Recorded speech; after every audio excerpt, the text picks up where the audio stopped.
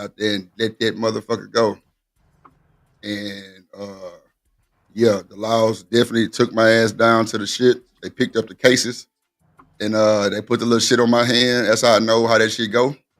And yeah, they sent my ass home in like 4 hours. But I was like shook. I ain't gonna lie. Like I was, but my hand was shaking like a motherfucker, like the whole night. I'm like, Because damn. them niggas might hit you with the Damn. concealed carry.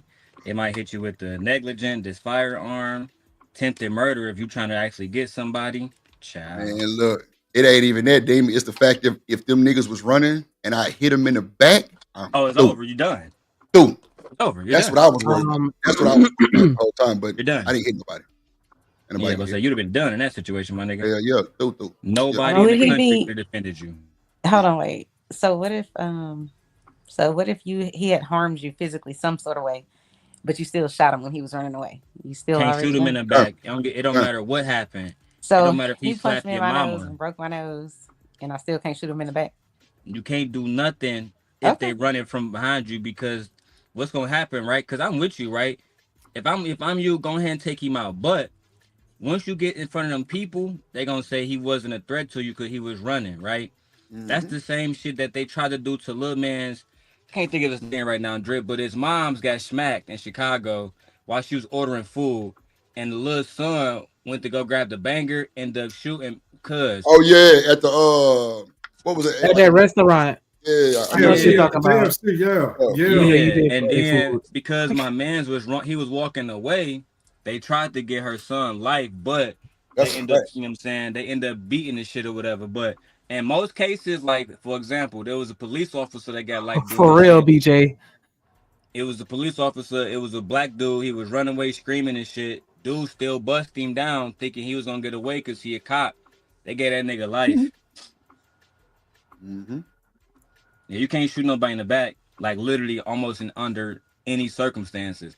I feel like Drip, if my man's little man's her son who if I feel like he was over 18 instead of being 14, his ass would be in jail now. No cap. Drippy Mm-hmm. Petty.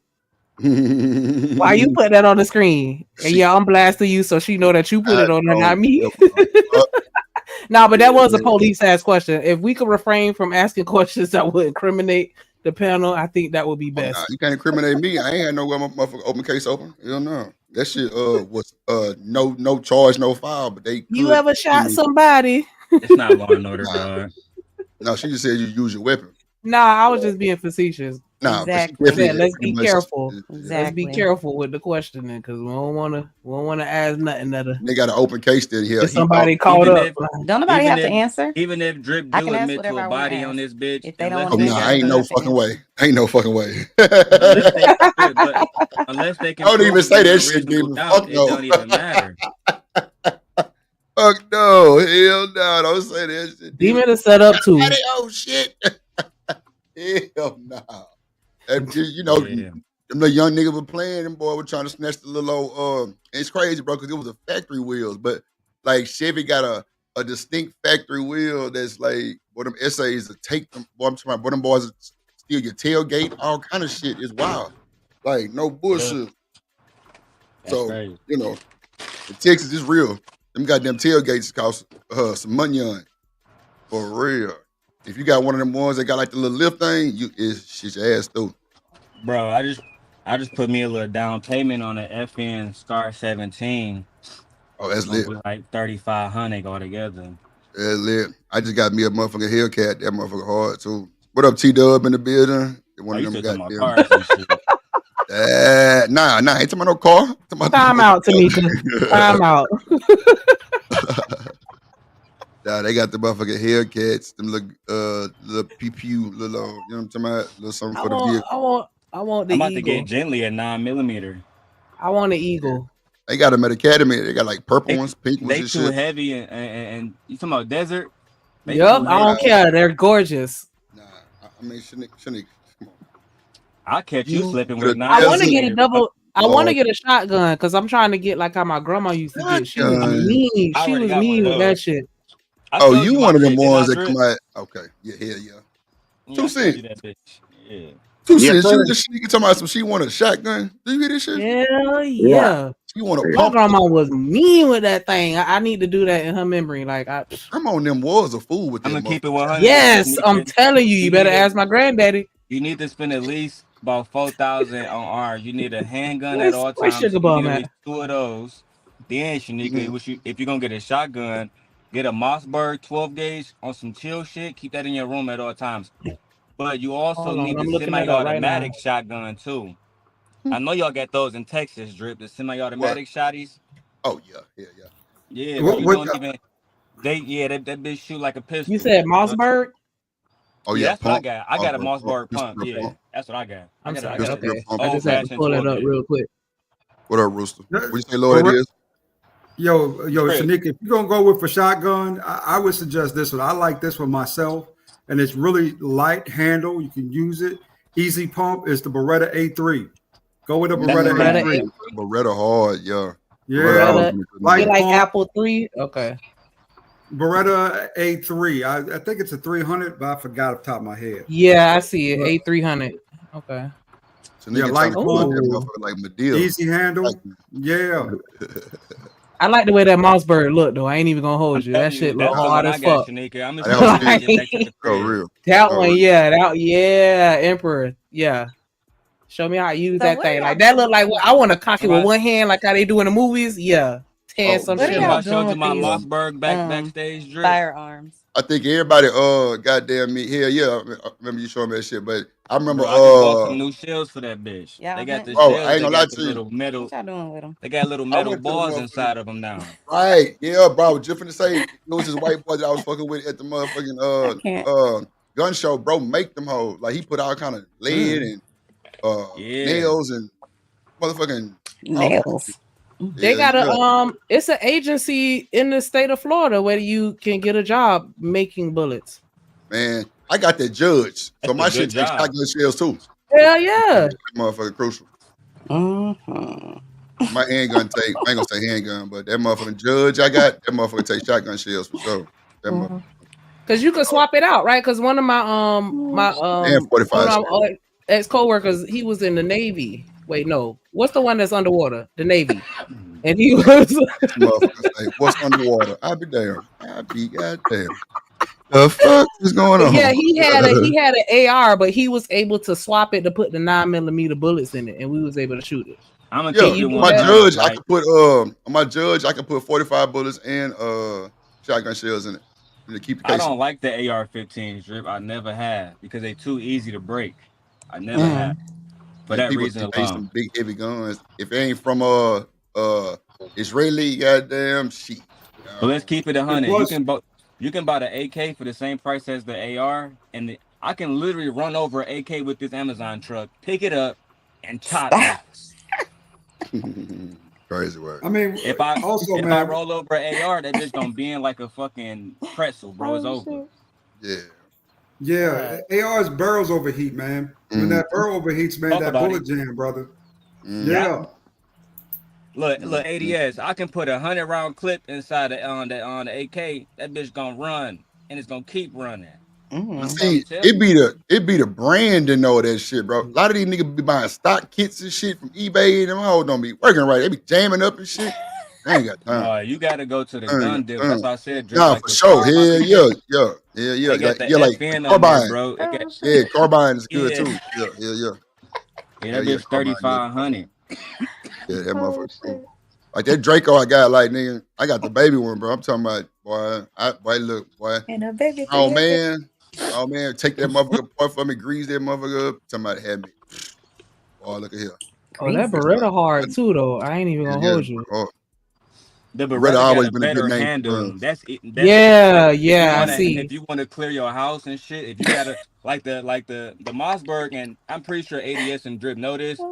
But shotguns is for really like somebody break into your shit. You go into a place where it's like Yeah, a let corner. that boy go. You point the Yeah, shotgun at the door. Anybody walk through that bitch, you chop.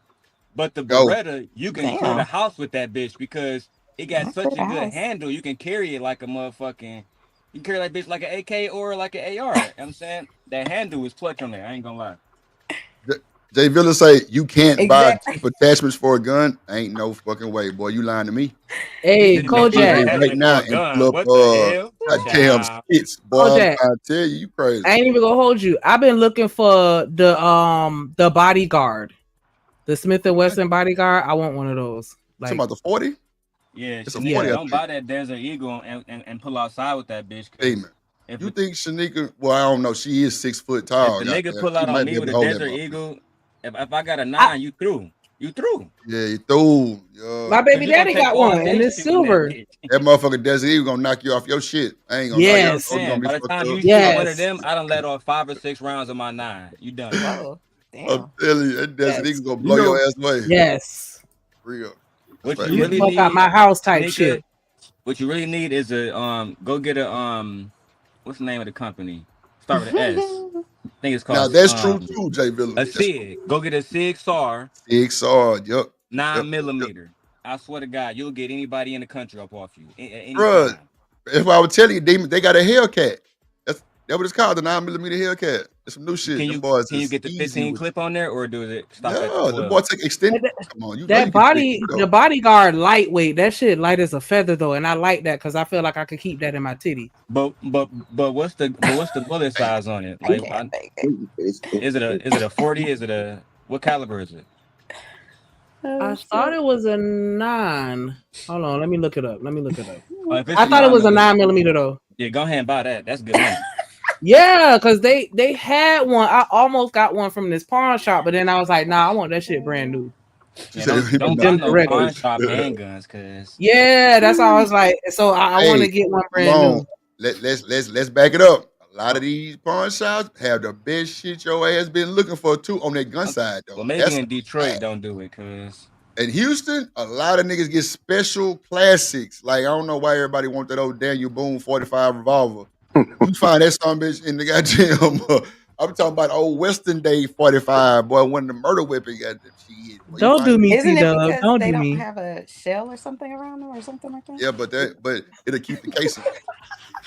Well, that's what I'm Somebody saying. time out So TMKC for if 20 you was trying seconds. to get away with something, then I would think the one you're talking about, the revolver, would be the one you would want. Uh, hey, No? Yeah, Drill, for the law. Yeah, go ahead, 2 cents. check this out, man. Man, I stayed in a lot of places in my life. I I'm already telling you, know. people that shocked me the most when I came to Texas Don't and start. when I was in Don't Detroit. start. Right. Man, when I'm telling you, we talking this gun stuff.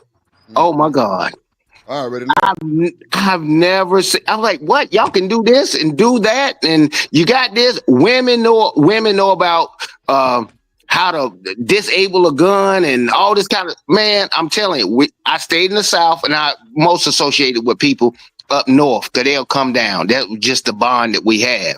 They just Right. spread out around the country. They're gonna be everywhere. Mhm. But at the end of the day, the knowledge that they have, they don't really understand how they IQ above most of the people that's in the United States. Man, it shocked me when I got to Texas. And it Mhm. also shocked me when I was in Detroit. Everybody, look, if you didn't, that was like putting a handkerchief in a soup. Ooh. You had a firearm, and it Facts. Yeah, was oh yeah. yeah, so everybody shocking to strapped in me. Detroit, Facts. bro. My mama keep her strapped. Everybody strapped. Mm-hmm. I know. You We ain't don't got to play in tell me. Texas. You ain't got to tell me. And I'm sitting here listening to women talk about firearms like we talking about high heel shoes or something, man. I'm like, Mm-hmm. y'all don't understand. Sometimes when some people, they Yep. have a reference point. I have a reference point and knowing, I'm like, no, I'm not so shocked to hear that a woman can do this and can do that. I'm not shocked, but it's the rest of the world that don't know, and you got to prove them to. Yeah. They know this and know that. Man, it's shocking in Texas. I'm still in Texas. Yeah, I ain't trust gonna me. lie. Listen, I ain't You gonna know lie. what's no, dead crazy too, ass. I Stan? went out to Wait, the wait, gun range. hold on, y'all. Hold on. Let me My say this bad, real Drew. quick. When I took, now you good. When I took my my little yeah one time, goddamn, this was about 2-3 years ago to the gun range, bro. I told the story before. She didn't never touch a gun before. Picked up a 40 and hit the top to my dead on, bro. First time shooting, and all the little thirsty Wicked. ass niggas put their little gun down, come down She there trying lied to to you be out in her face and shit. I'm like, I know fuck you. because She's she been there shaking like a before. motherfucker, shaking. Mhm. I'm like, Dad, you just hit the target, right? She was like, I did. I'm like, bro, that's why everybody coming down here, like, bro, they was all in the face, like, damn, you ain't never shot a gun before. Da, da, da, da. Bro, she hit the target first time. I'm like, yeah, you a motherfucker. I'm about to, let me go get you out the way. You ain't finna dot my ass. Hell, fuck nah. Yeah, you know I what the used to go best to the analogy gun to range with my that is? co. Oh, go ahead. I'm sorry. Go ahead. Yeah. I was just gonna say I used to go to the gun range with my coworker that was in the Navy. He used to bring out all his shit and like he would bring the targets and have us doing like little tactical exercises and I was hitting it every time. Yeah, that's so. That motherfucking. I don't know what it is with women. I don't know if they just look down at motherfucking me slide a little different, but they shit. I done seen a few of them hit that motherfucker first time. Crazy word. That's the first time I ever. Well, I thought it was gonna be cute to go to the gun range and all that, but that's scary to me because I was shooting. I don't even know what kind of gun I had, but when those people came in there with those big, I don't know if they call them shotguns, if it has like 2 barrels on it or whatever it was. Yeah, that's scary as hell. Like even with the headphones on, you're like, oh shit! Like you get shook real quick. I was like, I don't want to come back here. That's especially the scary. indoor places. It might be the same one you probably went to, but it's called It was indoor. Yeah, it's was it on Westheimer? It was a new one off of I-10 somewhere. It's not new anymore because it's like 7-8 years It's ago. one on Westheimer too. That motherfucking indoor, and man, they got them big ass headphones and shit. You know what I'm saying? You can rent the guns, like rent all kind of exotic shit. Yeah, it's wild. Nah, The them thing that was outdoor interesting ranges to me be though scary. was like when you shoot it, it has like this I don't know what you call it, but like okay, you pointing at your target, but then it lifts up. Like you have to be really strong, and I don't know how you can make it shoot exactly where you want it to, but I guess it just takes practice. I didn't really hit much. Say it lift up. Yeah, it goes Damn. up. So like if you pointing straight, it's not gonna get straight. It's gonna go up maybe 2 inches from where you intended it to go. That's all. You know what's a good Recoil? analogy to that? Go ahead. No, I was just What? asking. I think she's talking about the recoil. Yeah, that Is Oh, that yeah, yeah, yeah. is Oh, that I what she's don't talking know. about? I don't know. I just know like if you think you're shooting straight, it's still gonna kind of like pop up. So wherever you thought you were gonna hit, you're not, unless I guess you practice more. I don't know how to hit it exactly, but Good evening, everybody. Good evening. How y'all feeling? What up, Trey in the building? oh hey, Mr. Trey. Trey. How y'all doing? How y'all He about to doing? get on here and tell us all. Okay, go ahead. No. Mhm. I'm listening. You feel what I'm saying? I'm over here drinking and cooking. Y'all keep doing what y'all doing. I just want What to you say what's cooking? up. Alfredo. Oh, okay. Nothing big, But you know. Drip, you know what's a good analogy to that? You had to be born in the 80s or 90s to understand exactly what I'm about to say. You know how when people from up north, it's a little bit easier for me because born on the East Coast. Right. They don't drive, and they don't drive. That's not a way of life for them. I'm not saying all of them don't drive, but the perfect analogy for Texas is gunplay is a way of life. It is so natural. It's natural for them to have it and know about it, like it is for people in New York. They don't drive and they don't get around from driving. It is so polar opposite when it comes to you're like, dang, you don't drive, you don't have a car and all that. You come down, the more you come down into the States, you'll understand it. But when you get to Texas, I'm telling you, I've only been shocked a few times in my life. When I saw the scopes, the beams, and all the weaponry, I was like, man, y'all got this stuff, y'all can have this. That's incredible. I mean, people getting locked up for this stuff that y'all got and can walk away around freely with. Man, it is so bizarre to me. Man, I ain't gonna lie. My boy, he got a bike, and bro, when I tell you he got a judge on his hip and a Draco with a backpack and ride. No bullshit, cause bro, he done almost been hit like 2-3 times type shit. So you like, fuck all that. If a nigga swinging, cause you know in Houston, nigga be swinging and shit, he gonna let that hoe go. I'm like, wow. Yeah. It's real. It's a different world. Texas is a different world. I ain't no lie. Yeah, that's why I ain't gonna lie. That shit do be crazy. But in Texas, bro, I'm talking about, it'll shock you, bro, when you walk in Walmart and niggas got them things on them. No bullshit. Right. Tools. I'm talking, bro, you hear them.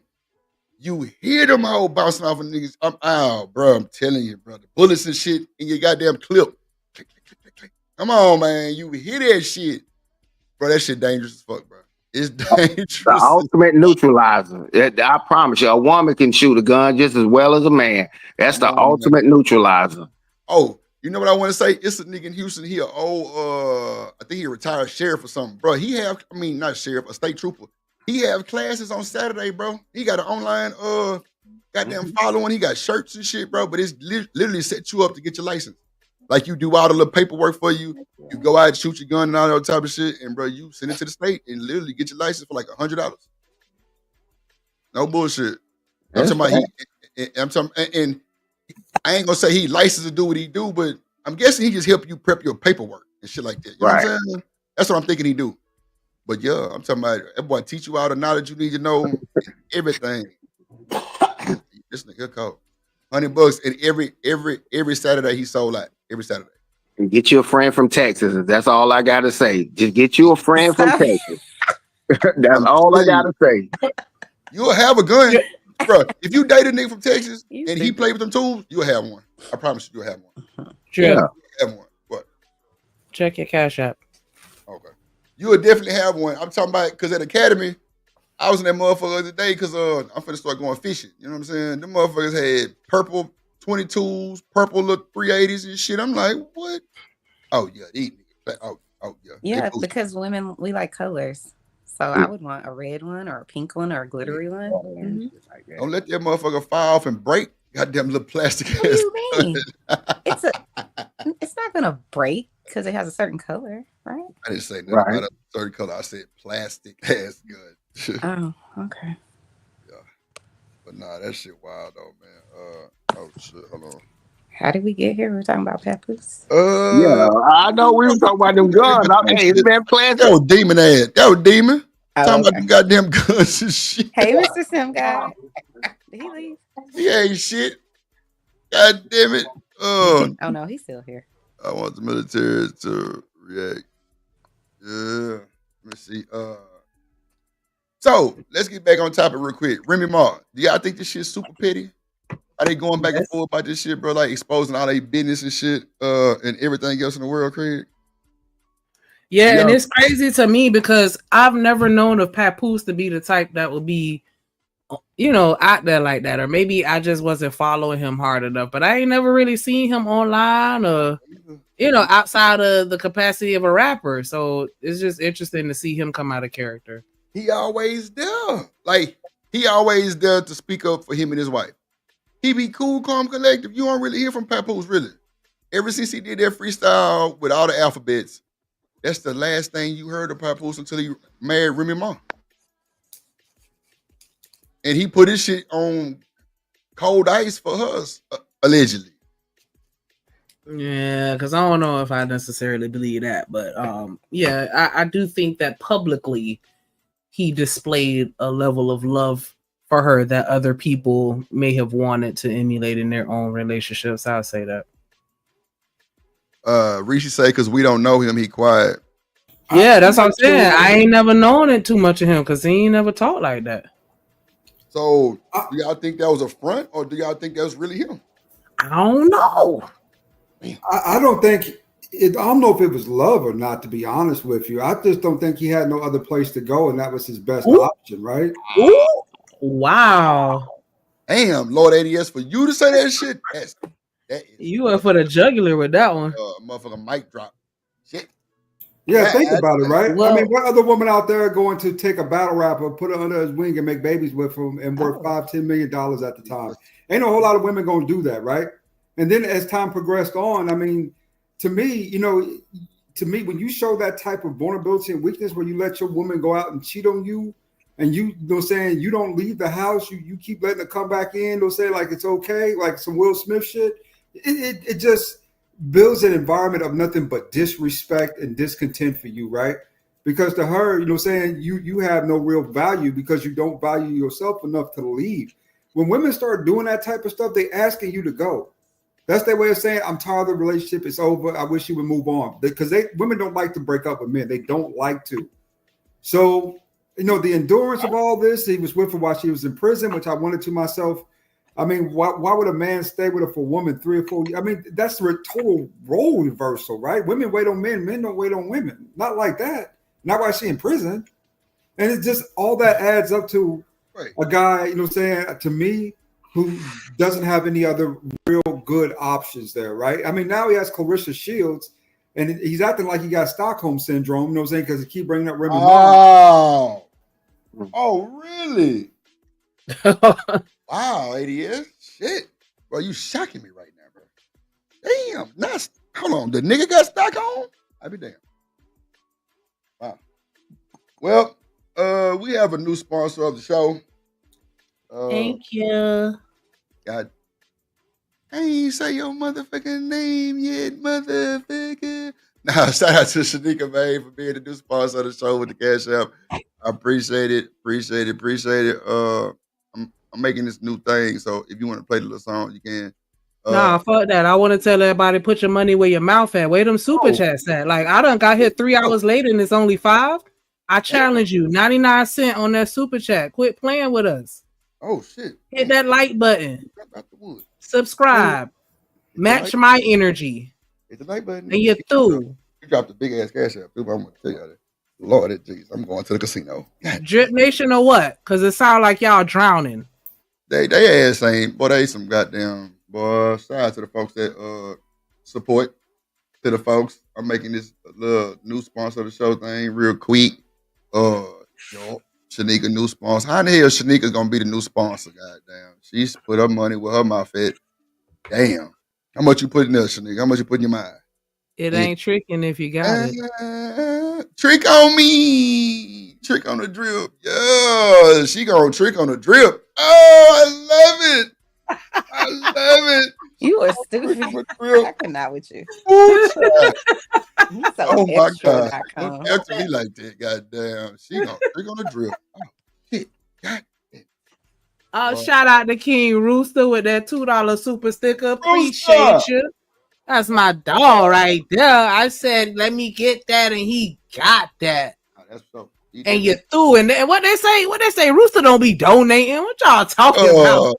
What is y'all talking about? He came through for me today, though. So, y'all got Rooster out here doing the most. And yeah, shout out to BJ with that $2 super chat. Appreciate you. He said, Drip Nation.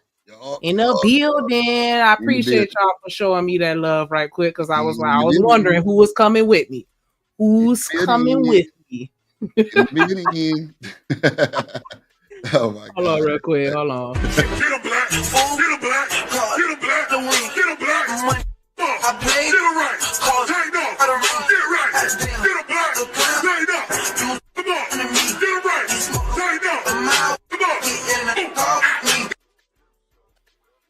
Get in the car with me and get through. Yeah. Get in the car. Car. Nah, he said can't smoke up black and mild me. Yeah. If you ain't supporting your interests, you can't get on the party bus. Oh shit. Damn. Where we going? Where we going, Creed? Now, Creed. Go ahead, ADS. Also think about this, right? In context. Remy just called him the wife too, because even in her brain, you know what I'm saying, her head, he's the woman in the relationship, he's the female, and you know what I'm saying, she's the nigga. That's how I feel. That's exactly how I feel. And that's so, I don't know. I feel some type of way about her. Like, I cannot, it's something about her that just says she ain't telling the whole story. Or dagger. Oh, I'm sorry. Make you feel some type of way. Hey. I just don't believe everything she's saying.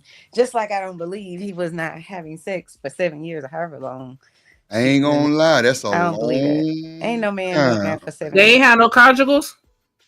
I don't know, but I ain't no man doing that not for 7 years. Yeah, they had conjugal visits, right? And you know, to me, oh man, he ended up marrying her while she was in prison. That was the wild thing to me. That's what. Oh, really? You know what I'm saying? Here before she went. Okay. ADS, no. Watch this, bro. They don't tell you this though. He tried to break her out, bro.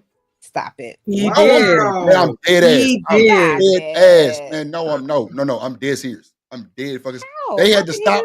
They had to stop him from coming to the prison because he tried to break out. That is a fact. That is. They was gonna be Bonnie and Clyde on the run. Man, look, I cannot take bro it. was man. Look, they say bro was bringing in shit for all kind of shit. That's why I say something about her story. It's not right. Like, I could see him being in love with her, whatever the case may be, for a long time. But I I don't see him not They having talking about sex. black men ain't shit. And black niggas ain't gonna take no case. Nigga tried to break her out that motherfucker. What?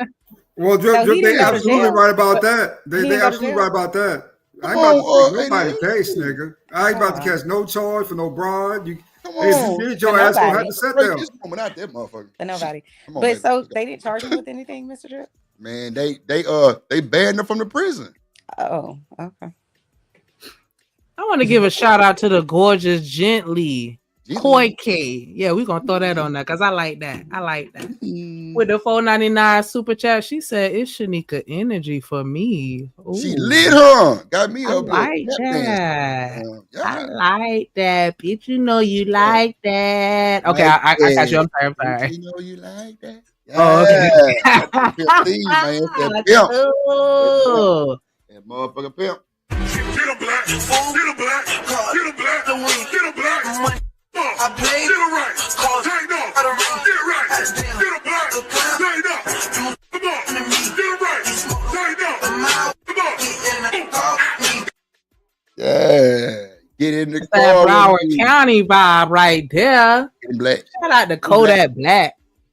Man, you know what? Y'all keep on. I'm finna put the real version of that shit up there as a gift. Cause he got him dancing on that motherfucker, like really hitting it hard. I got Yeah. I got that was a real whole trend. That was a whole trend in Florida. I got that motherfucker. Broward County in the building. But yeah, that nigga tried to break out that motherfucker. But I mean, I don't see what that was about. But bro, I just hate that they was the him and her for the black community. Well, for like a good little time because it was all about black love and black this and black everything.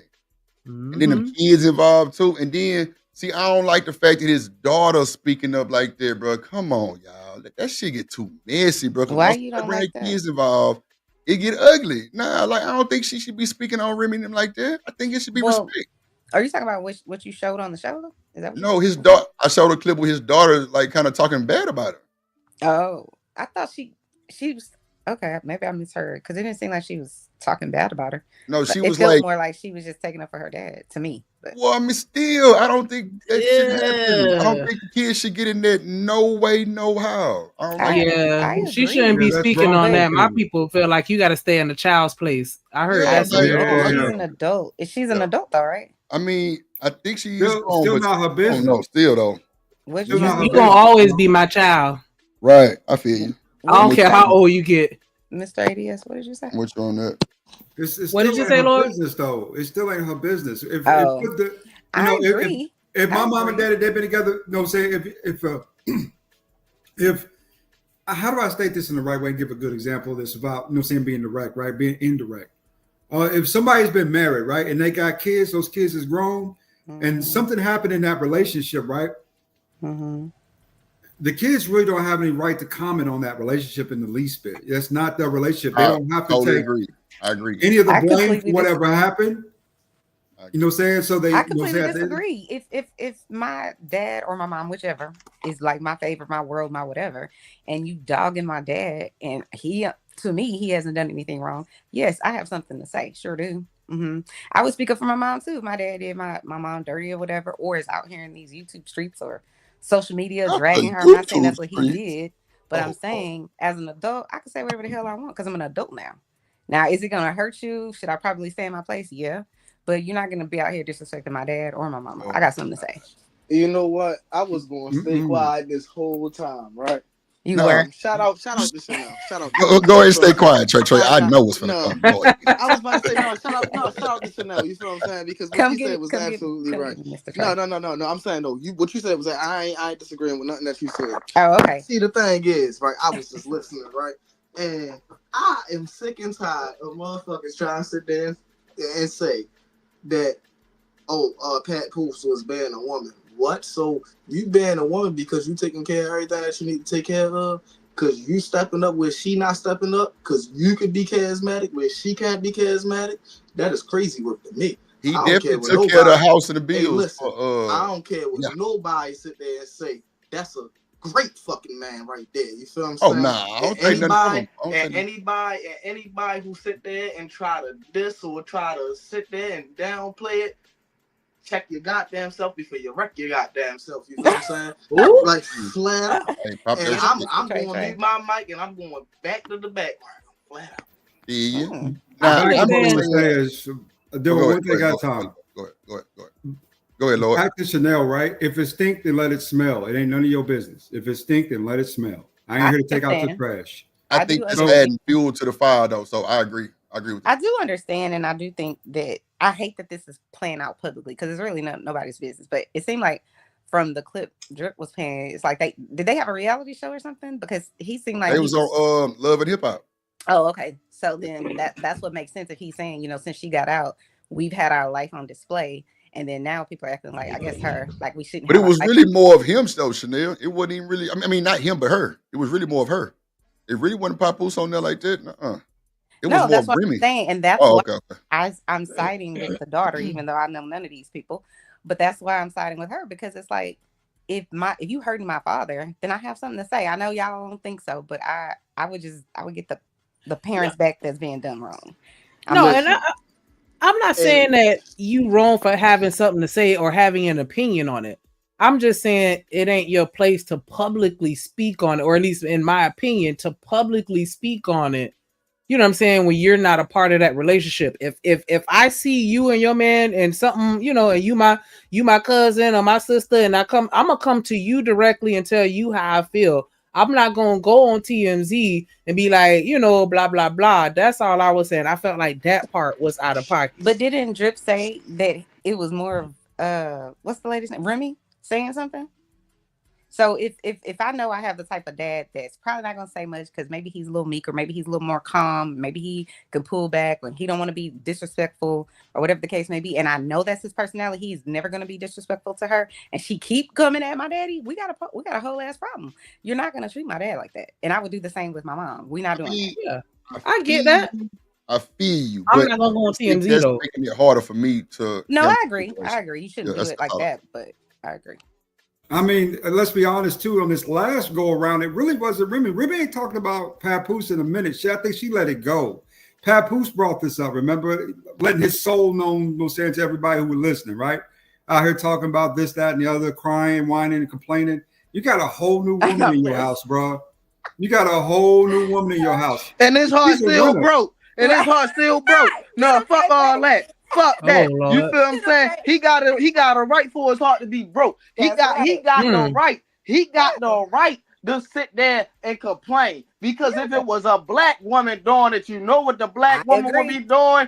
Oh, sis, I feel you, sis. Right. Oh my God. You know what the black man gonna be saying? You gonna be like, damn, I don't know why did you like that, shorty. You bad. Like, I wouldn't have never did no shit like that. Man, get the fuck out of here, man. Y'all got me turned the fuck up, man. Come on, man. Nigga say that's boys. The fuck? Yes, men have feelings too. I got it. Remember, Trey, in this circumstance and situation, men are logic, women are the emotional ones. So when you start playing the woman's role, you're gonna get woman's result. You keep talking about some logic and this and that. All right, where was your logic when you were smacking them? When you were smacking them, when you were smacking them, you feel me flat out. I just want to know where your logic was at. Where was your emotional control, my brother? Well, I'm just trying to say. You can't have it both ways around here. You can't have it both ways around here, brother. No, keep it all the way 100. Emotions get out of control sometimes. Hold on. Trey, what are you talking about? Me smacking somebody? Where's that coming from? No, he's talking about smacking cheeks, I think. I don't think he's talking about smacking. Oh, yeah, clapping cheeks. I mean, I'm gonna hit over. Yeah. So, Lord, you've never had your heart broken before? I have, but damn it, one thing my mother taught me early on. Don't follow. One thing my mother taught me early on was she said, "Son, she's like, never let people see your ass down." For one, you a light skinned nigga, you turn bright red when people see it on your face, on your ears, on your eyes. And that's the problem. That's the problem right there. Ain't nobody can show their emotions. And that's why everybody killing each other right there. You know what? I'm done. You feel me? Block that T, Trey. Let that man grieve the relationship. My bad. I'm just that's all I'm saying. You feel what I'm saying? Like my man heart got broke. She stepped on his heart and she crumbled it. And then he gave it back to her. Damn. He put it back together and gave it back to her. You won't be in the big bro. You go get help result. They're gonna treat you like that. You gonna wonder why. She did it again. And then she tried to sit there and try to say I was the wrong one. I'm doing for this. Your ass crazy. Your ass is crazy than a motherfucker. Oh my God. Now I'm just curious. Like, wow. What is if you could think back to your biggest heartbreak, like what's something crazy that you did? Like, Laura, you ain't never did nothing crazy as a result of a heartbreak? You ain't never cried, tried to get a bag in the rain singing Boys to Men. Had a radio above your head. End of the road. I remember Tracy broke my heart. You know what I'm saying? This is a little thing back in my high school day, right? She ran up with Dominique. This nigga was a star basketball player. She ran up with this nigga. Right. Guess what I did? I got my black ass up, put my Levi back on, and went to school that next day, nigga, with no type of look on my face. You lied. Wow. Okay. You came all back to school. You wiped yourself. Hold on. Wait. Hold on. Try. Let him finish. Yeah, try over emotional ass down there. Leave him alone. Make sure you have his feelings. Back over here, though, right? Right. But that's just been part of me, though. Put it this way. I'm more likely to get mad than sad. That's just my nature. You know, right? And when I get mad, that's when shit pop off, right? Mm-hmm. So one thing I've learned to do early on in life is control my temper. Control what I feel, control what I do. I'm not a very emotional person like that. I understand that people leave folks for all types of damn different reasons. Sometimes it ain't you. So why are you blaming yourself by you overreacting? You validate basically, that you were at fault in the relationship. That's how I've always seen it, right? If you if you did nothing wrong, then you have no reason to feel a certain way. That's on them, right? I mean, what else can you do? No, you wrong. You wrong. So you don't feel sadness? Because what did I do? I did not listen to shit, man. You crazy.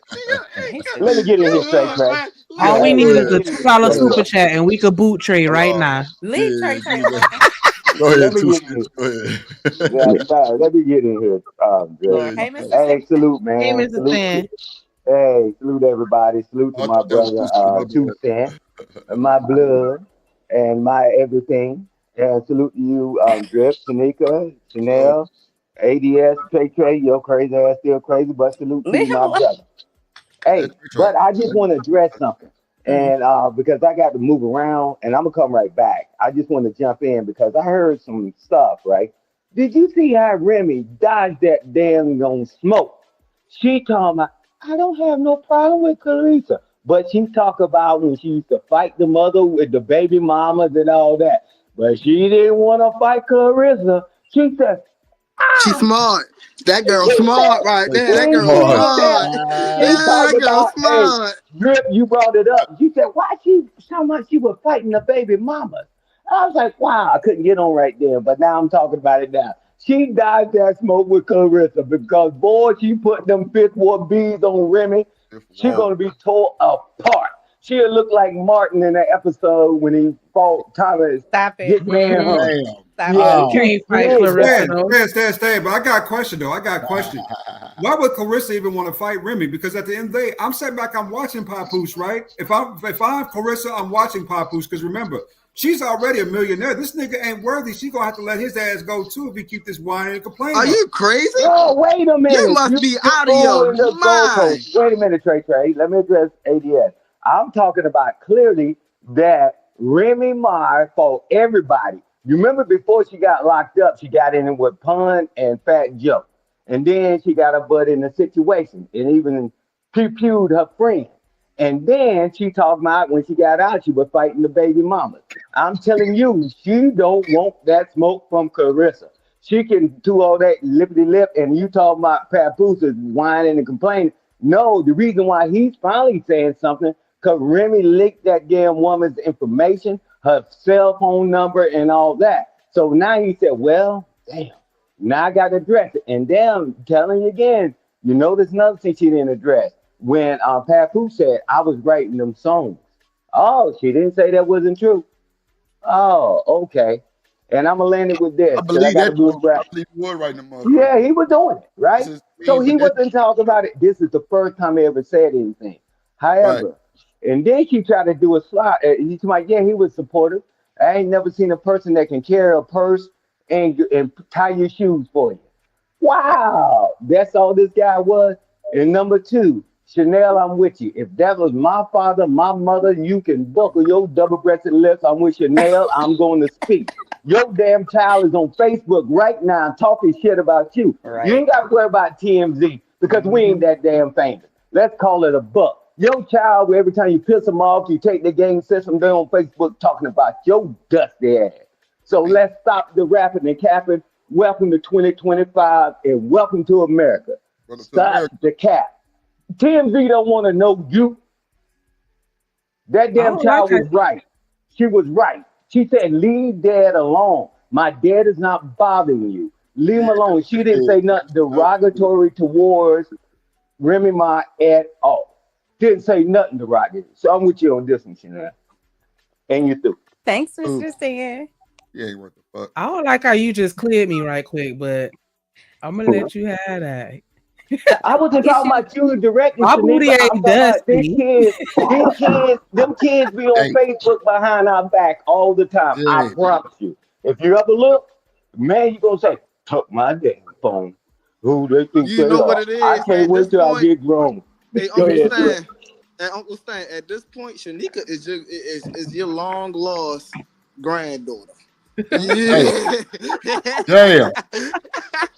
I thought Damn. he I was ain't gonna old say enough something for her to else. be my Yeah, granddaughter. I like ain't old yeah, enough for her to be I'm my a little older than Yeah, Well, I mean, that'll be a hey, your stretch. hey, daughter. well, your long lost goddaughter, goddamn it, Yeah. Right. because Yeah. hey, she, Yeah. hey, I was about to say, because y'all know how to get in each other's nerves, don't y'all? God, Yeah, boy. Marky Nah, But Mark you but I'm know Mark. what telling though? y'all, The look at only social part, media. Take something from your child because y'all got children that's still school age. but Take Mr. Mm-hmm. Stan, something from them and go on that social media. Watch what they be saying. Man, I can't Mr. wait to get grown. You don't tuck my stuff. Who does she think Exactly. she is? The one that paid the bills, the one that's feeding you. That's who your mama knows she is, not who she thinks she is. I'm telling hey, y'all, look, just look. Mr. Stan. I be all through my baby stuff. They know not to say nothing about me because I be all in the group chat, everything, all through their messages. Yep, nosy as hell. What you talking about? You better not say your mama nothing. The group chat. Yeah, they got a little text message group chat because they all got iPhones and they think that, Yeah, you know, you done whatever. slicked But up. You I be don't. You all don't. through You that. don't crack the code. You don't crack the code on them. You ain't gonna be Yeah, doing nothing behind my back. yep. I'm Damn. waiting on him too because the other kids, his friends be talking about their parents. And I'm like, yeah, Yes, go on ma'am. and jump in, Jason. Yeah, go Yes. on and jump in. Yeah. Go ahead. Go ahead and play But I double mean, you're dutch if right you though. want to. I get it. I get it. And that's why I was saying, like, you know, I understand where Chanel was coming from. And that's why I was saying she wasn't necessarily wrong. I do have to admit that I didn't hear the full statement as far as what the daughter said. I was just saying, like, you know, publicly, I think that, you know what I'm saying, we should be encouraging our kids to not speak on our relationships publicly. We should Patricia, I have got a those. question for you. I got a question for you. You remember when people said, my parents, and they cry and whine on this thing all the time. They told us to be seen, not heard. Told us not to Mm-hmm. be seen, not heard. So I'm gonna tell my children just be creative and talk and all that. Well, guess what? You're getting what you asked for. Now they speaking. Y'all want a divorce? And that's the reason why your parents told you to shut the fuck up. Because you didn't have shit to say then, and you damn sure ain't got nothing to say now. That's why they told you to be quiet. Mm. And you too. Oh, God Shout out to Big Ruck 77 with that $2 super chat. He said ADS calling somebody emotional? Ooh. Blasphemy. Oh shit. Blasphemy. Let me You hey, know, let me slide in a minute, Drip. Go ahead. Go ahead. Yeah. If you want to start a big argument with someone, tell them how to raise their children. Man, that's the biggest argument. And if you do it and you enter in it, you deserve everything you get from it. I can understand and have empathy for people when they're saying what they say. But man, you better not. I don't care if it's your brother, anybody, a co-worker, you are not about to tell them how to raise their kids. We see what they're doing. Yes, I wish they would let children be children, get out of grown folks' conversations and stuff like that. They told us back then. Yeah, that's not happening. So we're gonna have to figure out a way to maneuver around that. But one thing I will do, I'm a big enough man to say, look, if I'm wrong, I'm wrong. A lot of people will not, but people have opinions. If your opinion is based in facts, I'm fine with that. You can't just tell me I was the president and you argument that's my opinion. No, we're talking about facts on some things. Now, some things that we're talking about on here, it's going to be opinion based. Respect someone's opinion, whether you like it or not, but it's an endless argument. I know that's what it is. It's hypothetical. When you can't win an argument, a lot of times, I already know they're going to go to, what if Michael Jordan was 6 foot tall? And, they can do anything hypothetical. That's an endless debate and argument. And that's what we get into a lot of times when you say, oh, Remy Ma should have said this. She should have did that. We know for that the word of the day is anecdotal. Anecdotal is the word of the day. Only because of the fact that this Papoose and Remy Ma situation, this is not the norm. But guess what? It's great for content and all that kind of stuff. Everybody's got their opinion. I already knew when we got on this panel, it was going to be split down the middle.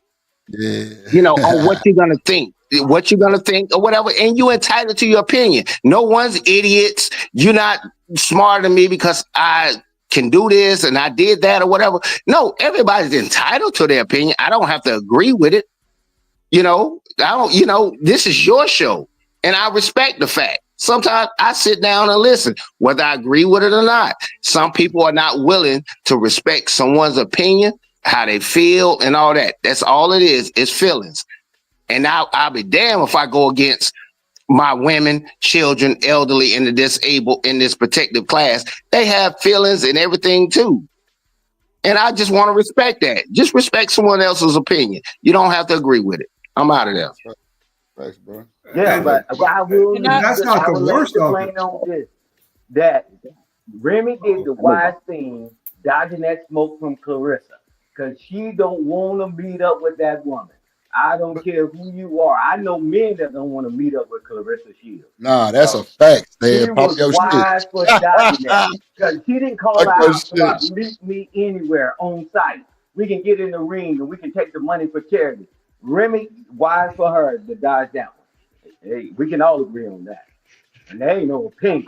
Because Clarissa would beat her like a like a scalded dog, and she would beat her like a kettle drum. We know that. Damn. Let me I want to go back to what 2 Cents was saying. Yeah, me right, too. Go ahead. You're right, 2 Cents, and it gets worse, brother. I've experienced hate online. Niggas wishing ill will on you. Right. Some comments. That's wild to me. And you'd be surprised, man, how many niggas is just outright haters. I mean, just haters to their souls, right?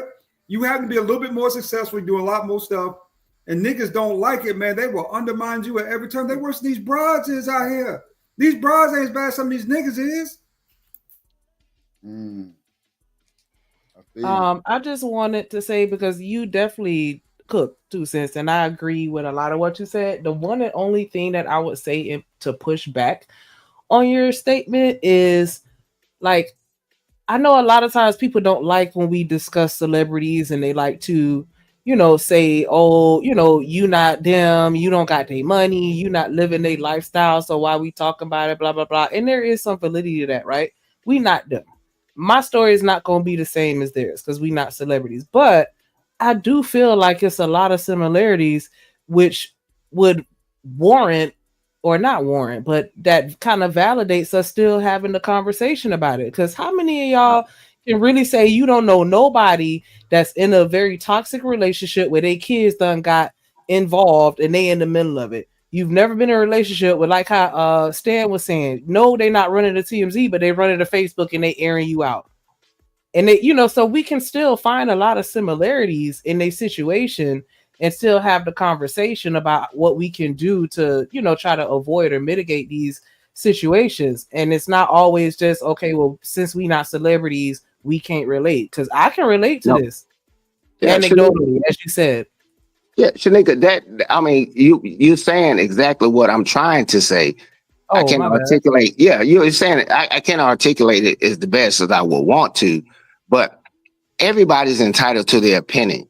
But at the end of the day, I still understand some things are anecdotal. I don't need to have a conversation about someone that got 9 fingers.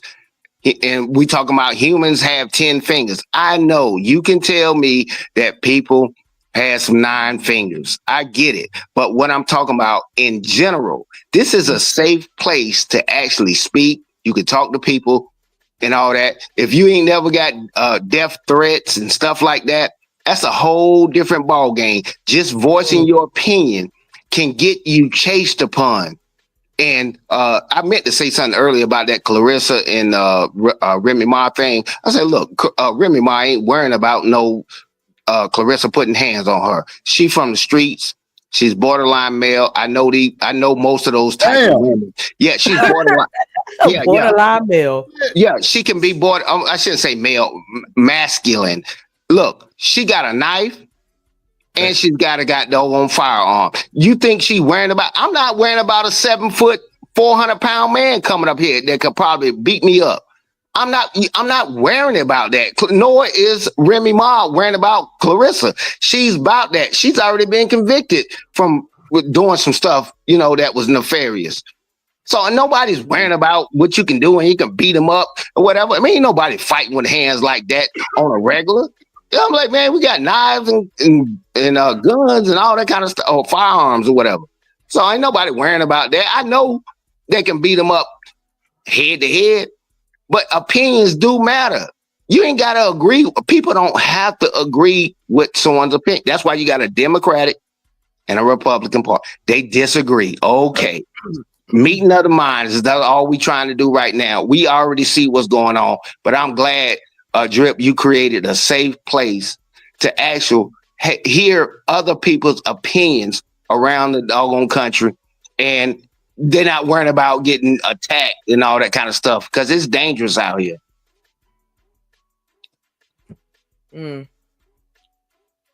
I hear you with that one.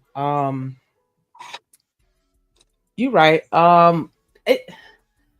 I don't know, because my only thing is like, and it's so funny because I was gonna ask you, did you see what 50 Cent had commented on it? He was like, Clarissa don't want none of Remy Ma. She don't fight, she shoot. Exactly. Yeah.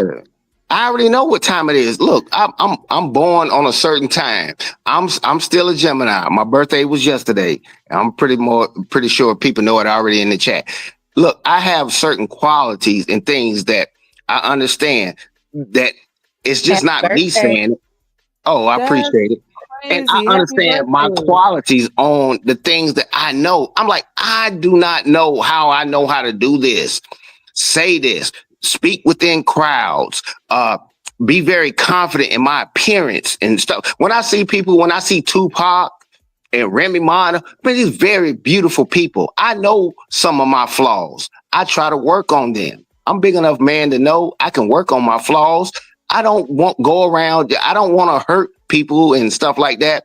The people that they're talking about and what they're saying, I know Remy Ma, she doesn't want to go through this.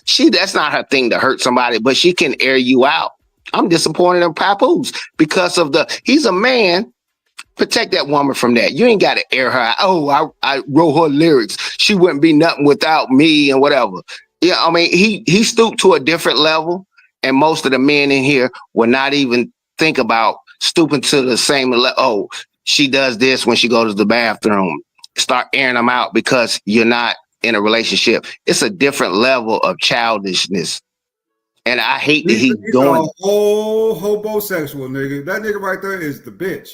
He is. I ain't no calling that. No B word. I'm not going to do it. No, I can't do that. I can't do that. That's just my words. I won't call him a B like that, but I understand where he's coming from. He's not that dude. And you can't make somebody, you can't make a warrior out of a complacent person type of. It's only some people that are sheeps and some people are wolves. My eyes squint.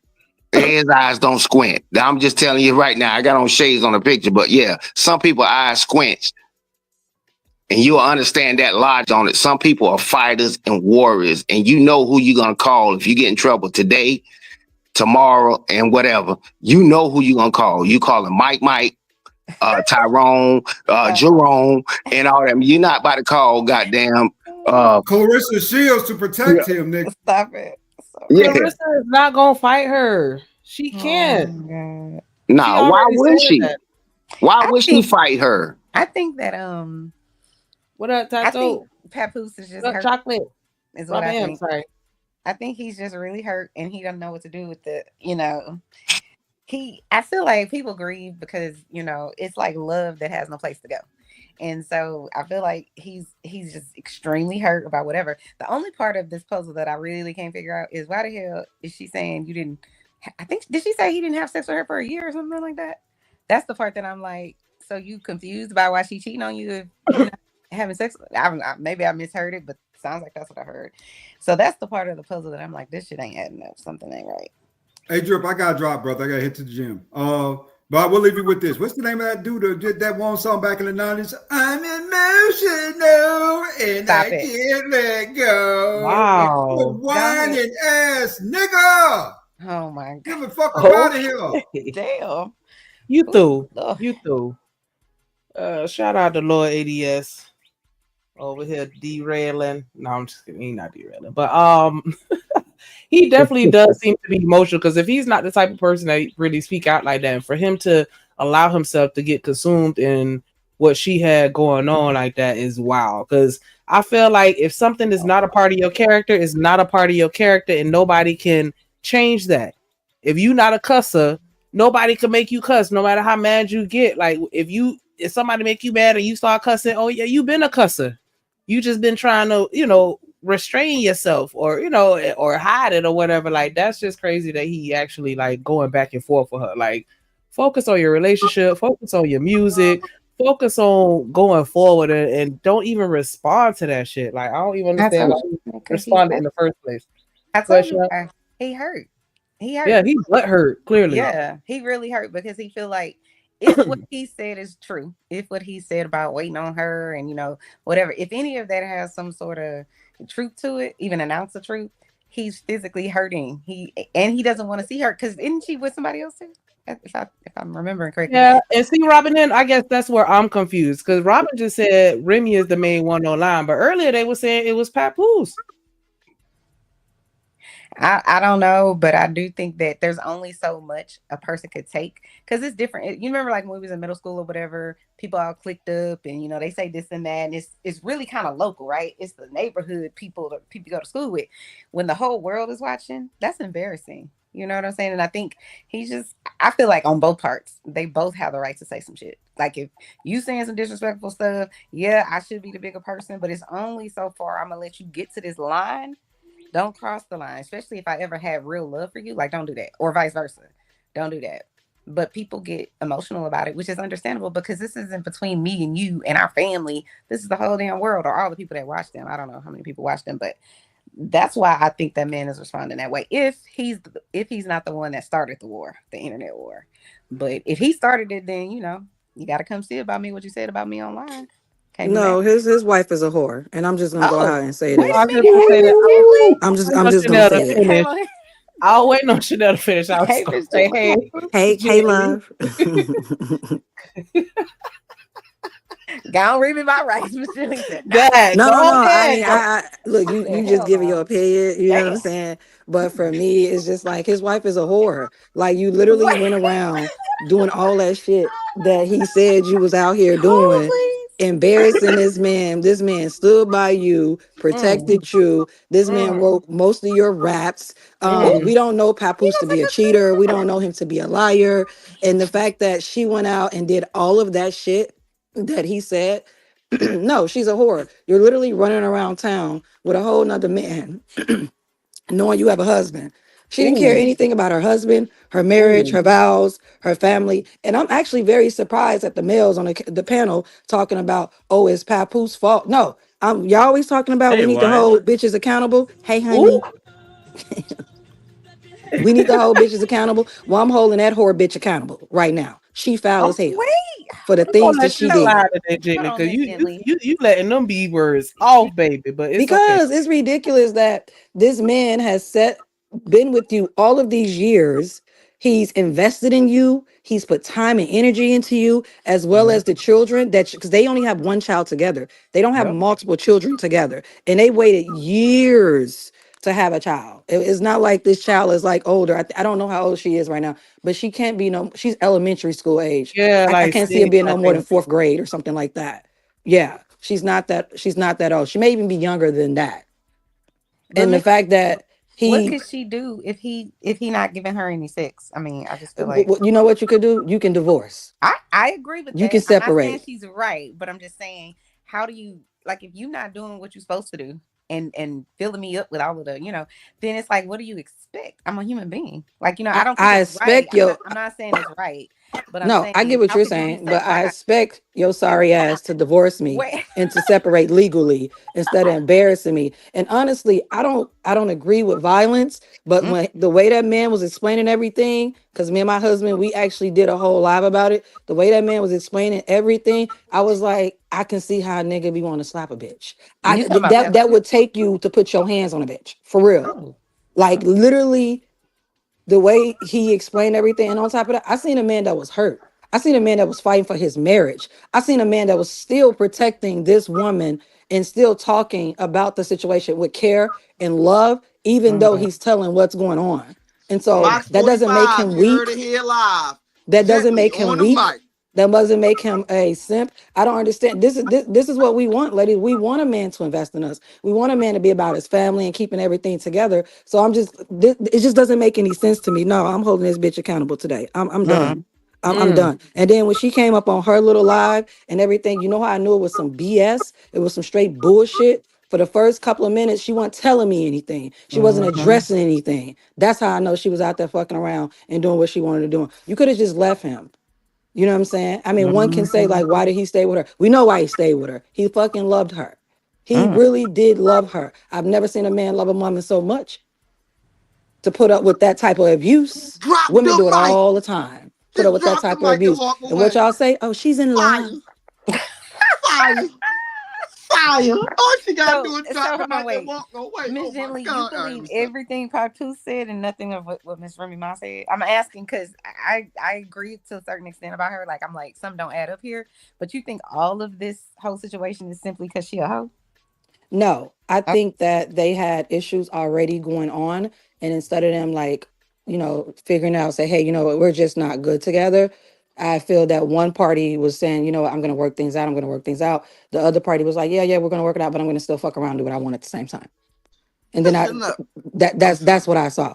Do I believe everything he's saying? No. Do I believe everything that she's saying? No. But I do believe she's a bigger liar than he is. Yeah, Miss yeah, I do. Chanel. Miss Chanel. I got a question.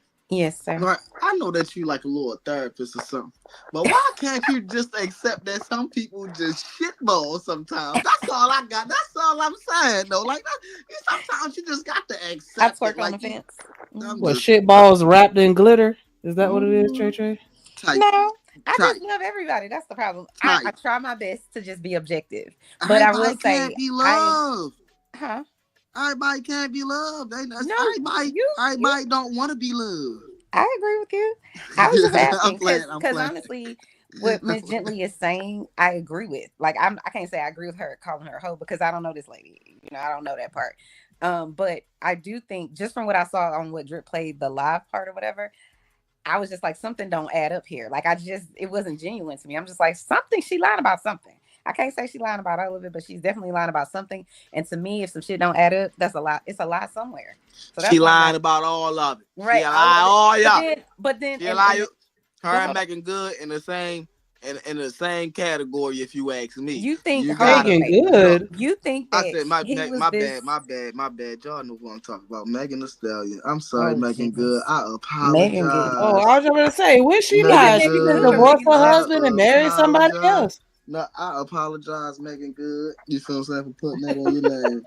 But listen, Megan Bomb. You know, Oh, yeah, man. The Megan Thee Stallions and the Megan Bums and Not a Megan you Bum.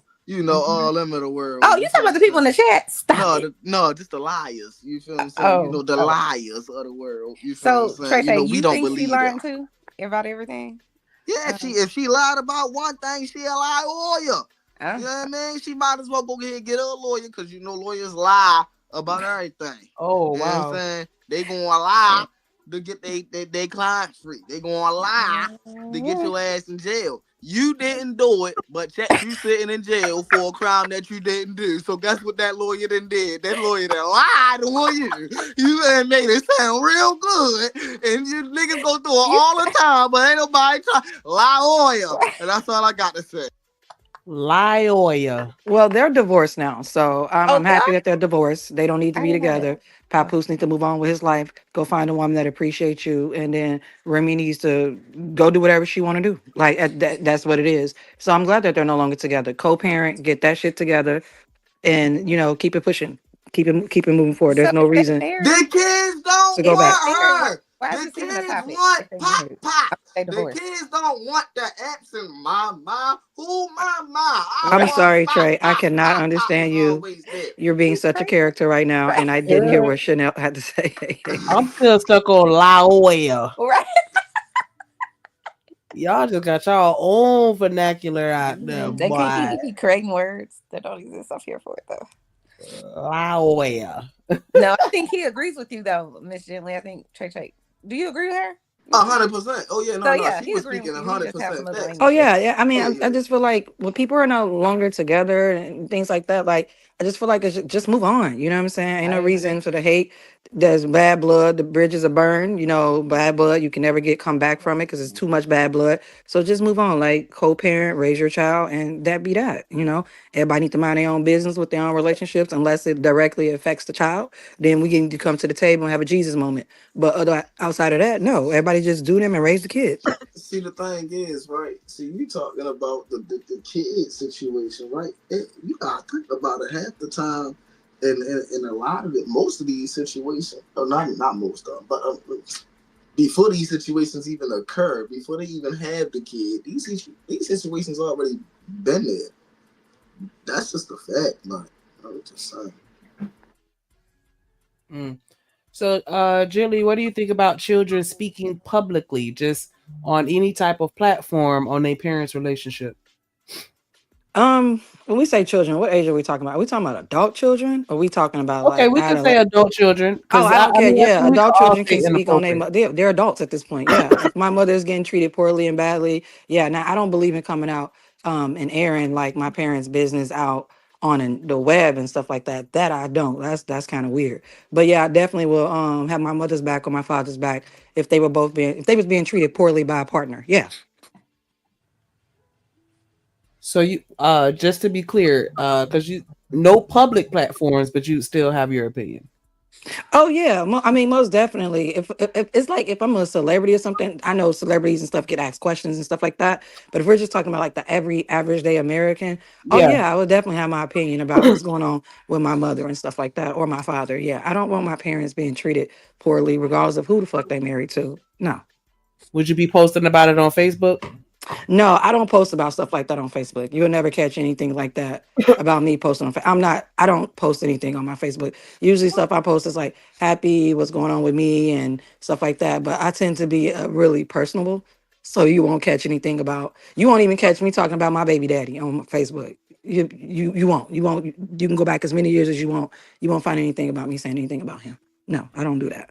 What if you saw someone else doing it online, like somebody they over 18 and they on there just blasting they mama boyfriend and I whatever think it's whatever. disgusting. I think it's disgusting. Then I think that you're not doing your mother a favor. You're actually putting your mother's business out there and setting her up for ammunition to come her way to have shots fired towards her. So I think it's disgusting. Yeah. But if your parent is getting dragged and it's all false, it's a false narrative. You're saying you won't go online and say one word, even though they're getting I would dragged. defend my mother. All right. Yes, I would defend my father, but I wouldn't be the one. I think it's disgusting if you're out there just talking about your parents' like relationship and what's going on, or maybe No, calling your I mother and agree father that. stupid. Yeah, I I agree would with that. definitely defend my mother. Yeah, absolutely. But I Okay. would defend my brother, or I would defend my I was sister. about to Right. say. I Yeah, was about to say. Right. How old are you though? you talking to me, Well, Trey? keep it a full Yes, ma'am. case. Yes, ma'am. I am. What is your question, Trey? I said, how old are you? Oh, Trey, I'm 40. Trey, you already asked me this question. Child, I'm 40. Exactly. So at the age of 16, you wasn't thinking like you was at 40, and that's a fact. But at the age of 16, I don't think 16-year-olds can't express their opinion when talking to them. I have a 16-year-old right now sitting on the side of me. So if she had something to say about me and my husband's relationship, I'm definitely going to listen to her and hear her out. Because at the end of the day, we're all one family. She's in his household. So the family is affected by my relationship. So yeah, she has a right to speak, and I don't stifle my children, and I But don't shut my children down to be most expressive kids, about what's going on in the household or outside the household for that matter. uh, I uh, want my kids to be able to come to me and say, hey, I feel this way. You know, you guys were arguing. This is, I don't know about this. And yeah. So I definitely welcome my 16-year-old to actually have conversations with me about whether it be her father or, you know, whether it be my husband, like, yeah. Or so her did you? siblings. Yeah. So did you Yeah. have that same safe space with your parents when you was younger? Say that one more time, Trey. Did you have that same safe space when you was younger with your parents? Yeah, I was able to talk to my mother. I mean, Okay. also my mother, well, me and my mother had me at 14. So my parents are pretty young. Okay. And then I, my I grandmother had my mother at 15. So I come from a really like young family. So yeah, I was always able to like say, hey, I don't really like this. But my mother was the type of woman be like, hey, come go with me to go check out. And we would do stuff together to go spy on her like boyfriend or something like that. And I would be, yeah, be the lookout. Yeah, I was about to Yeah. say, see, so But yeah, that's but what I'm saying. You know how most people are raised, right? Shut up, don't say nothing, don't hear nothing, don't even I think talk to that's me a about nothing. hindrance. No, that's what I'm Yeah. saying. No, that's how most people are brought up, right? So that's what I'm saying. Like in that type of environment, right? To where as though you gotta think about it. Pat Poose wasn't saying nothing for years. So just think about how them kids was for years. You feel what I'm saying? That's not a taught behavior. That's a learned behavior. And when you let it out, you can't tell them how to let it out. That's what I'm saying. I mean, if What up, children Con? do not have a way to express themselves in a healthy manner, it will manifest into things like disrespectfulness, Pat Poose lashing out, bad ain't have a behavior, think So about like, it. yeah, Remy Ma Hold on. or Wait, Pat wait, wait, Hold wait, on, Poose. Trey. wait. One band, one sound. Go ahead, Jenna. That's what I'm saying. Remy Ma or Hold on. Pat Poose Hold didn't on, have. Trey. Trey, you got to let her finish. Let her Oh my finish. bad. You got it. Go ahead. Go ahead, Jenna. no, I was saying that if children or just people, period, don't have a healthy outlet to express themselves about what's actually happening in their environment and what's going on in their homes, it can manifest in like bad behavior. It can also be come off as like disrespectful. It can also come out as lashing out, which is never a good thing because when you lash out, you don't think about anything, you just kind of snap. So I think children should and like adults should have healthy ways to express themselves within a family. You know, what I mean, in my family, we have family meetings. We all got to lay all our shit on the table. What's the problem? Let's talk about it. God, So yeah. That's what I'm I saying, love right? that. I was about to say shout out to your family for that. You feel what I'm saying? But to be honest, gently, I was about to say that sound like, you feel what I'm saying? Like that's lovely. You feel what I'm saying? Like I ain't even gonna lie to you. But personally, I know families you couldn't even pay them to sit at the table together. Right? Yikes. And that's what I'm saying. Like and that's who, like, that's more normal than not. Like, I know you super big on family. Everybody on this, you feel what I'm saying? Most likely on this panel, super big on family. Even I'm super big on family. But in the world that we live in today, you can offer families $1 million and you couldn't get all of them at the table together. And that's a fact. Breaky. Damn. What it do? That's crazy because my family is a piece of work. I ain't even gonna hold you, but they real big on us, still trying to maintain a relationship with one another as best as we can. And so, like for holidays, if you don't come around, they gonna get upset. And like even in my own personal household, like, my mom was big on everybody to the table for dinner. Like not everybody eating in their room or, separately or whatever. And like we're actually sitting down and having conversations. Like I was able I hate saying this out loud, but like I was so close to my mother before I had sex. Me and my boyfriend sat down and talked with her about it. And then when I talked with my friends about it, they all roasted me because clearly nobody's doing that. But I thought I'm that gonna that's roast your ass now. Get you. This ain't no goddamn Boy Scout meeting, no goddamn Girl Scout meeting. What the fuck? Sit I'm down and just tell your mom that saying, like I campsite, had a marshmallow eating ass. Hey mama, so I'm having sex. Yeah, I'm gonna no, we were thinking about it. And our cornball asses went and talked to both of our parents. Like, you know what I'm saying? Like, but that's just how comfortable and how safe we felt being able to communicate. And so that was the only reason why I even mentioned that. Like, and so it's just crazy to hear Trey Trey be like, no, the majority of families is not on that. And I'm like, my people's crazy, but they still, we still one unit, one bed, one sound. Like, you can't just fight one of us. Hell nah. Like, you know what I'm saying? Like, I was about to say, but that's the thing though. Just because you're not fighting, one of us don't mean that all of us eating at the same table. Don't mean that all of us can come together and just have a smooth family get together. I wouldn't say majority. Trey Trey, I'm gonna need you to back that up with some data. Uh-oh. Okay. Like I'm gonna be honest with you. Yeah. I'm gonna need you to back that up with some data. I was about to say certain things we can say like okay, but to say majority of families, I got real life data on it for real. That's what I'm saying. Like I'm I mean, talking about anecdotally, I can't challenge you on that, and I won't because that's your experience, and I can't take your experience away from you. So when you got parents, right, and you got I want to say 7 kids in a house, right, and only 2 of them got the same father. That's a difficult household, right? Because it's only one mother and everybody else super different. And then you gotta think about it. You got one person who I was about to say the oldest is 19 and the youngest is 5. It's a lot of families like that. but I don't think just because that she has different fathers for the children, we don't know why she has different fathers. Someone could have died, someone could have left, someone could have moved away. Like you don't have to be with a person to still be actively involved in your children's lives. I never said anything about. Yeah, so for me, it wouldn't matter to me. I know people who got 6 sons and raised them all by themselves, and all her sons turned out great. I know multiple families like that, especially growing up on Chicago's West Side. We had big families. I come from a big family. I'm one of 9. So, yeah. Okay. Shout out to the big families. Damn, 1 of 9. Y'all had a bunch of fights in that motherfucker over the Frosted Flakes and the Fruit Loop. That's for sure. Yeah, like 7 of us have the same mom and dad. And then I have an adopted brother that my parents adopted. We've been knowing him since we was like 3 years old. And then my dad had another son. So, yeah. Pretty cool. Yeah, I come from a big family too. Like they look at me sideways because I only got 2. But all of them got like one of my cousins, she got 9. She got the most out of everybody. And I feel so bad because I can barely keep up with them to remember their names. Like I don't see them often enough. Like it's so Right, you don't see them enough. It really is. It really is. But yeah, they all have at least 4. I'm the only one with just 2. Damn. Yeah, I think wasn't you the only child too though? I was raised the only child. What you mean, right? Oh, okay, I got you. Because my dad had other children, but I didn't find out about them until later. Right, I got you. I mean, I feel you. I mean, everybody don't get raised the same. I mean, shit, all skin folk ain't kinfolk. That is true.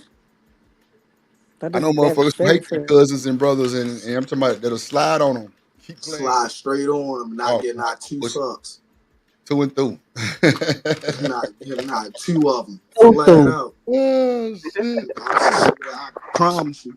That's why I'll be trying to tell y'all, bro. Be the closest people to you. You from you from the land of opportunity, which everybody is. You know what I'm saying? Like, if you don't know who your people are, that can happen too. But if you know that's your people, I can't Bro, get down with it. Like, I have to. I'm trying to tell you, bro.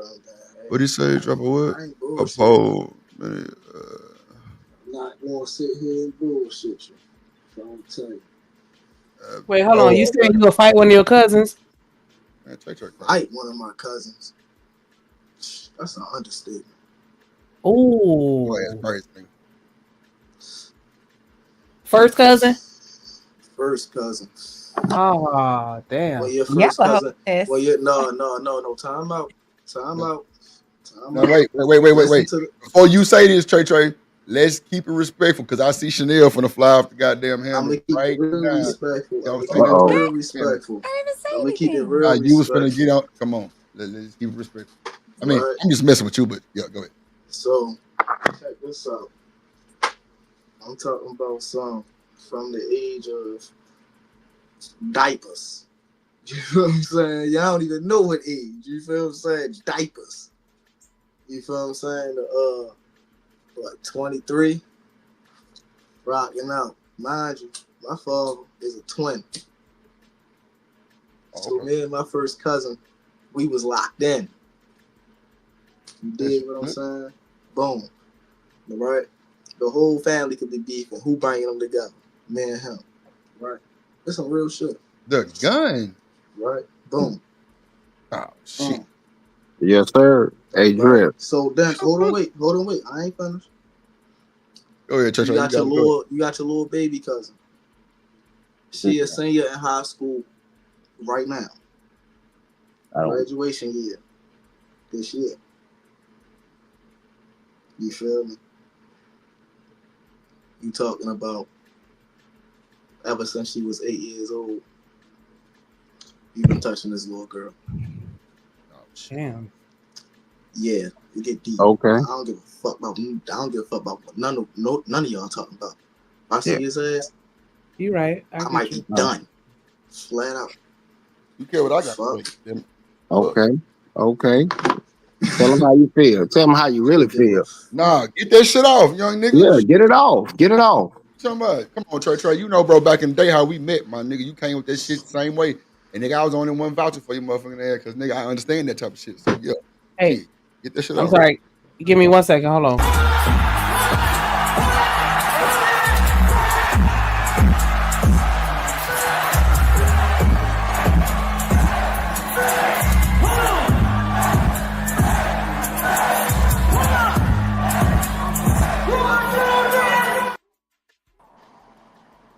Yes. What up? Six. What's up? My nigga. Good to see you, boy. Yes, Lord. What the word What's going is? on, my baby? Colin. What's good with you, my boy? Man, what the word is, Drip? Colin, man. What's good with your six in the Nothing, motherfucking man. building? Oh, man, same old shit, man. Same old, man. Just come through, drop through and shit, man. What the word is? Yeah, shout out my boy Six in the goddamn building. That's for sure. Nah, Trey talking about his how, and you know what? I would now Six. I'm gonna say this, and Trey. I'm just kind of bouncing off what you just said, and I'm gonna let you get it. I would think niggas from the South would probably do that a little bit more, but then again, Baltimore, I could understand. Now, Six, have you ever fought your cousin, first cousin? You said what? Have you ever fought any of your cousins? Yeah. See, well, I said Six from the South though. That's what I'm saying. I would think it'd be more from the South. Trey talking about going get the gun on the cousin. How you feel about that? Damn, what'd he do? That's what I'm saying right there. That's exact. For Six to say that, Yeah. I know What do you do? enough about Six to say I see what time it is because I didn't get into it with my own cousin, but nigga, we didn't fought made up and playing PlayStation. Bro, that was I'm talking about something that was me and my goddamn cousin, we liable to doggone fight him one day and be at them be drinking, smoking the next damn minute. Okay, so I'm gonna let Trey finish. Go ahead, Trey. Go ahead and tell us. I don't want That's to. what I'm saying. You just never know what's going on in somebody's house, right? That's facts. That's what I'm saying, right? That's right. And when you that close, I'm talking about some. That was my brother, bro. I'm talking about some. man, listen, couldn't nothing get in between us. Like nothing. Like nothing. Like if we was beefing, like I'm talking about something, if we was beefing with each other, wasn't nobody gonna get us back with each other but us. Just get us in the same spot. We gonna fight it out. You feel what I'm saying? We gonna be right back together like we ain't never left. I promise. Hey, somebody boot Sharon ass out the chat real quick for 10 seconds and then bring him back. I promise you, I'm talking about something right back like we never. I'm talking about something that was my right hand man. I'm talking about something when that happened, bro. I'm talking about something I lost half my heart. That's why I'm trying to tell y'all, like, bro, you can be a grown ass man, bro, and you really gotta find yourself all over again because everybody around you can't even trust no more. That's a fact. I know that. I mean, it be like that normally when grandma passed away or something like that. Yeah. When grandma passed away. Shit, the family. We learned about it. Let me tell you, we learned about it 30 days after my aunt died. After my little cousin mother died. After after my aunt died, that's when she told me. Damn. And that's what I'm saying. Like, yeah, like a lot of stuff was going on. Like, yeah. A lot of stuff was going on around that time. That's what I'm trying to tell you. Like, but you know what, Trey? There'd be a lot of emotion shit too, but that you shit go broke get me. Shit. Man, listen.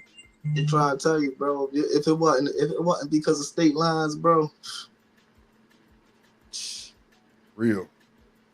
Can't do nothing but respect that. That's federal, bro. I ain't gonna lie to you. Don't let his ass come back to Baltimore. I told his ass that too. Don't come back to Baltimore, bro. I'm catching a murder charge. That's a fact. Let me let 2 cents get in there real quick. Go ahead, Cent. Yeah, man. What I want to say is, man, look, I don't advocate for no man to be a sucker. I promise you that. That's not, if you ever meet me, you know I'm far from a sucker. Now, I ain't saying I can't be taken down, somebody can beat me up and all this stuff. That's not even what it's about. Because you're a real man, you know, you got to be true to yourself. Have you ever seen a grown man sitting there with his 3, 4, 5, 6-year-old daughter having a make-believe tea and food and stuff like that? That don't make him no sucker. If you true to yourself, man, you already know what it is. It's a lot of people, they're not true to themselves and what's going on. Now, I'm not going to jump. You're not about to trick me off the streets. That's what's not going to happen because a lot of people can trick you off the streets. Right. And a lot of things that when I'm listening to different people's opinions and stuff like that, just respect their opinion and they don't want to do this and do that. But the second word of the day is what? Decorum. Some people don't have it. Some people do. Some people don't. They'll show up at your funeral and wild out. Show up at your church and act crazy and stuff. They don't have it. I'm not going to judge them like, oh, they're just a horrible individual because they're going to do this and do that.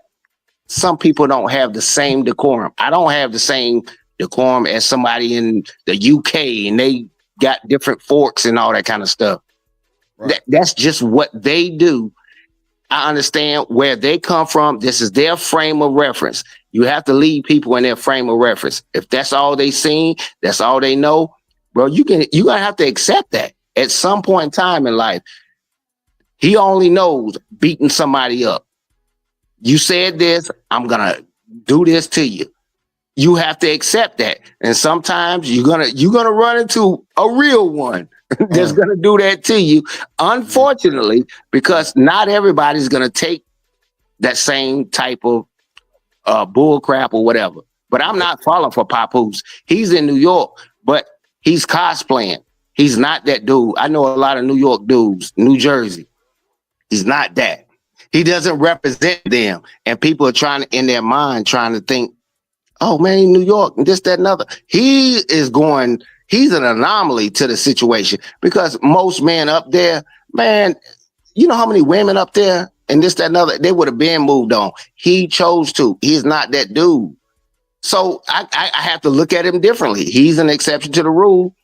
Still going to be sympathetic and empathetic to what he's going through. But that's what he's choosing to do. I just don't agree with some of the things that he did. And I don't agree with some of the things that Remy did. But that's just what happens in life. It's good content to talk about. I'm glad everybody's got their opinion about it. It's cool. But I don't agree with a lot of the stuff that Papoose did. He imagine raising somebody to do something and they do something great, and then they're like, man, you ain't did nothing for me. Like an ungrateful child. You ain't never do nothing for me. You ever seen an ungrateful child? Mm-hmm. And that's what Remy kind of is doing. I know and seen with my own two eyes and read what he did for this woman. Now she's very good. She's good. But imagine doing all of this. You raise your child to be this, and he just said, I don't care nothing about you anymore. You didn't help me and all this. It's kind of, it's ungratefulness, but you have to understand and accept it as a man.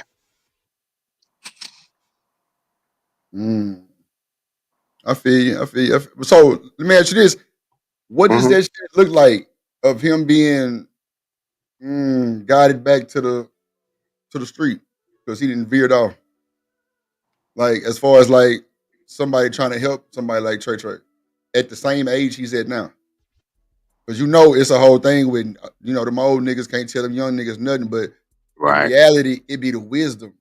It ain't really about just telling them how to go. It's just it's the message that's in the goddamn dialogue that you got to catch, and you got to try to, put your spin on it and kind of make it work for you type shit. But it ain't all just bad. No, it ain't. But see, I know for a fact, I don't have the formula for the young adults. I don't know what kind of candy they like and what video games they want. I'm not on that level. So I can only talk to you about certain things that I'm an expert on. Nobody cares about if I know how to fix an 8-track tape or a VCR tape. No, look, that's outdated knowledge. These young kids have different knowledges. I can't help them. If I can't make it better, I'll at least keep it neutral. If that's just my ethics and moral. If I can't make it better, I have to leave it alone. Because at this point in time, you can't tell these young, I got nieces, I got nephews and all that. Bro, when somebody get the formula and how to talk to them and speak to them in a proper way to give them the respect and how to listen to them properly and all that, I'm open to that and I'll spread that knowledge. But right now, no, you're not. Because they'll tell you, man, I made more than you when I was 20 and this, that, and other, and they get the big head and all this kind of stuff like that. You're going to have to we are going to have to figure out a way to communicate with them more effectively. It's not working, and it don't work. Man, they goddamn daddy, man. These motherfuckers. See, come on, Six. Talk about it. Come on, because that's what's definitely coming out there, motherfucker. No. I'll sit there and say what I can, but these little bastards won't listen. The hell with them. And I mean that. The hell with them. I don't give a why in, little in, no in. Next to Ken, get the hell out of my face. Shit. No, I'm trying not to give up, Six. What it is, soft as hell, soft and damn sensitive. You can't tell them nothing. Now, bro, look. Hey, get your where your daddy at? Where your daddy at? Where your daddy at? Goddamn it! Shit, I ain't your daddy. Shit, damn. It's becoming hard to deal with. No, I done tried. Believe me, I done tried. Yeah, I actually done tried. Okay, so you don't have the solution either. Okay, yeah, but it's hard to do. No, it's hard to do. No. That's why I was asking you. Your mama ain't tell you no better. Your dad ain't tell you no better. What the hell make you think I can? That's why I was telling you since like what it looked like, because that should be so much of a trigger. It's insane, bro. Like it's like them niggas getting worse. When you try to tell them something, they get worse. Yeah. Like I don't know what that be about. It's crazy. It's hard, and I've been seeing women in here, and people be talking. That's what it is. Not raised by your mommy, your mammy. Yeah. There are some exceptions, but for the most part, that's why the young niggas got them emotional now. They act like they mamas. Lord of Jesus. Damn. Yeah. I ain't no go that far. Hey, Six, I can't go that far. That's why these niggas act like they mamas. Yeah. I already know what it is, but like I said, I try to keep a level of decorum on. Like I said, it's still women in here, and so if it was just us in the barbershop talking, we might say some different things, and I'll try. I'm not gonna call no women B's and H's and all that stuff like that. I try not to. But if I'm around and I'm with the fellas, we know what it is. We cannot figure out a solution. These YNs are so out of control. Bro, I promise you, I am still searching for a person that can relate to them, understand it, and make the YN Whisperer. Start a channel, make a lot of money. The YN Whisperer. Yeah, man, I want to figure him out. Oh my God! Please help me, because it's hard to watch people run into a wall, bro. You know how you teach a child, hey, you can do this, don't wear this or that. Man, it's the same thing a lot of times. It's hard to watch your friend or loved one. Don't take that investment, man. That's bad. Don't marry that one. It's hard to watch him run into that wall.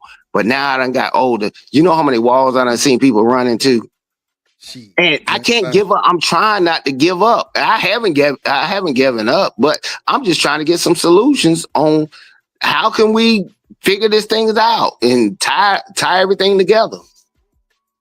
I think this is a great conversation for the males to have amongst each other without bringing women into it. Because I just feel like. So wait. Let me ask you some, sister investor. So, and I can't wait till you get your gift. You know what I'm saying, you're gonna be happy.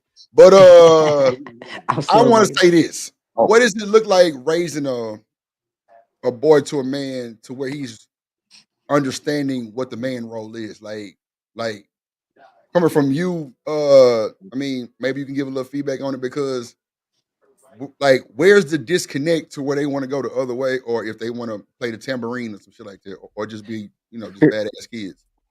I mean, for me, like I'm a woman, so Right. I'm not a man. No, So for let's sure. start. Let's. I'm gonna put that out there right then and there. No. This That's is. why I say a woman raising the boy to a man and him understanding man roles. Like that's why I say a woman. It's basically like exposure. If his father is there, if his uncle is there, if his friend's father is there, if he has like older male cousins that he can be around, that he spends time with. Does he have a grandfather? Does he have Let's say great the father not uncles? there. Let's say the Yeah. father not there, Jenny. The father's not there, then I think that we need to put him in some type of like program to where it's structured around like sports and try to connect with like youth programs that have male role models. You can seek out males in certain like I guess like certain events and stuff like that is around town. You can definitely talk to the school counselor about stuff like that. Your local boys and girls clubs are good resources. You can also head to your county to see what resources do they have for the youth in your county. Most counties do for male sons, for males. So for me, because I have three male sons.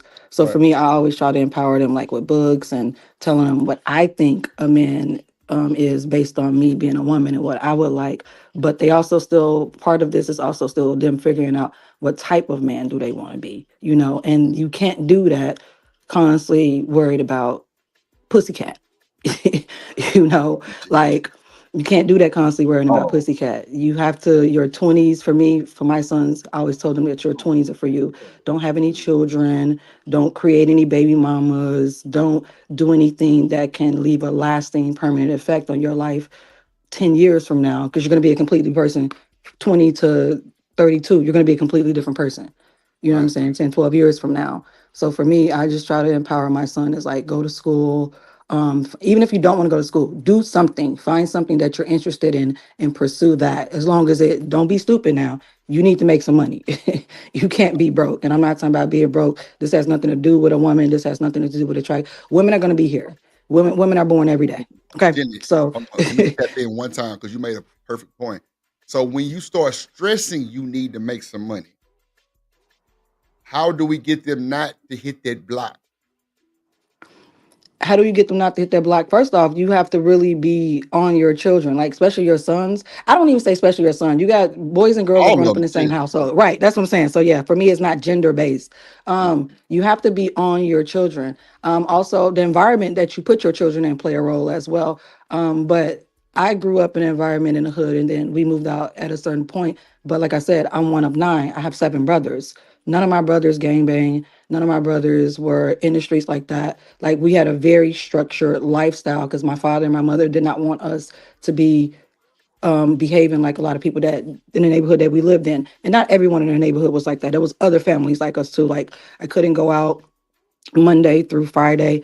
I can only go out on I can only go out Monday through Friday. Friday and Saturday we can only go out. We're only allowed out a certain amount of hours.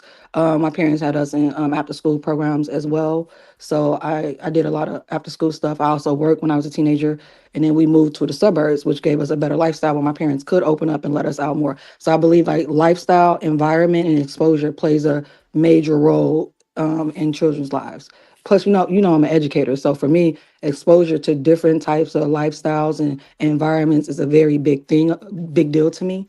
So, and I also think you have to be on your children. You have to know what your children are doing, who they're hanging around, meet the parents. Like my kids, they're big now, 20, 19, 18 right now. But when they were like 16, 15, excuse me, when they were like 16 and 15, and my sons wanted to go, my daughter too, but she stays close. But my boys, when they wanted to go to their friend's house, oh, okay, that's fine. I need to talk to a parent. I need to meet a parent. If I cannot meet a parent, you cannot go. And then when I meet the parent, are you going to be here all day? Are you leaving at some type of time? Because my son cannot be in your house on your property without any adult supervision. And plus, I didn't cultivate an environment to where my kids were like just constantly hanging out and like kicking it and like not doing nothing. That I didn't have that type of environment. You had to do something in my household. You have to always be busy. Like right now, all my children work. Mm. What up, You Doc? know, so like yeah, you have to be on top of your children. And on top of that, my children have a father too. Fathers play a major role too. They have a dad. So that's Right. important. They have both parents. And so when you're a single parent, it's really, really hard. You can try your best. You can do your best, whether that be a male raising children or a woman raising children, because now we have a lot of males that are now taking a sole responsibility for their children, which I think is a great thing. Yeah. So So let me ask you this: would you ever disrespect their father in front of them? no, I mean, it just depends You on know what how that type of shit can go too. disrespect. I mean, it just depends on what type of like if it's like disrespect. Usually If it's I demon, would you call this motherfucking ass a demon in front of your goddamn child? You fucking um demon. I, well my kids are older now. So now if my he Aegon, my nephew. Aegon, no, like no, I don't. Do I think that it's okay for children to see their parents, have disagreements, healthy disagreements in front of them? Yes, I do think that's okay. But do you have to like ridicule, degrade, or be nasty towards them or use like poor language towards them? No, you don't have to do that. Okay. But I also think that certain things that children should be exposed to. I always think that you can keep stuff to a child's level, whether you're divorcing or if another child is coming, you can always put it at their level.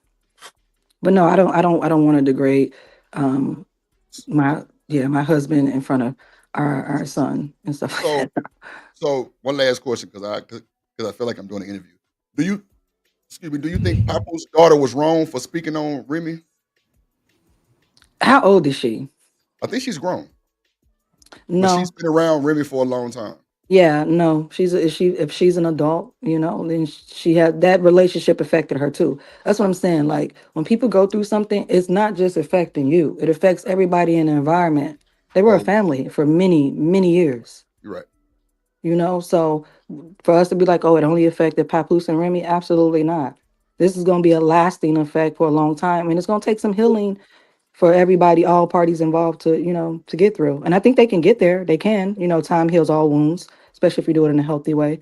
But if she felt like she needed to like voice her opinion, whether it was on Remy's side or her dad's side, or just her opinion about it, period, I think she has the right to do that, especially as an adult herself. Okay. That's right there.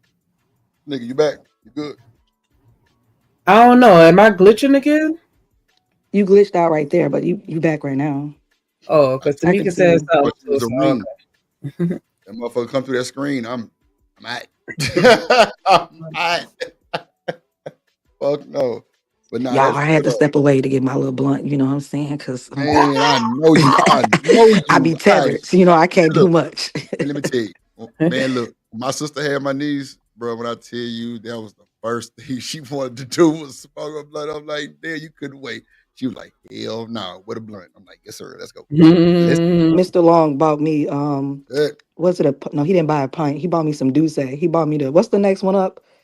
What See, is now that? look, you tell he that bought fucking demon over there, he don't get did. your ass pregnant, goddamn, before you get No, we're that not doing that. Don't you pussy blasphemy, Drip, blasphemy. You know what? Walk the plank. I'm done. He had to walk the Ah, plank. somebody drop Drip. It's all good, man. Somebody You know, drop Drip bro, because like a absolutely not. motherfucker. I'm trying to jinx like a motherfucker. Shit. You better go somewhere. No, absolutely. Aegon is it. That is Not the to last bring up in time. a Absolutely plastic not. bag. Goddamn shit. Get that nigga out of there. Shit. Nah, I feel you. How he doing though? He good?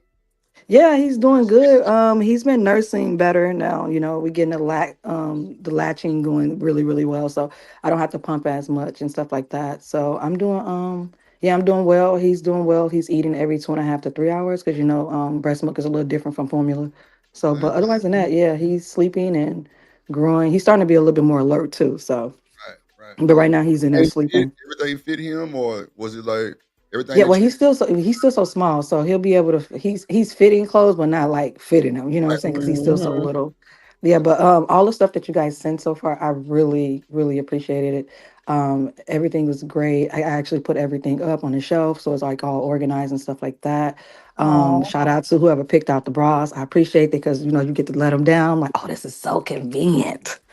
So yes. I yeah, had that was good. Sneaker told me to get that shit the right one. Yeah. Yeah. Man, like, cause yeah, I breastfed my boys, and so I already know that experience. Like, especially getting engorged, Oh girl, yeah, yeah. girl. And I haven't been having that because I've Ooh. been, like you said, he's been nursing regularly, so I haven't been having like Mhm. the engorgement and stuff like that because that's really painful and that's really hard. So, but yeah, I haven't been having that.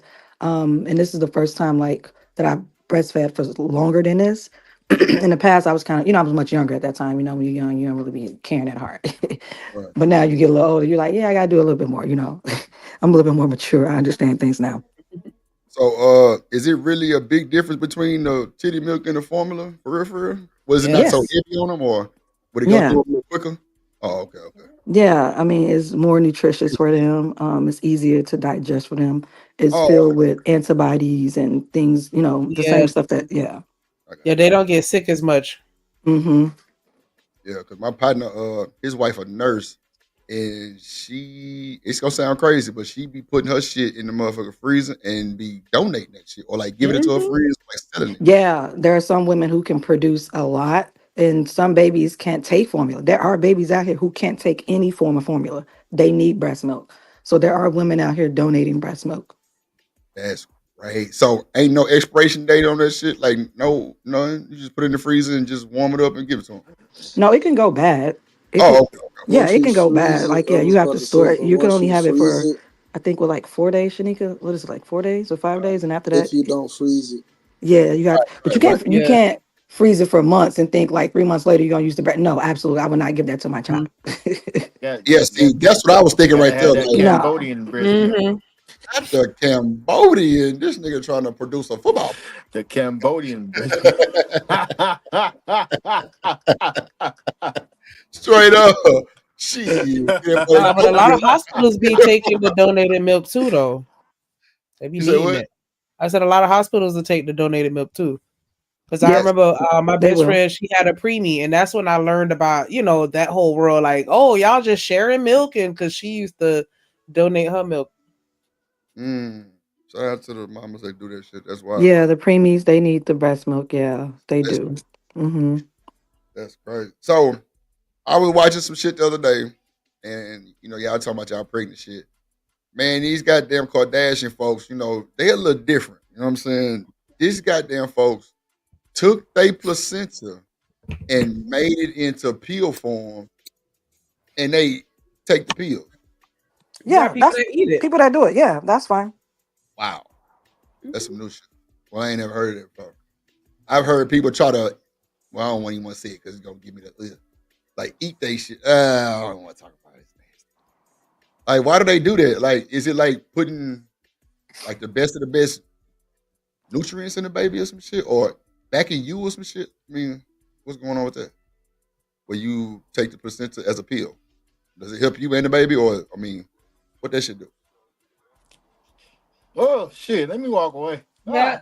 Oh my. The placenta is literally like a huge. All that. Think of it like as a super nutrient full Mhm. of like blood, stem cells, like Oh, so it's that's good. what they take to pull the stem cells from, and like and you can like store your child's cord blood as well. So meaning like the blood that they have when they was first born, and you can go back years later in case they develop some type of sickness or some Mm. type of disease and stuff like that. Like yeah, it's basically like super nutrients, and what they do is they take it and there's different type of processes that they can go through, but I know they take it in and they like dry it out and turn it into a powder form and put it in pills. Some people actually put it in their like milkshakes and stuff like that to drink it out to take it in and stuff like that. It's just full of like nutrients to help your body get back to normal as quick as possible.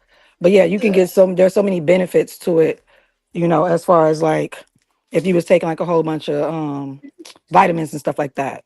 It's very rich. Oh, they was bullshitting me. I'm like, hell nah, they bullshit.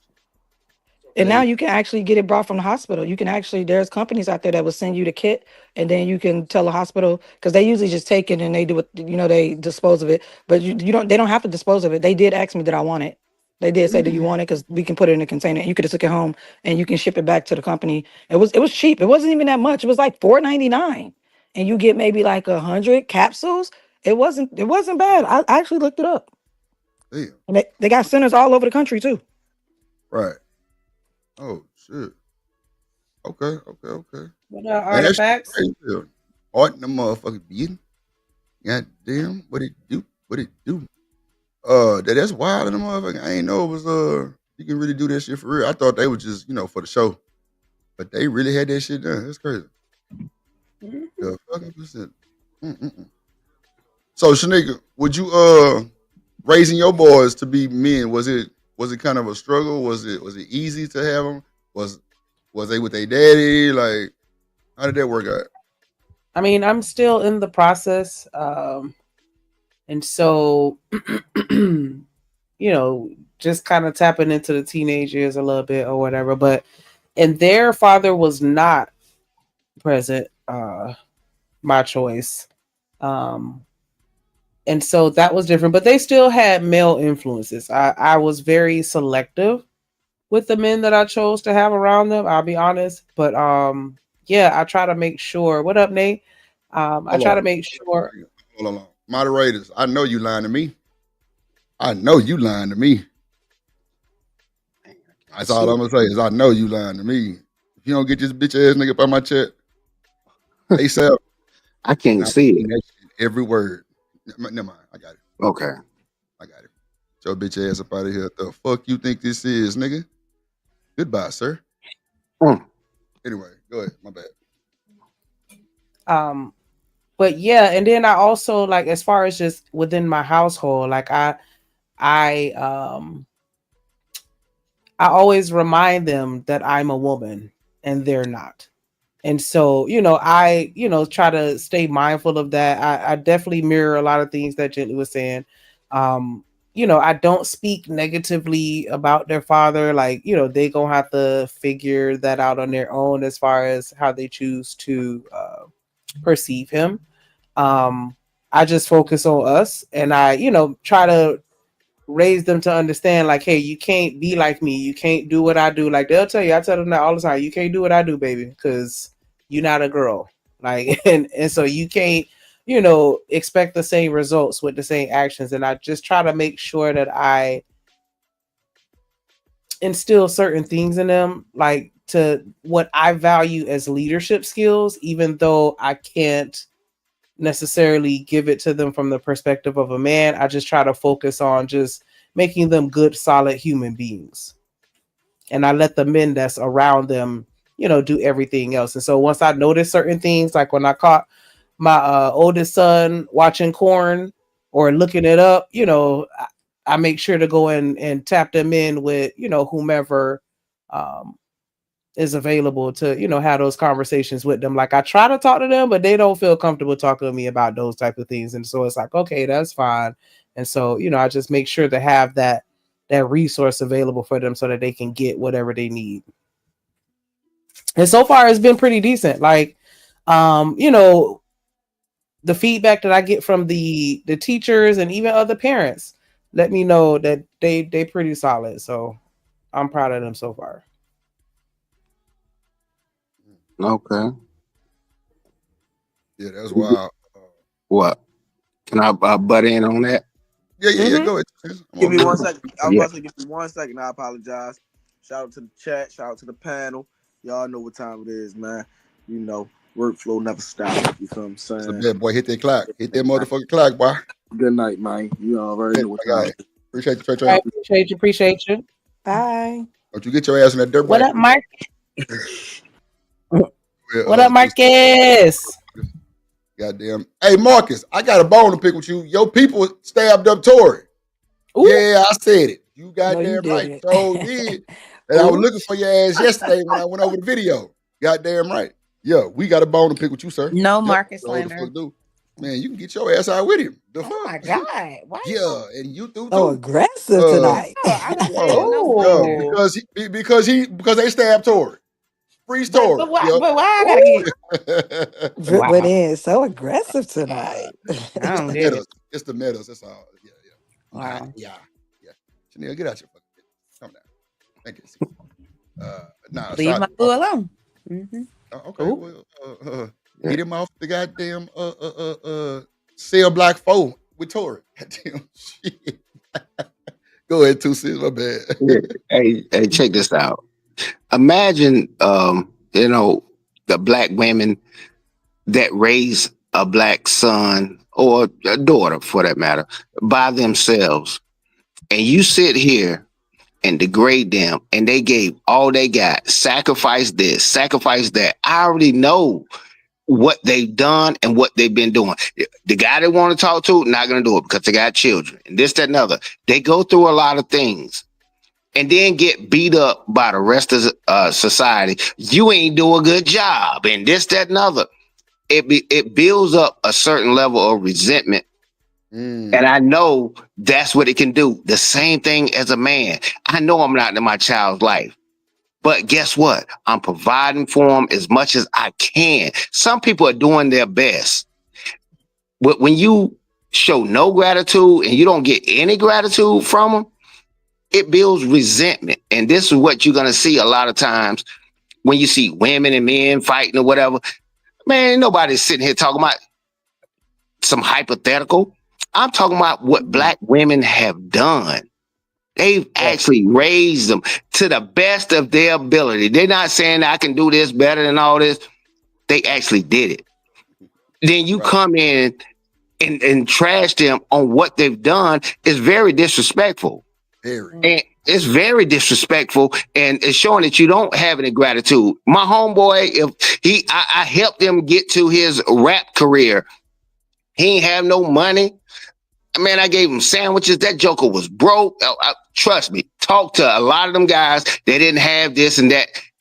Someone helped them out along the way. But they'll disconnect and say, man, I ain't do this. I did this on my own and stuff like that. When I see, I got brothers, I got uncles, I got aunts. Man, to see it, man, it is so discouraging to listen to. And I'm like, man, you don't even know what these people sacrificed and what they did just for you to even exist. And that non-gratitude, we just have to figure out another way to deal with it because a lot of them are not going to have that gratitude. I know what women sacrifice raising these black kids. They turn out to be this. Some are good, some are bad. But at the end of the day, can we at least appreciate what people do? I'm talking about men as well. I ain't about to simp on those stuff like that about the women. I'm talking about men as well. Man, they done a lot. They did a lot of things they didn't want to do. Hustle, rob somebody, whatever they did to just put some shoes on that child's foot. They don't know and they don't care. All they care about is done. A child don't care if the light's on and they got a roof over their head. It's hard to explain that as a parent. They can't really understand that. But you're an adult now. I'm like, quit playing these games. You're an adult. You should be able to understand the sacrifices that people done to do and achieve what they've done. No, that's real. But you know what though? I knew we was fucked up as a society, bro, because me and my partners, man, we was on some shit like really trying to stay out of trouble. And like, bro, we met these chicks, right? It was like 3 of them, and they was our cousins at the goddamn rodeo. I remember this shit like it was yesterday. Bro, these chicks was different. Too soon. When I tell you, bro, these women had us feeding the homeless, bro. Like they had us feeding, like we went to Sam's Club and bought a bunch of meat, cheese, bread, chips, like in the little packages. Bro, we packaging, man, I don't even want to cap. It had to been like 140 some sandwiches, chips, drinks. Bro, we passing this shit out by like downtown by the Astro Stadium because it's sad, bro. It's bad.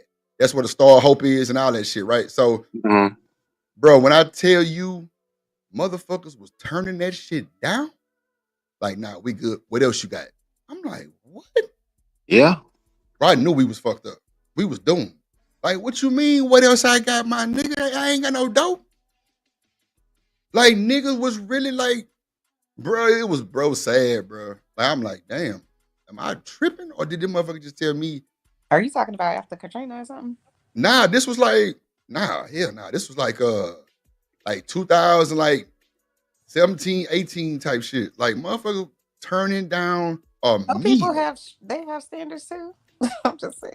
The homeless? No, I'm saying I get what you're saying. It's like all the audacities that they have, but I'm just well, sometimes I wouldn't even call it audacious. Well, yeah, I mean, but man, that shit was because wild. you know why I even say that too? Because like I've met people. And Chanel, you know how I look down there. Yeah, absolutely. Like, but I've met people or had clients and stuff like that where, you know, I'll just go back to like 2009, the recession. These people are educated. These people had a job for however many years. They lost all their money, lost in the, what is it with their 401ks when those businesses went out of business. And so, but these still are currently homeless people. So just because so for example, you go into the WIC office or to the what is it like the food stamp office and they looking at you crazy because you got a coach purse. They like, why she got a coach purse? Why would she be in here, you know, needing food stamps and she got a coach purse? Like a coach purse is something big. But my point is, it's like, how do you know she didn't have this before she lost everything? You know what I'm saying? So they have this idea in their mind that this person should want the bare minimum. They should just be grateful. And I'm not saying that they shouldn't, you know, but I'm just saying the mentality is if she in here, why would she be in here if she has those type of shoes on or she drives this type of car? Incoming voice call from +1 314 695. Background. What is happening? I don't know, but I don't know who that anyway, that's the only reason I say that is because people will sit on their little high horse. I'm not saying you're wrong for what you were thinking, but I think the perception is off. The perception is if you are homeless currently, this is how you've always been. So you should just take anything. And I'm saying that's not always the truth. That's all. I mean, I ain't never fed the homeless before, so that's why I was kind of shocked, really, on the cool. I mean, you know, I always see one on the street, you know, I'll shoot them, a few bucks or whatever, but like just having them like charge us, because it was other little old, church groups, just different motherfuckers who was out there serving all kind of shit, like meals. Because at the Star of Hope, you can't go in that motherfucker if you damn, it's some type of restriction for homeless people. Right. It's some, I don't know what it is, but it's something about it. What if you? What do you mean? Saying? Like it's they some have type of address or it's what? some type of No, you got to be in there before like a certain time. Oh yeah, and all that type of shit. Right. So if you don't make it, then you don't get nothing. But it's people out there and like it's but what's the drip? Something that's really trippy too is like I used to have clients. They weren't my clients, but I used to have these people when I worked in the court system, and they would let's say they would have a court order to go to a drug rehab, right? But then when they get to the drug rehab, they test you to see what your levels are, and because your levels aren't high enough, then you can't even. They won't take you into their rehab center. And so like that's why I be like, people need to start watching the movies because they think that these people just don't want to get out drugs and stuff like that. And it's not always the case. Sometimes these people are like, well, this person here, their levels are higher, so therefore we're gonna bring them in. And now I'm me and them still trying to find them a drug rehab. Like it's easy, it's not. So I think that's what I say about perception with the homeless, with people who are on drugs. People don't really know. You know what really goes on, and I'm just giving y'all a few examples, but a lot of times people think it's just easy, and it's not. You know, it isn't as I easy as get what people. You say I'm some of sorry, them I are wasn't trying to entitled, interrupt. Chakra? Damn, Chakra say she used to volunteer, and some of them are entitled. That's crazy. Hey, like when I've been in those situations where they turn down food, all I just be like, "Hey, clearly you ain't hungry enough. Have a good day," and keep it moving. I'm not. You ain't hungry enough, obviously, because if you hungry, you gonna eat whatever in front of you. But if you good, then you gonna be picky.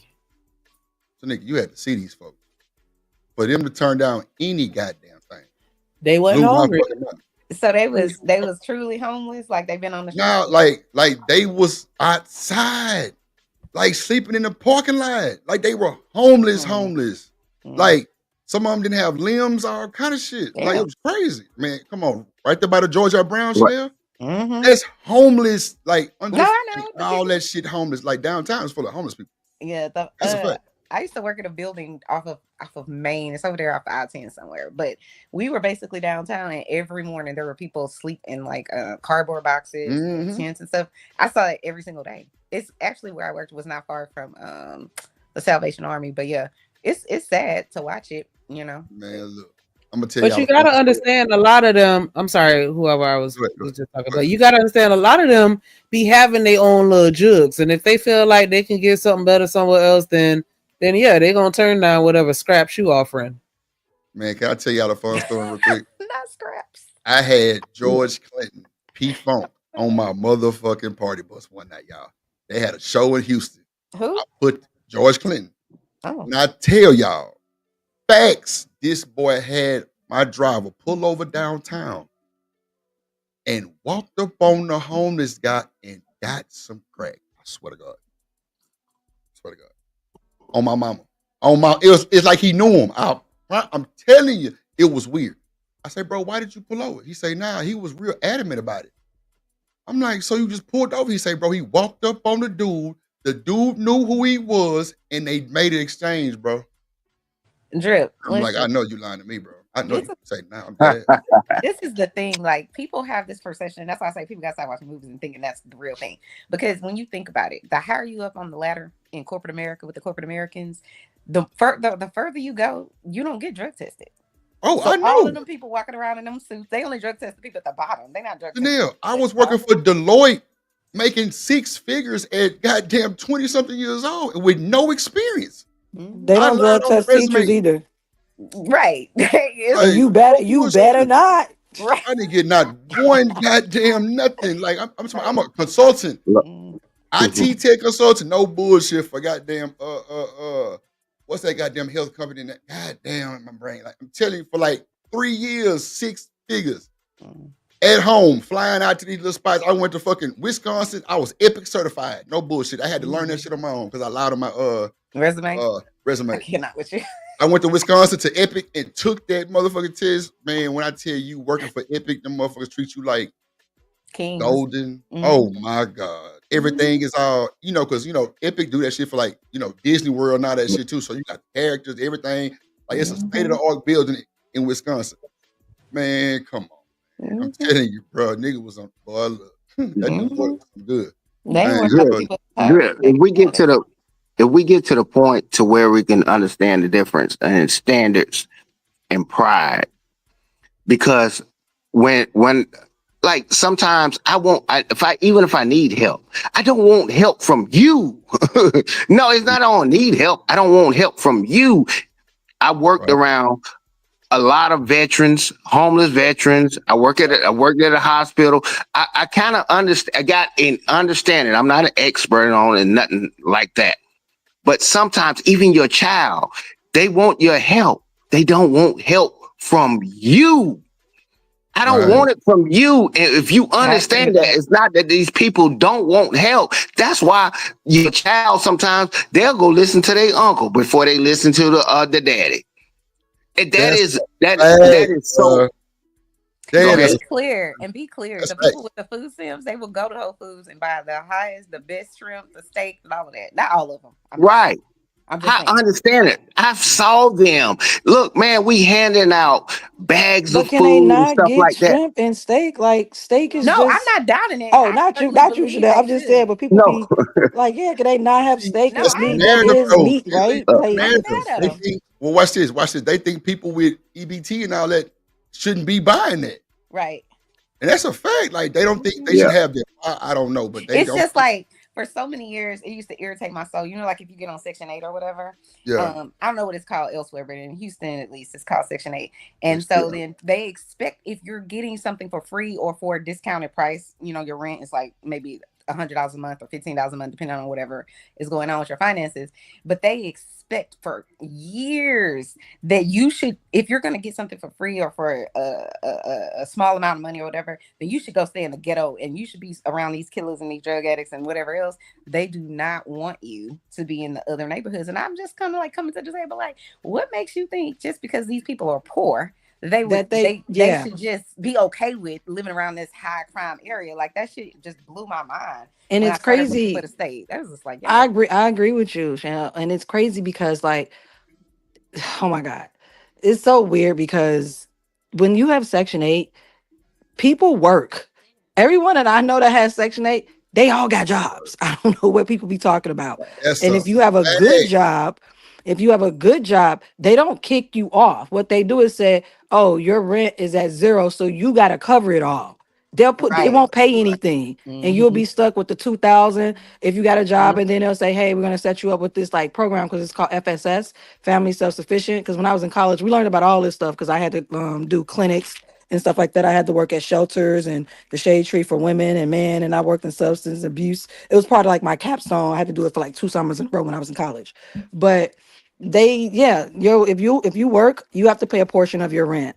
And most people think, oh, it's like you said, like $10. No, that's for people who don't have a job, and that's for people who's usually like dealing with some type of like illness, or they're sick a lot, or The certain people handicap. who Mm-hmm. handicap. Yeah. But if you're able bodied, most people that I know that have Section 8, whether it be elderly, whether it be handicapped, whether it be mentally disabled, whether it be a single mother, whether it be a single father, there are men who receive Section 8 as well. So it's not just like this whole just women thing. And then there are different types of people on Section 8 and different types of races that's on Section 8 too. It's not just one. But like, yeah, I know people who pay all of their rent.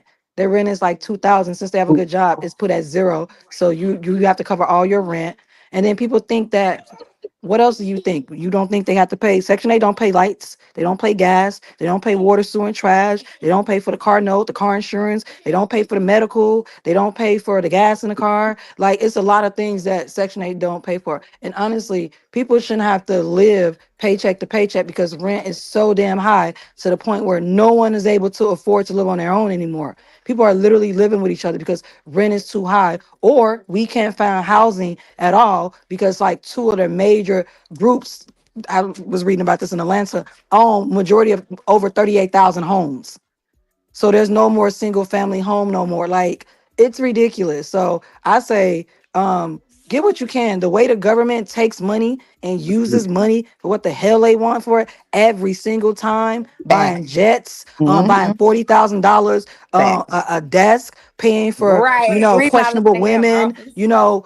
getting kickbacks from the lobbyists, pushing bills that don't serve us, these high ass costs on this medication. No, if whatever they gonna give everybody apply for, you apply for it, get it, take it. I'm tired of the government. I'm tired of them. Who's that speaking? Was that Gently? I can't see it on my phone. Yeah, that's Miss Gently. Speaking Oh facts. my God. Speaking See, facts. when you What's get up, that knowledge like that, it's crazy. Yeah, go ahead. Yeah, go ahead. Oh yeah, I was gonna say, when you get that knowledge, bro, I know for a fact when you do something in real time and you know it. I'm a veteran. I helped a girl get Section 8 in Texas. It's different. Section 8 in South Carolina and Arkansas and North Carolina. I'm telling you, she was staying in a $3,500 house, living better than most of you that's even on the in the chat and everything else.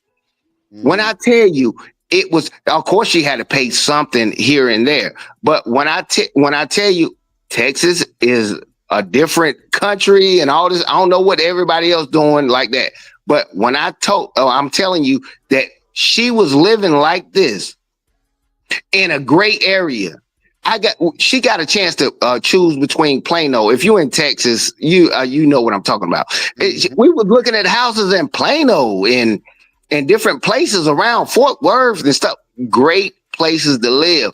If you don't know, I understand your frame of reference, but they had it's not the bricks. It ain't everybody over here smoking and doing a crime. Man, you can get some Section 8 vouchers that can put you in a different situation with your children and your family.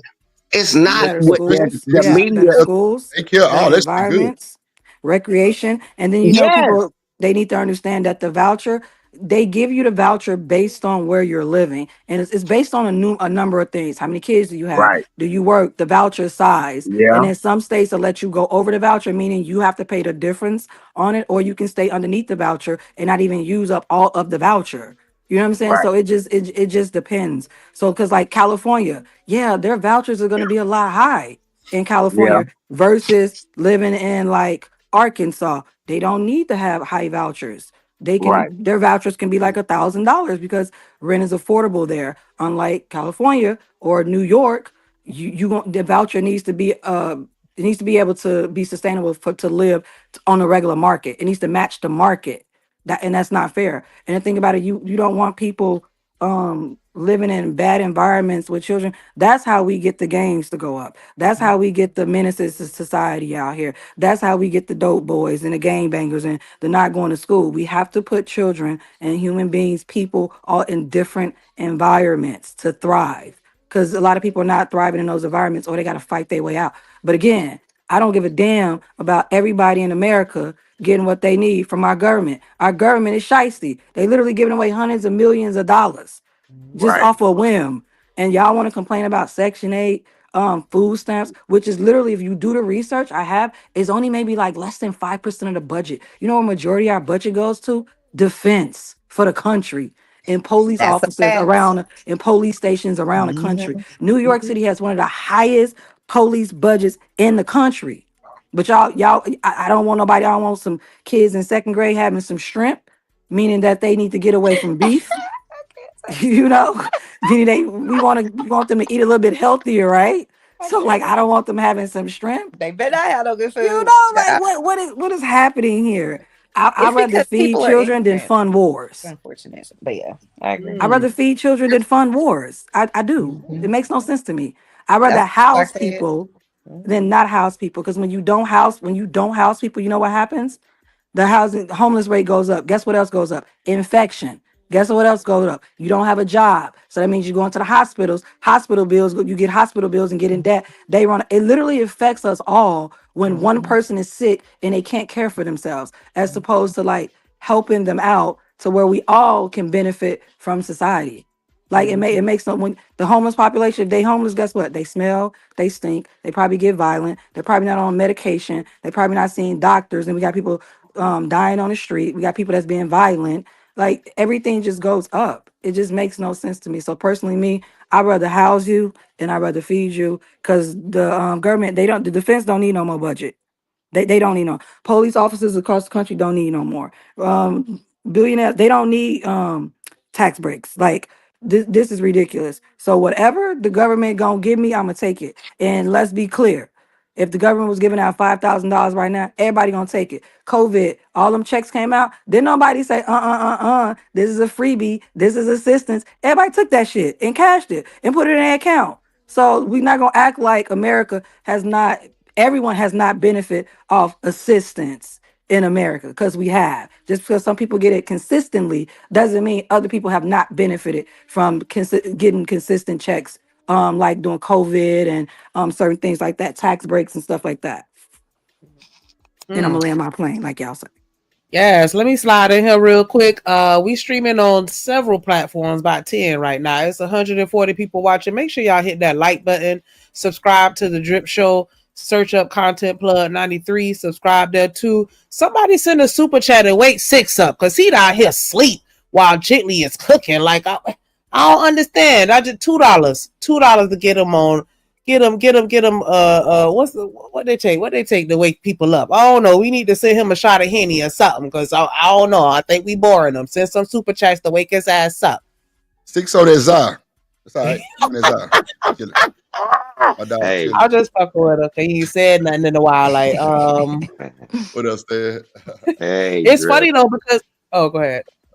Go ahead. No, you go ahead and finish, Nick. I'll go Oh, after I you, was just sweetheart. gonna say it's funny though because shout out to Beans. I ain't even gonna hold you. Like, if you really look at it, you know who benefit the most? People with money. The rich get more money than anybody when it comes to handouts. Yep. That's a fact. We not. Hey, we want to sit here and crap about these little pennies. Like, who? Shanika, did Elon not get that $400 million contract? He are do he need do he They look like made he him a need whole. $400 million from the US government? No, he doesn't. But did he not get that contract? Yes, he did. They made that man a whole ass employee, so he could so he could lay everybody off and have the right to do it. Like I was like, I'm done with this bullshit. I can't. Yes, that is exactly what happened. Hey, Drip. Hey, Drip. I think a few days ago, and I blame Americans, right? Because we can't Don't be come this on here slow. blaming us. No, we can't be this slow, right? So watch this.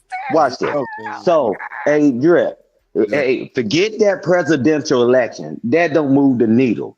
It's your local officials. You know how them senators stay in office for 30 and 40 years, the same one, and don't do anything for you. Watch this. They doing it right in our face, right? Watch what they brought up again, talking about corn. They talk about legislation. They can't vote for nothing else. They voting to ban that. I could have sworn we had a big list. We talk about education like gently. Hey, sweetheart, I hope you and Daryl and the children are doing great. You got everything. If you need anything else, just let us know. Well, thank you. I appreciate that. Yeah. Hell no, we ain't no goddamn service for no bullshit. Cause I just Yeah, We not a public man. Y'all said we was a Gently, village. Y'all some hey, bullshit now. Right. hey, you see how Drip flip?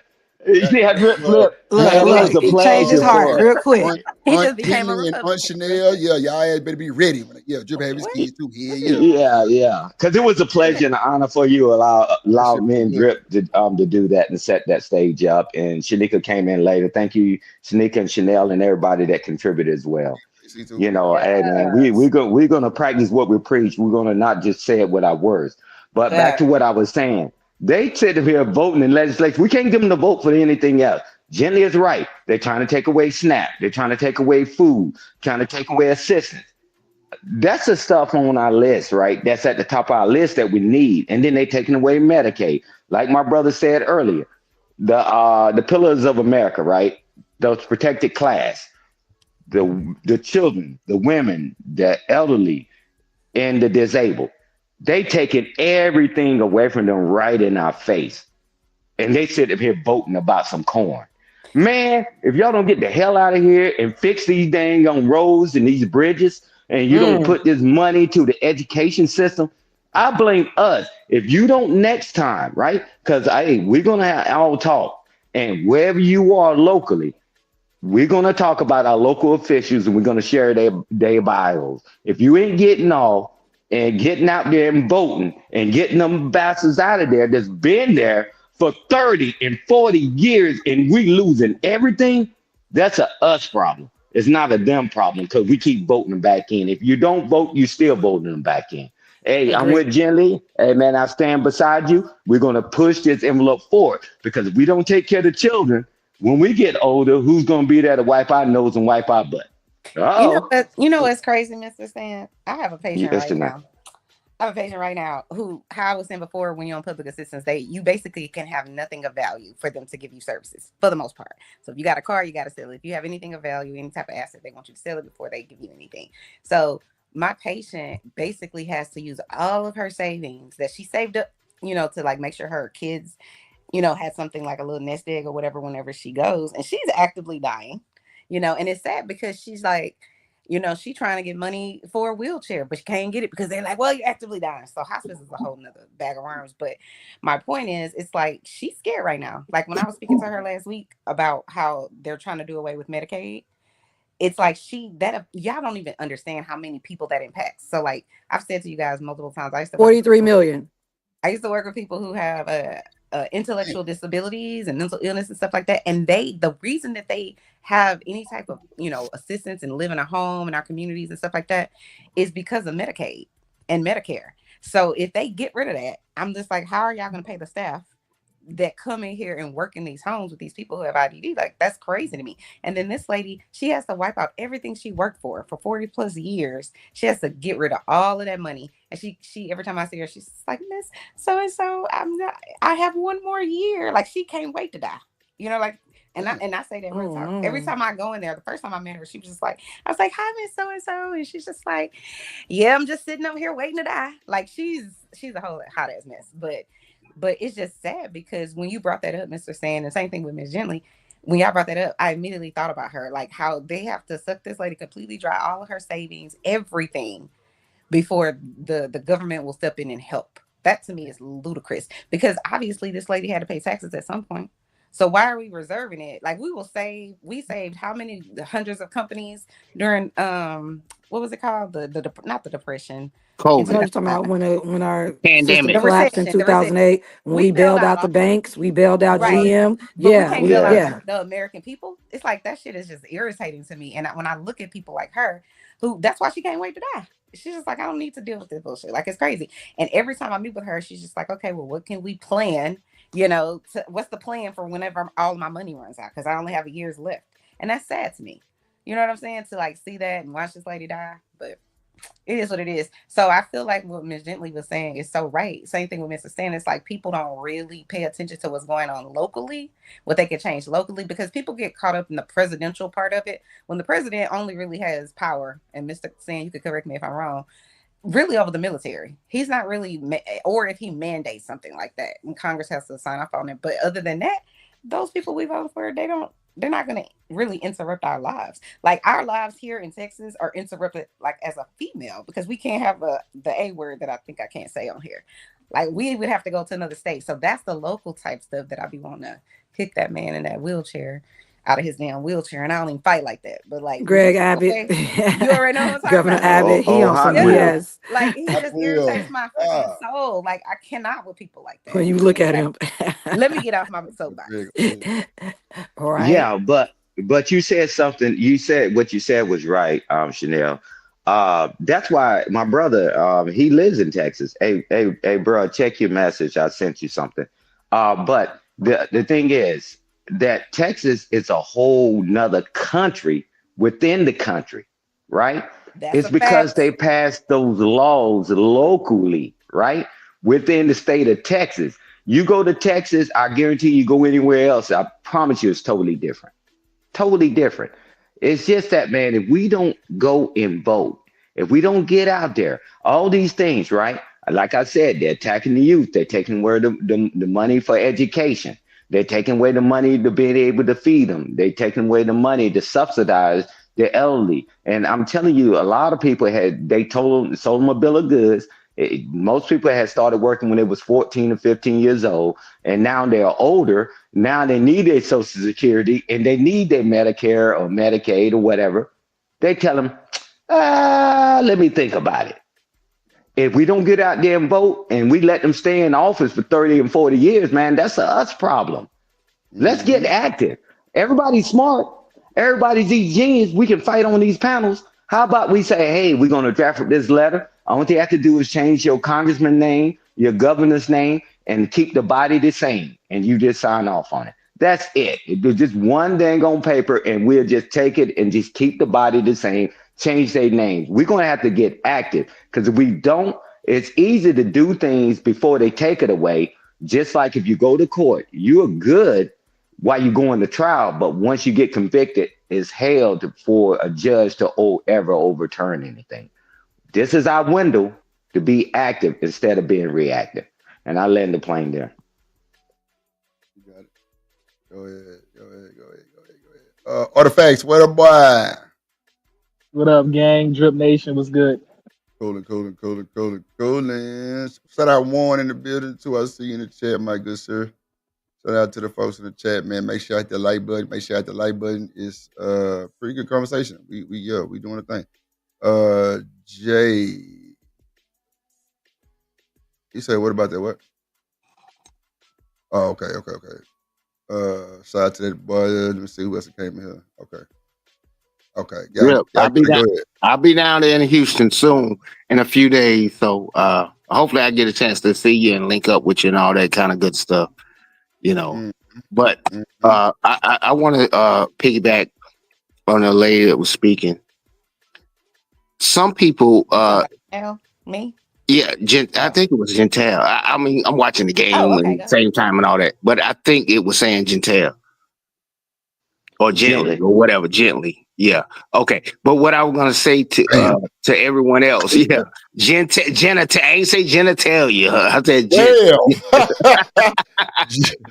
but at the end of the day, man, I still want to get to the point to where I understand where people coming at when they're saying different things about their life and their experiences. I'm stuck on, I have to respect it at some point in time. And I will.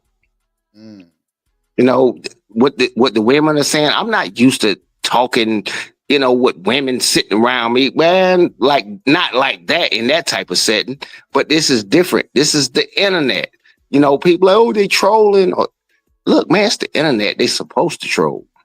So some things are going to come about naturally. But every time I get on the show and I'm doing other things, I can still put it on and listen to what a lot of people are saying about their opinions. That's all I'm doing. You know why I'm not brilliant? Because I know that I'm not. That's the exact reason that I'm not, but I know how to listen to other people, just get a different perspective on how other people are thinking. That's all I'm trying to do, man. I mean, if I said something mean or bad to someone and hurt their feelings, I'm a big enough man to correct that situation and be like, hey, no ill will and all that kind of stuff like that. That's just my philosophy on life. Some people don't. They can tell you, F you, I don't care, you're an idiot, anything they might say. That's just not the way I operate.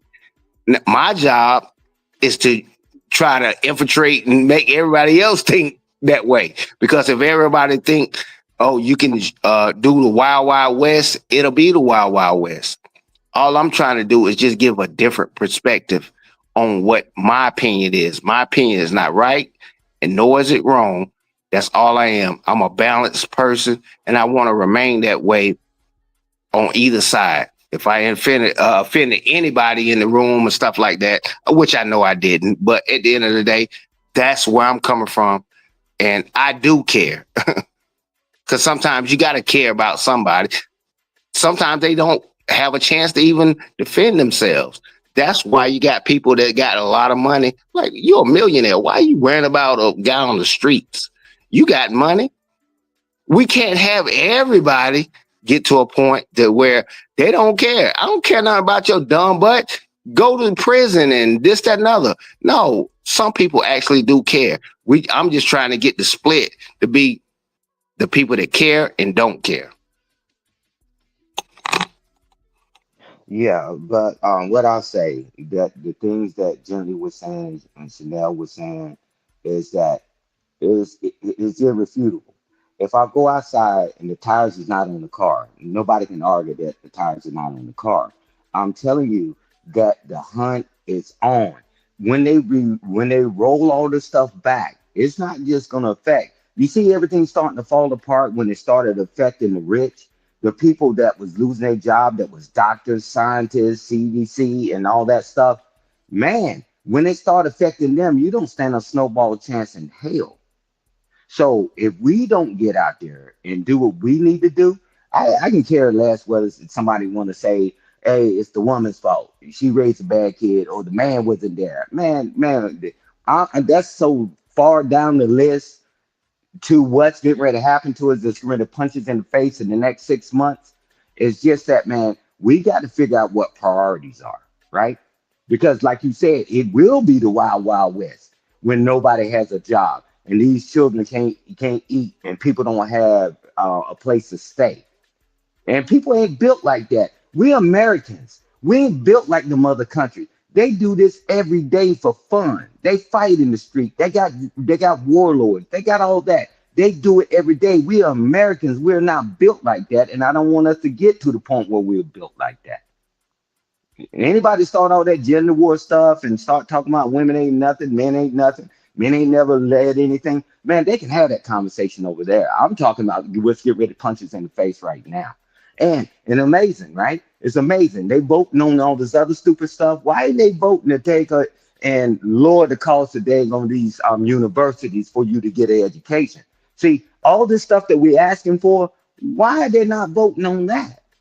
They doing it in our face because some sorry bastards that we keep voting in every year, they don't give a damn because they're using our tax dollars to send their children to all these schools. So it doesn't affect them.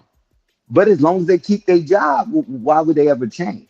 So the next poll, the next election that comes out, and I ain't talking about the presidential election, we need to get out there and make our vote count. So anybody tell anybody not to vote, fine, that's your opinion. But however, don't stand in the way of somebody else's right to vote. And they got a thing that they call it in the military. When somebody's getting in trouble in the military, they call them shit house lawyers. Them guys be sitting in the latrine giving you all the worst advice on the planet. And then next you know, you kicked out the military. Forget it. If we don't get out there and change them jokers out, you look at your election roster. Them guys been in there 20, 30 years and ain't did a damn thing. And look at them. They quiet. They won't even get on the mic now. When they walking out of them rooms, they won't even get on the mic. They know that they voted for some BS. And if we keep them in that office, man, that's us problem, man. We're Americans. Won't we act like we are? And again, welcome to America. And you through. Y'all dropped some gems right there. Shit, it's hard to come after y'all right there. Welcome to Goodness. America. Jeez. No, you're right. You got to look forward to what's coming. It's a lot of transition going on in America. And like Stan said, the rich are feeling certain impacts. So if they feel it, people at the bottom are definitely going to feel it. Because hell, I feel it myself. You know what I'm saying? But it's the strong thing to do is to have foresight and to look forward to the future and not necessarily, what's going on now. And what Black Wall Street say, the stock market is for blacks now. It's time for us to take a part of these programs and things that they got, because we always late to the party. That's the problem. We always late to the party when it comes to voting, when it comes to advancement of our people in America, when it comes to the stock market, when it comes to information. We just late. And I think we got to get better at grabbing important information so we can have a family legacy to leave for our kids. That's my concern.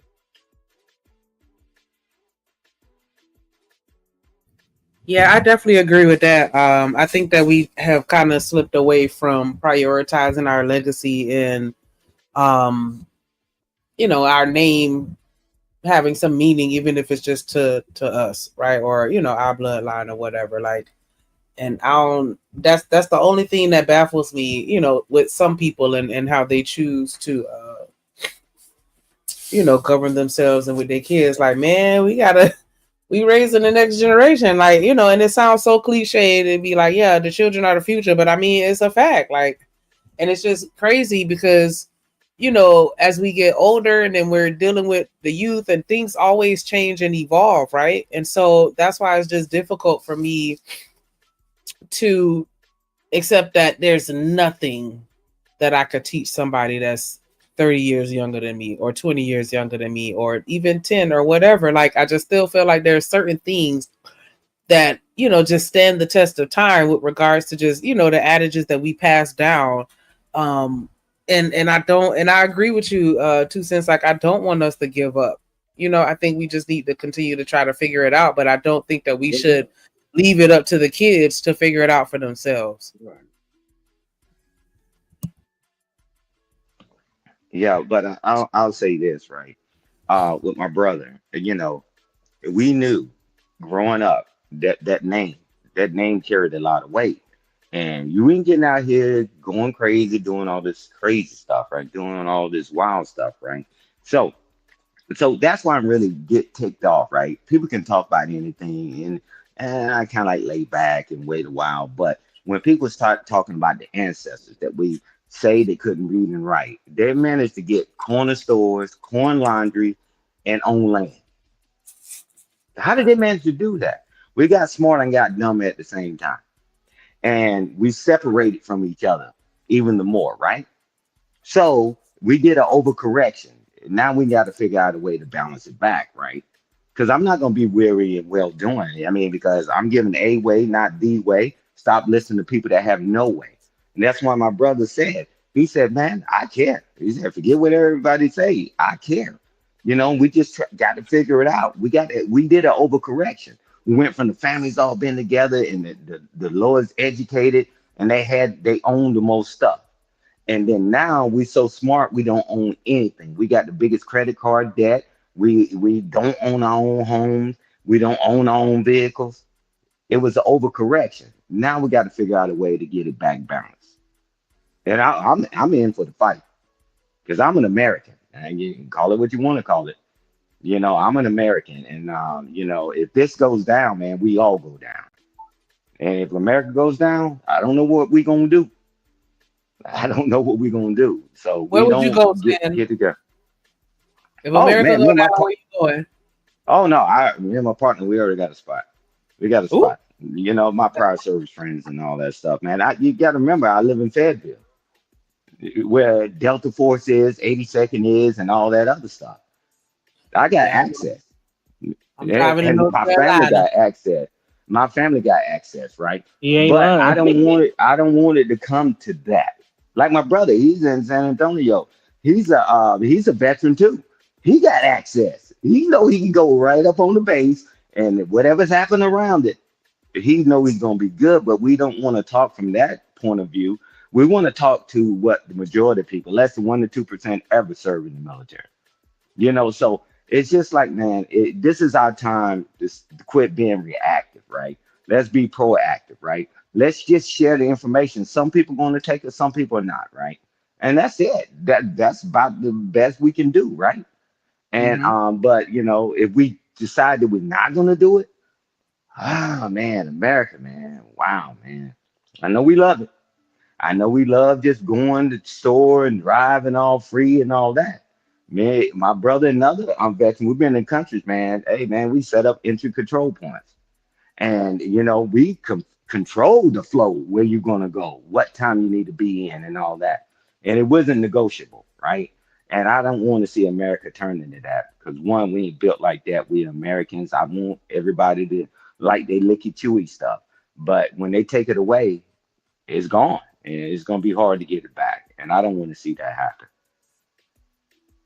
What up, Juan? Thank you for hitting the link and joining us today. I'm definitely interested in hearing your perspective. Good afternoon, or good evening, or good morning, depending on where you guys are at. How's everybody doing? We're doing well, thank you. Doing Good. well, Juan. How you doing, brother? For me. Doing good. I can't complain. Another day of life, another day of health. There was another beer flu, so that didn't hit me, thank goodness. Uh, you know, Life is, good because it's another day. We're alive, so I can't complain. Did you say deer flu? Beer flu, because we're not allowed to say the C word on YouTube, and I don't wanna get my man Drip Oh, okay, stranded. okay. That was new for me. So, what do you have to say on, or did you have any commentary you wanted to add? Well, this gentleman that was on before I jumped on actually beat me to it. It's just basically a matter of being literate while being literate at the exact same time. My grandfather on my mom's side had a lot of property. My family in Puerto Rico, my family in New York had a lot of property, and here I am living in a studio bedroom basically, and I have absolutely nothing. I have silver bars like crazy, but we don't have anything, and I don't have anything to pass down to my kid. And so that's something that we have to put into perspective. yet I'm educated. Make that make sense, right? That part one. I mean, we just once we found. I mean, I promise you, man, we are resilient. If we dial that back in, man, we got it. Just got to dial it in. Well, I just think it's a matter of playing it smart. The thing in college, they Hmm. if I didn't go to law school because to do what I do, I needed to have a Juris Doctor's degree. But if I had the two degrees, my undergrad degrees, public administration and communications, the only knowledge that I would have had right now would have been the knowledge needed to win money on Jeopardy, right? Like all trivial type of stuff. The thing that colleges needed to teach people that they failed at, with the exception of your bigger schools, your Browns, your Dartmouths, your Harvards, your Yales, was how to be entrepreneurial. And that's the thing that people had prior to all of us. That's, the blacks, the Hispanics, what have you, the Asians, the same thing. We were more entrepreneurial back in the day, you know. And in some families they're entrepreneurial now, but the universities don't do a real good job of teaching that. Again, your Harvards and your Yales, they don't count because you're not going to Harvard or Yale to learn what you're learning. You're learning the same shit that I learned when I went to college, right? You got in because of you got in, and when you got in there, you got access to the network that would get you that six-figure job, and they're going to teach you how to be entrepreneurial your third and fourth year in college. That's what they're there for. Had we learned how to do that, then we would be able to adapt with no problem. And I think we're adapting now. We're a lot of us, the drips. I was talking to him about this a couple of weeks ago. The thing is he has this channel. He went to college. He's doing his thing with the education that he was taught. And for myself, like I tell my friends, yes, I have a law degree. If I could just pass this effing bar exam, but like I tell them, look, it's my job and it's my responsibility to figure out how to monetize the skill sets that I learned, because I picked up some skill sets, post Juris Doctor's degree, your glorified master's degree, basically. And other people are the same way. Chanel, I mean, when I was writing down her recipe for the pot roast, she was talking about the stuff that she does. She tends to clients. She has a second master's degree.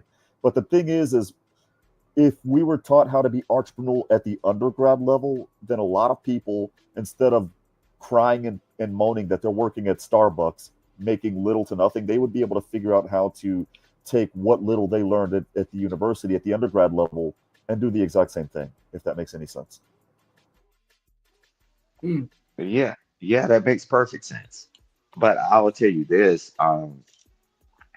another hustle plan, right? What they did. So I don't know why everybody think everybody's on the same playing field, right? I mean, going to school and all that, right? It's just that they separate you, right?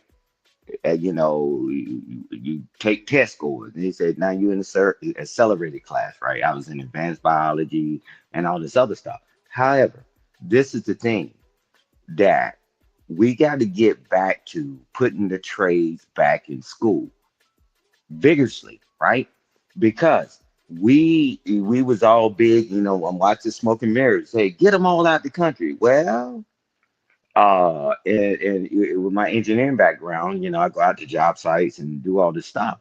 Man, 99% of the people out there don't look like me, and they didn't look white either. And most people, you tell them to pull out a tape measure, they can't read it. And automotive and mechanics, right, and HVAC, and like, man, that was in the school system, right? And that gave people a reason to go to school. I say we put that stuff back into the school so Americans can get a trade when they get out of high school. They're just not making minimum wage, right? And I'm a big proponent. If you got the They're already skill they're already set, doing that. yeah, well, yeah, they're not they starting to put it back, but it's not going fast enough. It's not going fast Right, you're enough. you're right, but you're absolutely right. But it's getting there. I had mentioned that in the comments on in the chat. Uh, Okay. the thing Okay. is, even though it's not going as fast, even though it's not going as fast as we might like it, what it is doing, it's safe to say I'm seeing it. I see it at my alma mater. Uh, the demand for enrollment at the university level is dropping. And when I say drop, I mean there used to be tens of thousands of applications at my alma mater, and my alma mater is basically a tier 4 university. Nothing big about it, nothing important about it. Now they couldn't give these seats away for the incoming freshman class. Now they're having to say, hey, we'll give you this scholarship. Look, our tuition is $7,000. We'll lower it to 5 because they're desperate for seats. And at some of the bigger universities, I know at the University of Texas, they're actually laying off administrative staff. Those people are crying, and I'm like, yeah, cry me a river. You guys get paid to sit there and do nothing. I'm sorry, but don't you think that they stopped focusing on the man when they took all these trades out of schools, high schools and colleges? They stopped focusing on the man.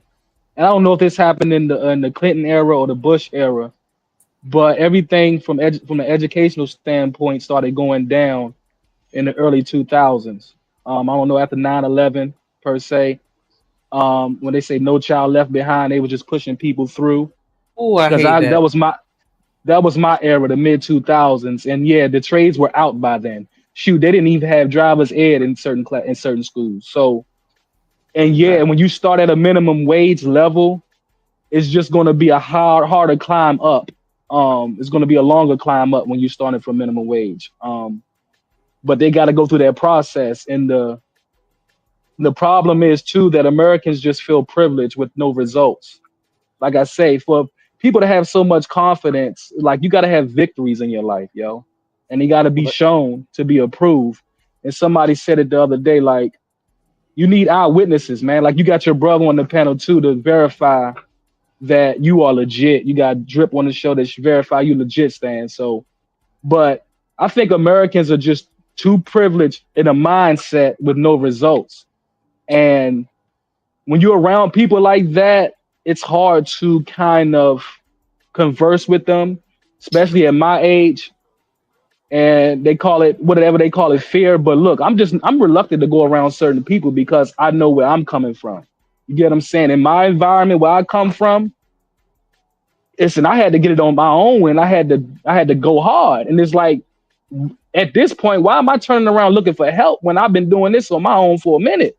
You know what I'm saying? And it's not a fearful thing. It's just that, bro, I don't even know if certain dudes, women, like, are you on the same mental level as me? Are you mentally sane enough to, you know what I'm saying, understand what I'm going through? Because that's half the problem too. A lot of these people are just out of their minds. They don't understand what's going on in the world. They so busy on a game, or they so focused on something that's not important instead of the real world reality. Look, man, I've been doing this on my own. Like for me to turn around and look for help now would be doing me a disservice unless you bringing something to, you know what I'm saying, something profitable to me. You know what I'm saying? And it's not a victim mindset. It's just that, you know, support is out here. If you're a good person, you're going to find good people, but you also going to find those snakes that's willing to cut you from under. You know what I'm saying? And I don't know if that's just life in general, but we just got to deal with those snakes that they don't have a mind of their own. They take from you the information that you give them. It's not like you ain't giving them the information. They just need to, because they so used to whatever they saw growing up that all they know how to do is just steal and take.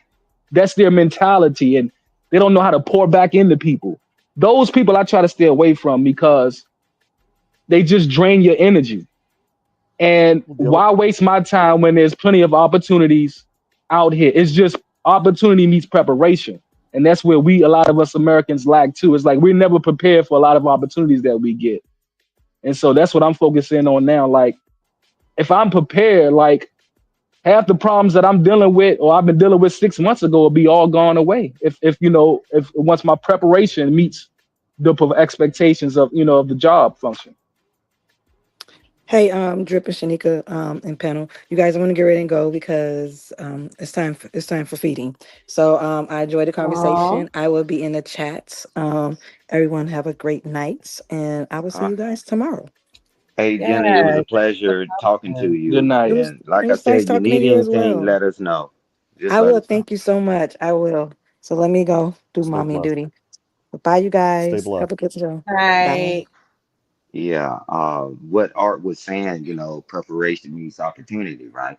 But at the end of the day, is that it's like I get it. I get it. I'd rather talk in the room with 1,000 people and only reach two, right? And whether it's not whether the person take the information right today, like you make deposit in your account every week, right? If you get paid bi-weekly every 2 weeks, you may not take all the money out of it, but if you don't put anything in it, when you need it, it won't be there, right? And it takes patience, bro. I use patience I don't have. You ask my brother, I ain't been no patient guy. But when it's time for something that's serious that I got to care about and do certain things, I'll do it, right? But I don't like wasting my time either, right? So it's like, man, you got to make a deposit. You got to make a deposit. You got to make a deposit. You got to make a deposit. And eventually you hope it kicks in, whether it be when they turn 25 or turn 30, turn 35. But I know this, if you don't put anything in them, you ain't getting a damn thing out of them. So man, we are Americans, and I don't know how many ways I can say that. We are Americans. And if we can't have a civil conversation, just like we had today, I enjoyed this conversation. And I was moving around, but I was listening to my brother speak, and I was listening to other people speak. I was like, man, hey, my brother said, I care. He said, I'm telling you, I care. And all you have to do is care a little. Ain't nobody tell you to take your shoes off your feet and take your coat off, and it's cold outside, and then you freeze to death. That's fruitless, right? It's just that, man. All you have to do is care a little, and if you care a little, man, we can just move the needle. And the people that we clown, the ancestors, and they had all this stuff, and we sit up here, we walk around dignified, we smart. We got the smartphone. I wish they would have called it a dumb phone because we did nothing but still complaining. You can complain, but can we get to a solution? And if we get to a solution, even if it's a part of a solution, I mean, at least before we leave this earth, that we did something that was worthwhile. Or we can say, hey, man, I'm going to just live my life. And my brother, he can tell you about, when he was in the military and then when he worked at the VA hospital and all that, that a lot of people, he was sitting there, had to go, he was in there talking to the vets and no family in sight. And they wish they could do it over again and they can't. And that's reality. Welcome to America. That's real talk. Mm, mm. Yeah, y'all definitely been dropping some good shit today. Like, definitely enjoy having you 2 cents. Always appreciate you when you come through. Definitely show love. What up, Travel One? How you doing? But Chakra said we gotta stop comparing the past versus now. It's just no comparison. Yeah, nigga, I'm gonna finish watching this game. I'm gonna slide out. It's a double dose. It's me and my brother. You can't tolerate two archeries up in here like that. Yeah. So Hey, call me, what I'm saying? call me later, bro. Call Yeah, me I'm gonna later, call bro. you I later. love it. Yeah, I'm gonna Yeah. call you later, man. Yeah, I mean, at the end of the All day, I right. said what I had to say. I hope something I said helped somebody out and all that, and I'll move around. Yeah, I can read the No, it room. definitely did, bro. I'm It sure definitely it did. did. Yeah, you ain't got to I'm tell me sure. my cologne stink or I said too much. You ain't got to tell me nothing. I'm out. But yeah, I'm good. I Yeah, appreciate everything you had to yeah, say, Mr. Two Cents. yeah. I love Two all cents. y'all and everybody opinion that was in here. 2 cents. Who's Yes. winning? What's that? Who's winning? New York was up, wasn't New it? York. Yeah, they gonna blow this game out. Yeah, Oh, good. Is this a 72-53 or something like You, that right now. So you yeah, hear yeah. Juan say, good, good, good. What kind Yeah, of game? yeah, yeah. We still got some basketball going though. I love y'all, man. I appreciate you. All right, bro. Talk to you soon, man. Love you, bro. All right, love you too. Love on the Yeah. panel. Yeah. Hey, but this is the thing. You notice I ain't comparing the past. It's just that I say it ticks me off when they go against the ancestors that Mm. have way more than we ever could have today. And Juan just said it. My family got property in Puerto Rico, got property here. He said, man, I'm basically staying in a one bedroom studio. It's not even that. Man, if the military didn't study the wars, the World War One, World War Two, the Korean War, and all that, if we don't study history, how do we get here? I tell you this: if we don't want to study and compare the past, get rid of your car, get rid of your microwave, throw your oven out in the street, and I'm telling you, you've seen it now. Now you build it from scratch. Each generation learns from the next generation because everybody that talk that clickety clack, get rid of all the stuff that you have. You got running water, you got central air and heating, you got a house and not a hut. Throw all that away too. Throw it all away. Go back in the burlap sacks. Go back in the burlap sacks when people was wearing that before they could even make a fire. Let's go all the way back. And yo, come on, Stan, that's my problem too. Is like I've seen even in my family, like people separate from the elders in the family. And I'm not saying I was always around everybody to know what they was doing, but from my own experience, like my mother is a senior citizen now, and it's just not the same support that my grandmother got when she was alive. As far as from the men and women in the family, and I think it's because of societal pressures. Because somebody got something that you don't got, so they always blame the parent. And you know what? I thank God that I had my trial and error at a young age, because my mother used to tell me, you always look at the negative stuff. Like all you do is look at the negative stuff that I done did and all this type of stuff. When you go look at the positive stuff, right? And that's when my mindset changed, Stan.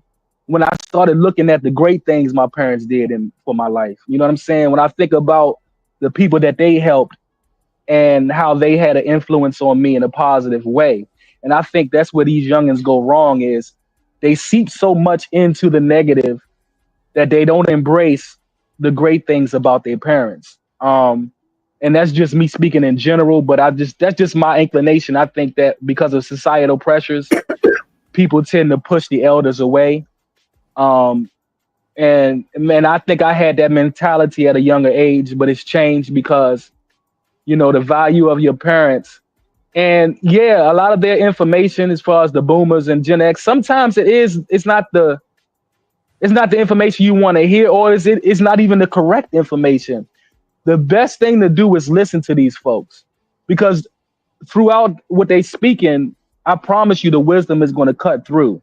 It just may take time for you to be patient enough to listen to your elders.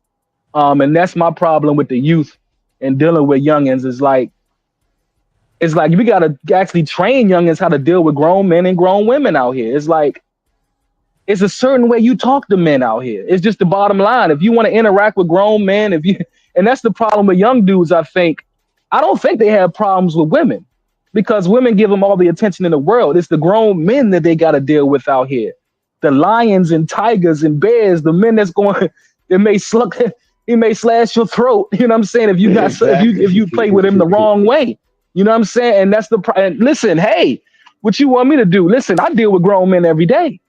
All right. And I can't play with the grown men I deal with. They serious men.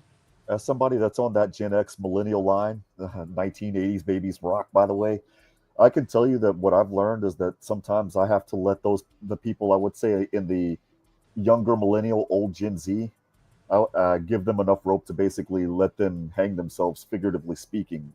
Because I was that village idiot, knew it all, lived it all, done saw it all, and then I fell on my face. So I'm like, you know what? Okay, I'll go ahead and let you just continue falling. I'm not going to tell you anything. I'm just going to watch. And then at that particular point, for me, it's like I'm living a sitcom. I'll tell my friends, hey, watch, such and such is going to happen to him, por pendejo, watch. And sure enough, it happens, and they come back with pie in the face, and I'm like, yeah, I wasn't lying. I was you once. Now let me go ahead and show you how to get it done the right way. I think what Mr. Artifacts was saying is true, but I think something that's even a bigger problem is we're just disconnected as people in general. People walk around, they faces down in their tablet, their phone. People don't even want you to speak to them, so they put their headphones in. Like back in the day, we were taught that you speak to people. Anybody come in the room, you speak to them. Like my mom used to always say, it don't cost nothing to speak, especially when you may be like, I don't talk to them, whatever. But I just think that we're just so disconnected, and we're becoming more and more disconnected the more technology we get. It feels like the further and further away we become from each other because we don't have to connect with people, you know. Anyway. Hey, but Well I said. tell you, I tell you, Chanel, yeah, that was perfect. Segue, coming in after art. This is what happened. What has happened because we got history now. So the more you make things comfortable, right? People think that, hey, I don't have to do certain things, but let something happen. The call, 9/11, 2008, 2009 market crash. It's amazing how everybody comes together. The natural disasters. It's amazing how everybody comes together all of a sudden. Because I'm gonna tell you, freedom is not free. And yeah, I know as Americans, we just think we just free. We think we free. You don't know people circling around 24 hours a day, 7 days a week to keep you safe. And it's a lot of stuff that happens that you don't even know. You land in your bed and snoring. It's people that got to do that job too. So we need you to do your job. And I'm telling you, is that the disconnect and the disrespect that's happening. And again, and I'm gonna say this one more time, is that imagine, right? Just like information, just like Art said, right? Sometimes it's off, sometimes it's this, but think about the person that first it came up with electricity. He didn't see it all the way through. He got it from someone else and he passed it. And then you hitchhike on it. The person that made the car, made the plane. Man, it was a lot of mistakes. They didn't say, well, I know they was working on it. I'm gonna throw all their stuff in the trash and I'm gonna start over.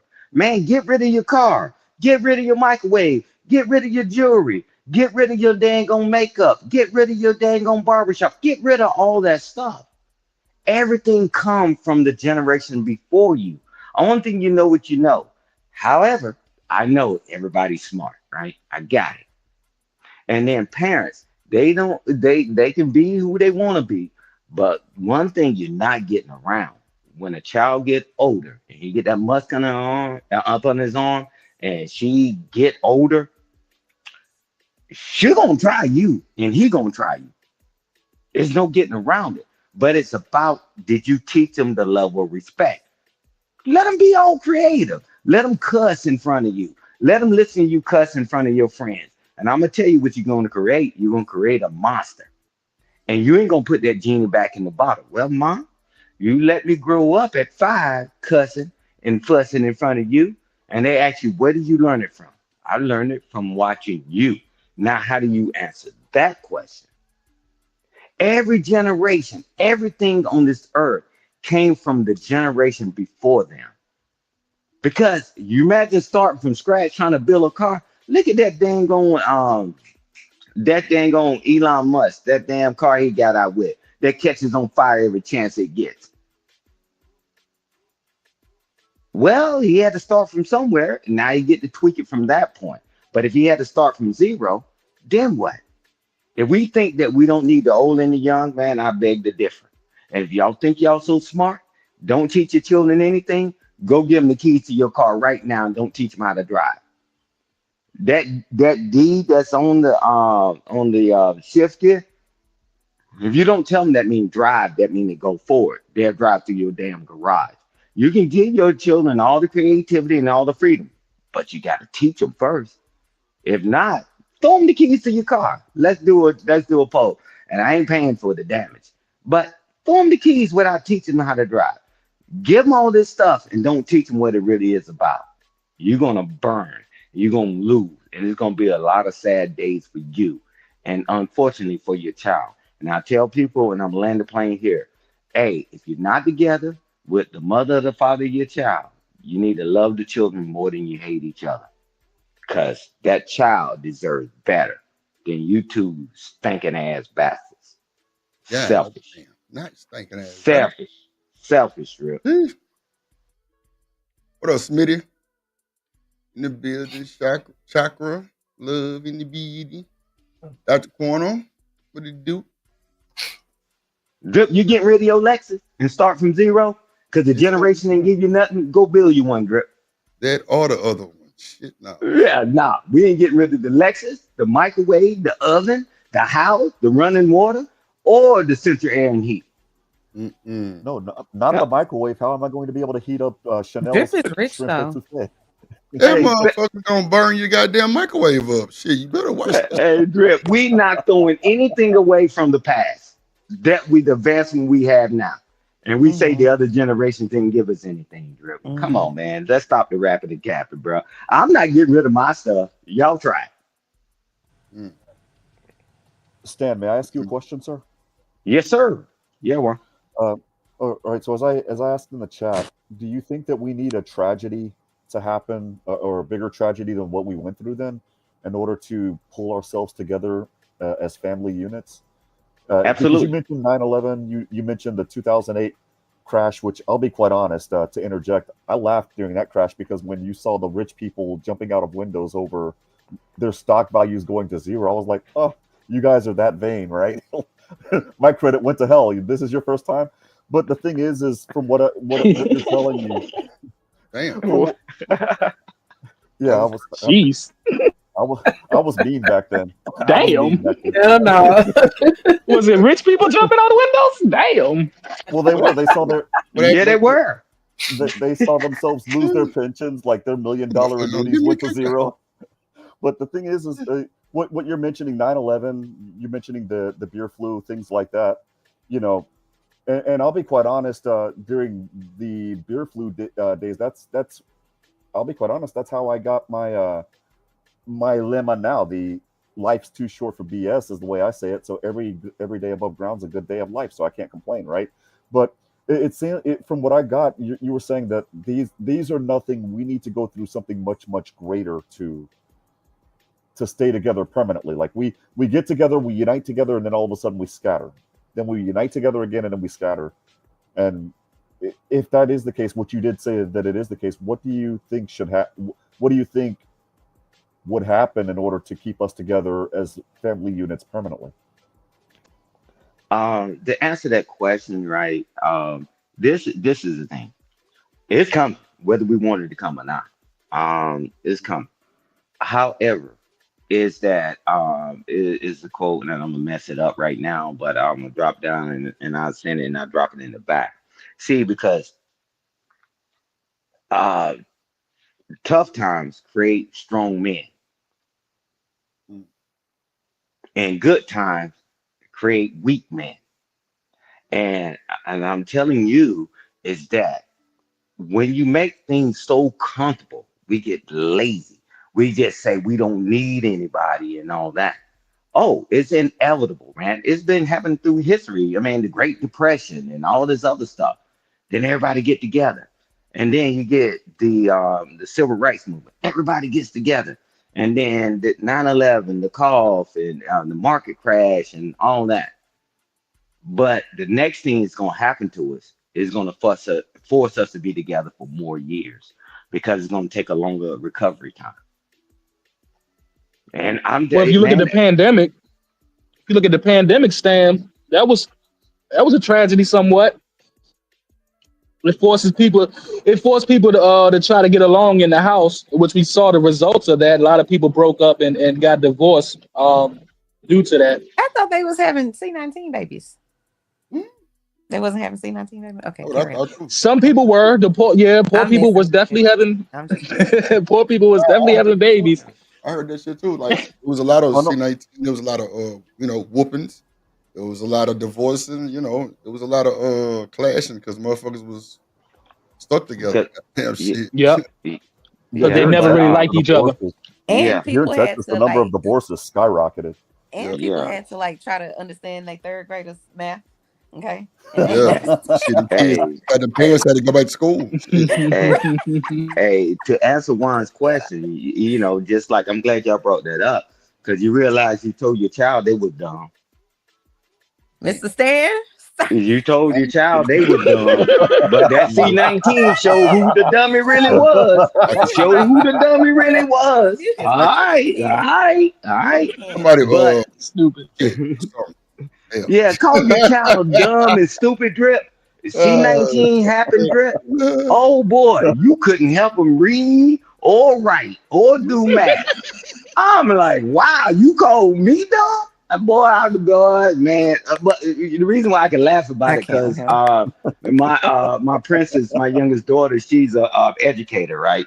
And so and she was doing the math with her nieces and nephews and stuff, and I'm looking at it, and I took calculus and all this other stuff. Drip. I just looked at that. I was like, man, hell no, I ain't getting involved in that bull crap. So You got so. you got caught in that new math. You got caught in Man, that hey, new bro, math. hey, Me man. They too. say Me it's too. not this. I took I took Hey, trigonometry and I saw that. I'm yeah, like, yeah, all I'm that out. stuff, man. I said, man, they told me you can't teach your old dog new tricks, man. I learned and I evolved, right? Because I came in the military when it was the Right. old and then the young, right? You know, because we went from manuals to computers. Every class was computers. So the transitional phase, I could do that. But the beauty behind it is, I was smart enough to make sure my daughter went to college and got a master's and all that, so she can help out. I said, man, I don't have to be good at everything. I mean, man, I looked at that. I said, wait a minute. I knew the answer, but no, you got to show it this way. I said, man, you can go to HE double hockey stick. You got it, sweetheart. You deal with that. And plus they're young. I mean, my grandchildren, they're young. And I was like, man, I ain't got the patience or the time to deal with that. I'm telling you, I agree that things change over time, but I'm telling you, it's inevitable, man. It's happened through history. Look at all these things that I just named. I ain't name all of them.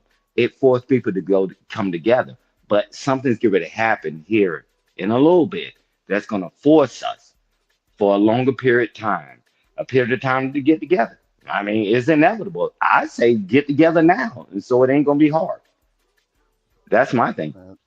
What I can tell you is that the COVID or the C-19 or the beer flu thing that happened, that's when I discovered that my kid was able to think on the exact same parallel that I was thinking, because we were all locked up in the house and then George Floyd happened. And my daughter, I'll never forget, she sent me a screenshot of the CDC thing saying, you can go out and protest now. And she's like, so this virus is an intelligent virus now? Nigga, I The wasn't moment. like jumping shit. Like, nigga, I was blessed then. Just because of all my damn family. Somebody got their YouTube on in the background. Yeah, but hey, Martin Luther King, bless his heart, he wore out 1,000 pair of shoes for all y'all. I'm not wearing out one pair of shoes to go out there protesting for none of this, because Hey I know Stan, these guys are big and nasty out in these streets. did you hear Judge Joe Brown? I listened to him too. He said that Dick Gregory had something to do with MLK's demise. He mentioned that. I'm just like, from his word of mouth, you know what I'm saying? He an old judge or whatever. I took that in consideration. Like, what? Dick You know what I'm Gregory saying? loved MLK and Charles S. Paul. Yeah. I don't know what Judge Joe And Brown is on, because Judge Joe Brown, man, I respect him because he said men need man training, but his dang on scruples ain't that, because you yeah, he got listening to one Dick screw Gregory. loose. Yeah, But but listen you to know he Dick got Gregory. some wisdom with him. Yeah, but listen to Dick Gregory and his support. He was actually on the front line, and Dick Gregory was making a bunch of money, and he can go downtown and do the stuff in clubs, right? He was already rich, but he still got into the movement. So I don't know, and but you can share it in the back for me. No, it's But not no, it official. I'm just, you know what I'm yeah, saying? Yeah. nah, man. Dick Gregory was a warrior, and I don't care what nobody say. Hey, he was a warrior. That guy, rich as King Tut, and he still went out there and stand out there arm to arm, getting spit in his face, hitting the head with bricks, and getting arrested. Hey, man, and I would like to say that if I was back there doing that time, I would have that kind of strength to lose everything I have. Right? I would like to say that, but definitively, I'd be like, wow. See, because I would have still done it, but listen to what everybody's saying now. Hey, every man for himself. Take care of your own. See how they shifted? Them guys was already rich. Harry Belafonte, Jim Brown, all them guys was already rich. And they Sidney still Poitier. went out there. We poor and we ain't going out there. Get the message, right? So nah, man, I don't think Dick Gregory had nothing to do with that because he was locking arm. Charles S. Baldwin and a whole host of them, man. Them guys was already rich, educated, and all this stuff, and they still went out there and stood up. But the difference is they didn't do all that bunch of marching. They went to the legislators and they told them, Right. "Hey, you're gonna change this Right. damn law, or you won't be voted in." And that's I'm glad you what we need corrected to that. get back to. What they did We in need to get back to California, it. what they did in California in 1967 was the most, what they call the most gangster move ever. And that's when people, specifically liberals, said we need to go ahead and start advocating for gun control, because they wanted to make laws that basically, it was the equivalent of redlining the city of Chicago, but they were going to do it in a covert way. And no, the black men went up into that assembly building with guns, not loaded, Speak on it. but they were at their hips. And the moment that happened, the legislatures, they adjourned. They withdrew the bill. They tabled it. No problem. No pasa nada, right? What happens 2 years later, 1969, 1970, 1971? We need gun control. They changed the gun laws, right? Yeah, changed the gun. They knew what was You're up. right, Juan. Hey, I want to. Can y'all hear me? I want to show y'all something real quick. But go ahead. Y'all keep talking. I just want to show y'all something. I don't think I ever seen this shit. And then we're gonna get up out of here though. But I want to show y'all this shit. Okay, baby. Let me see.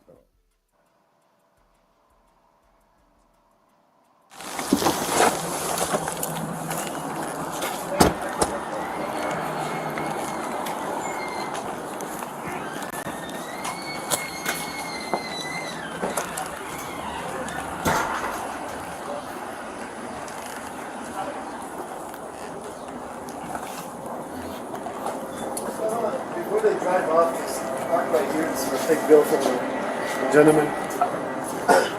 No, sorry. The driver in there? Blue Benz.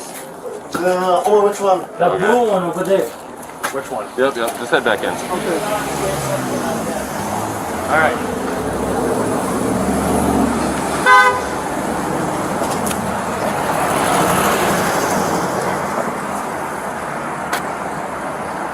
They're moving around a lot.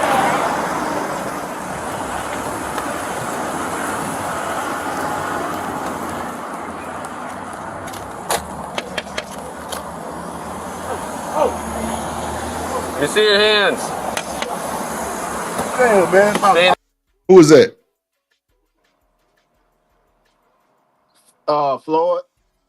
That boy, smart man. That boy, smart man. That boy, smart man. Sorry, let me see your other hand. I'm sorry. Let me see your other hand. Please, Mazab. Both hands. Do nothing. Put your fucking hands. They got the gun on this boy immediately. Woo! And on top of that, man, I was a good boy about to get me a degree from the college. Hold on. Go ahead, Beat on my damn window like that with a damn baton. I'm cussing your ass out. Come on, bro. Them niggas, boy, they disrespectful, bro. I don't give a damn. I'm cussing your ass out, bro. Straight up. Floyd should have kept that door closed, man. That too. I would have just let the window down. But once you open that door, you definitely open for probable cause. And you can tell this nigga is on something for sure, the way he moving. Like he spooked. He spooked. Like he spooked. Let's see. Up right now. Let me see your other hand. All right. What I do though? What do we do? Put your hand up there. Put your fucking hand up there. Jesus Christ. Keep your fucking hands on the wheel. Man, it's so I got shot. Keep your fucking hands on the wheel. Yes, sir. I'm sorry, Miss Oliver. Who else is in the car? I got shot. That's my Put friend. your foot back in. I'm sorry, Miss Oliver. I'm so sorry. God dang, man. Man, I got shot the same way. So with all that movement, what y'all think about this shit? That's Kojak in the chat. Kojak, what you think about all this movement, bro? What y'all think about this movement, bro? Like they didn't tell this boy put his hands on his head, put his hands on the steering wheel. He not doing none of it, really. He really. In my city, he'd have been shot. Yeah, man, it's sad, bro. It's sad. They already knew who he was. Mm-hmm. They knew who he was, and that's why they took precaution, right? Man, I mean, you want to be the gangster in the street. Somebody called on him. The dude who walked through the thought, yeah. They already knew who he was. I mean, because he's in the town. But then, like you said, he said, put your hands on the thing, and he moving around. Fine, all right. There's no Thank you, bro. justification to hit him. Man, that cop want to go home too. They already know. He said, I got shot this same way before. What? Stop moving. Nah, for real, stop moving. Oh, God, man. Drip, if I walked up to you and I say, hey, man, I saw you take something out my car and you start doing all that moving, I ain't gonna do all that talking like the police. Nah, hell nah. You get we ain't talking about none of that shit. Fidgety like that, oh, it's a problem. Well, for Bye, you one, guys. Long I'll as his talk to y'all hands later. visible. Well, see, that's the thing though, Reese. That's what you think. As long as his hands visible, he good. Shit. Told you that. Yeah. These motherfuckers think they know every goddamn thing. Right? Hey, Drip, they ain't never seen a Crazy magician. word. She ain't never seen a Crazy word. magician.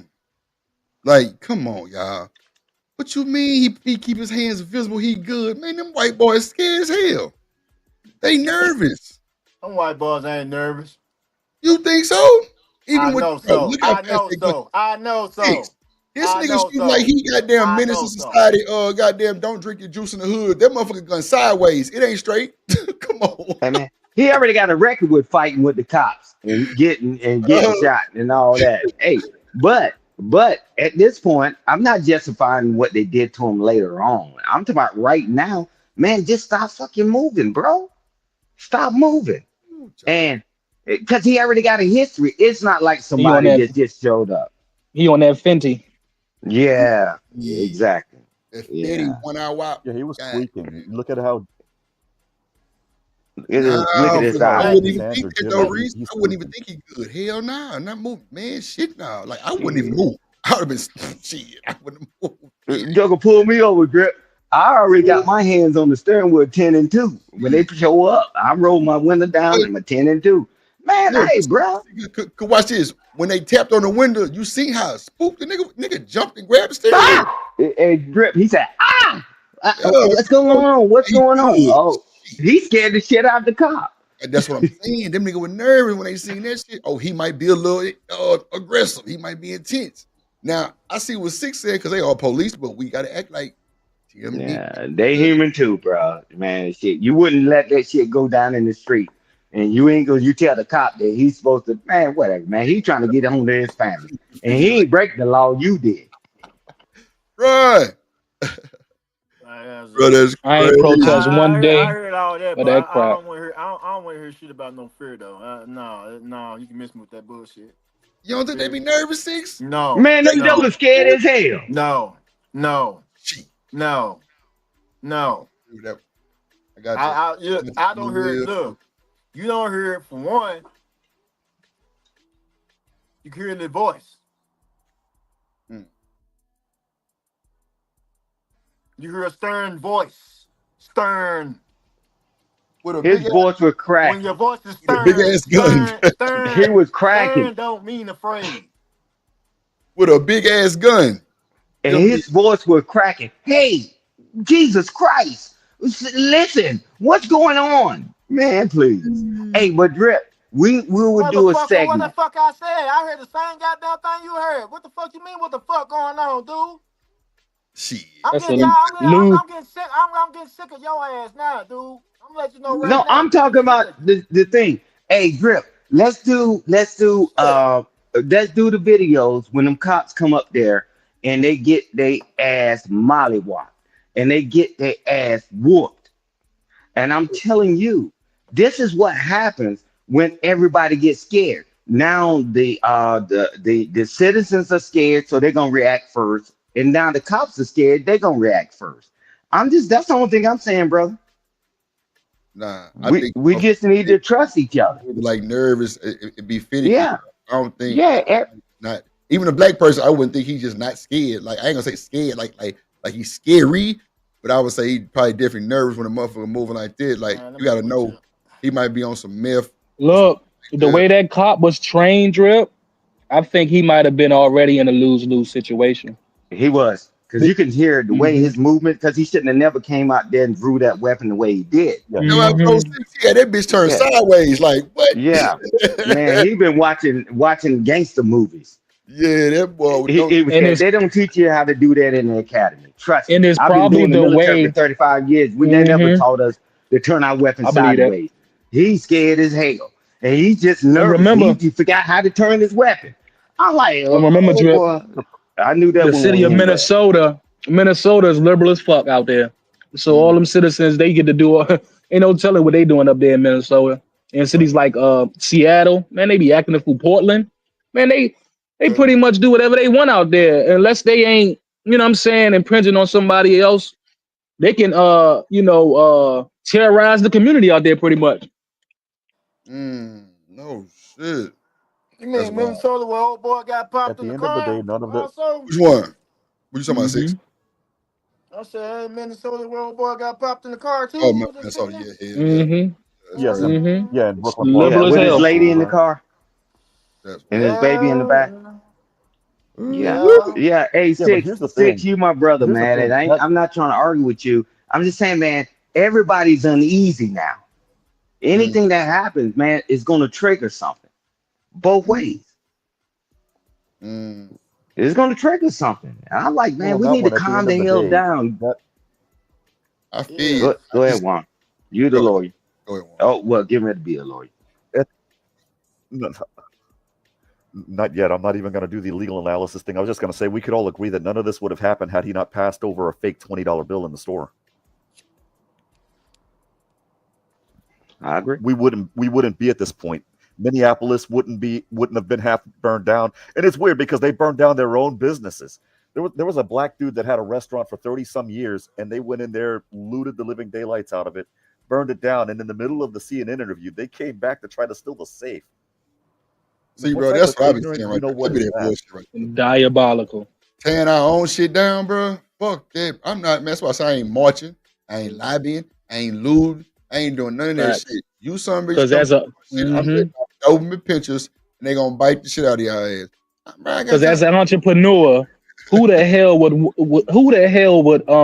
approve of that? You destroying your own community. As an entrepreneur, as a businessman, I don't know nobody that would approve of you destroying your own community. And that's why I didn't go out there. Or we gotta act like BlackRock would.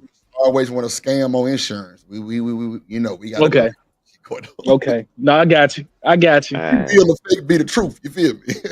I got you. I ain't gonna lie. That storm came and it flooded that Galveston goddamn seawall. Boy, them motherfuckers was on the phone the 2 days before the storm came. I ain't bushing. Yeah. Pay your insurance, man.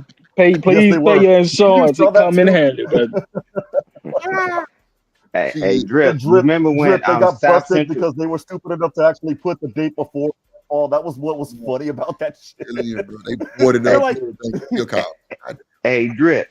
Hey, you remember when they did that thing about South Central when I think it was the Rotten King thing, right? And the guy said, and the old guy, he said, "Why y'all burn down my building? Why y'all attack me? I helped all y'all." Hey, bro. Hey, man, this is sliced 50 million ways. But just like we're telling people, keep your hands to yourself. You don't know how somebody gonna react. Hey, man. Hey, all right. Yeah, we can keep playing these games because we've been losing this game. We keep burning down our own apartment buildings and burning down our own stores. And guess what? Most people in a lot of those places, Drip, let's call it what it is. My brother said Hey, it Drip, earlier. I'm finna switch over right quick. That's a bet. Hey, my brother said it earlier. Up north, a lot of people don't have vehicles, right? So they're relying on the corner stores and all that. And when they leave your community, how in the hell you get to it? Nah, I'm with you. I feel you. Yeah, I mean, people can argue and fight with me. I'm telling you the truth. I ain't doing no emotional, no feeling thing. It's just the truth. I burned down all the stores in my neighborhood, and when we walked to it, and when they started looting that stuff at Walmart and AutoZone and all that, what did they do? They took that money and they took it and put their stores in another place. Now you can't even get to it. Let's keep treating each other bad. Man, you're doing yourself a disservice. I feel you. Hold on. Let's see what else happens. Because I was before. Okay, well, when I say let me see your hands, you put your fucking hands up. I'm so sorry, officer. You got them? Man, dang, man. Put your hands on top of your head. Man, officer. Last time I got shot like that, I was Hands on top of your head. Man. Hands on top of your head. Step out of the vehicle and step away from me, all right? Step out and face away. Step out and face away. Okay, please don't shoot me. Please, man. I'm not going to shoot you. Step out and face away. I'm looking you eye to eye, man. Please don't shoot me, man. I'm not shooting you, man. Please, man. I just lost my mom, man. Step out and face away. So sorry. Step out and face away. Please don't shoot me, Mr. Officer. Please. Don't shoot me, man. Step out and face away. Can you not shoot me, man? I'm not shooting you. Step out and face away. Okay. Please, man. Please. I didn't know, man. Get out of the car. I didn't know, Mr. Officer. I didn't know. Fucking hands right now. See, like, that's, ooh, man, it's sad that you watch this shit, bro. Like, folks, why do, and I'm going to say this shit, and whoever got something to check on something, check it, because I'm definitely going to give you what you want. Bruh, why in the fuck don't we fucking listen? Like, bro, you know you just did a fucked up thing. Now, I know them drugs be calling. They be calling, and they be calling shit.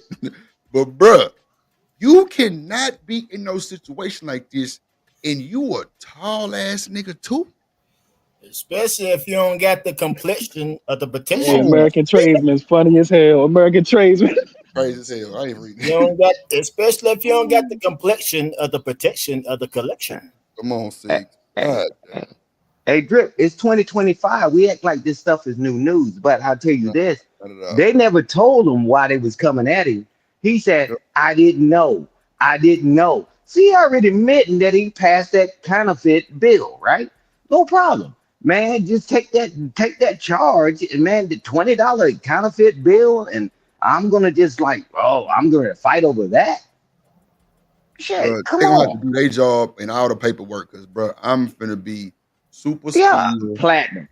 Come on, bro. Like, put your hands behind your back. He telling them, I didn't know. That let you know he knew he passed a counterfeit bill. But they didn't really even give a damn. They said, put your hands behind your back, and they was gonna put the handcuffs on. And that's it, man. I go downtown for that all day, every day. I agree, Drip. Crazy to say he was raised without a father. What y'all think? Absolutely. Said what? He say he was raised without a father. I don't see what that would have. Well, man, I'm helping you out. When you turn 18, I'm gonna tell you something. Let me tell you something about Floyd. That what y'all don't know about Floyd. Okay. Floyd used to mess with the screwed up clique. Come on, man. I got freestyles of that boy rapping. I know. Floyd used to be a screwed up clique. Floyd he wasn't always like that, man. Mm-hmm. He was not always, first and foremost, he was not always like that. So don't paint that narrative and all that above. No, he was a goddamn straight up dude, man. He was a Southside player. That's for sure.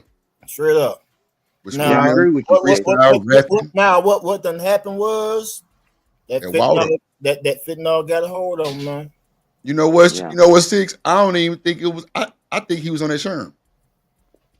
No, I mean, it started off with I would say it started off with something like that, man. But you know, I seen niggas on Sherm and shit. Whoop, man. Ooh, Lord, no, I'm talking about seeing dudes on Sherm with goddamn suits and ties. Bro, I didn't. Bro, look, I told a story the other day. Now I was in that goddamn water. Ooh, I'm talking about boy. I started singing it. And Six, all of a sudden, that boy got naked. I'm like, what the fuck? What the fuck just happened? Man, look. That's wow. I don't see a dude, bro. Look, man, look. I ain't the perfect dude, man. I'm ashamed of it, but it is what it is. Yeah, man. I don't serve motherfuckers. I don't serve people and then watch them goddamn. They don't hit me like real life. Some call on me. Strip naked, all that type of stuff. Yeah. Yeah, but I'll tell you this, man, is that, man, I hate that the brother passed away. I wouldn't say that's not who he is. I'll say it like that. I believe. I appreciate that. I appreciate the background. I'm gonna take that. I'm gonna go on a limb and say that, man, that's not who he is, and that's not who he was, man. I appreciate the background on that. It's always three sides to a story. I appreciate the background, Sid. I hate that he even passed away, man. I was like, wow. Because when I heard about it, because I was actually forward, right, and doing what I do, but I was like, what the hell happened? And I'm like, and I'm glad you bringing this video up because I didn't know this is how it started. Because you know where everybody show it at, Drip, with the cop kneeling on his neck, right? That's the only thing I ever saw, right? Until I saw how it started. No, I Man, saw I the whole hate thing. the brother that lost his life, bro. That's nobody deserved to lose their life, man. Period. I know. Especially like this. I seen this shit too, but I saw this before, man. And like I said, I'm saying the same thing I was saying then. Like, that's not him. Like, So Drip, this the whole video now. So they just released this. That's not. I mean, Man, that's him, but that's it's not like him. a few hours. Like it was like 21 hours ago. Okay. Wow. Yep. Wow. Yep. Yeah. But thanks for sharing, But nah, Drip. And but Sid, ain't gonna lie, thank Six you ain't lying though, bro. for the background. Bro was like articulating his rap, bro. Wasn't no slurring. Bro was I'm talking about articulating his words. Like, bro was a big player ass nigga. Yeah. Like, for real. Like, I'm talking about could rap everything, cool ass, smooth ass nigga. But Intelligent too. Yeah, that's what I'm saying. Like very intelligent. Too, bro. What's that? So that, like I said, man, it was like when I saw the shit, man, I'm like, God, yeah, that's not him, bro. Yeah, that boy B Floyd was cool, man. Him, man. That boy B Floyd. No, I remember Steven Jackson stamped him too. From Texas as well. Steven grew up with him. And he very familiar with Screwed Up Click. That's a fact. Steven Jackson definitely like hood nigga turn NBA. What? Shoot, man. Listen, man, Steven. Listen, man, I love him as a player. You know what I'm saying? You wouldn't want nobody else on your team but Steven Jackson. Yo. But that nigga. Right. That's why they shut him up, man. That's why they shut him up, man. That's why they shut him up. The Steven Jackson keeping it too goddamn real, man. Yo, that nigga too real. Him and Too motherfucking real. What? Keeping it too real, man. What's the other nigga name? Last name Martin. What was his name? Kenyon Martin. Yeah, that nigga was. Yeah, he a bully. Come on, yeah, bro. Didn't he try to bully Nick Young a couple of weeks ago, man? I mean, come on, man. That's the only thing. It's like his personality. That's your only personality, nigga, is to be a motherfucking bully, nigga. What the fuck?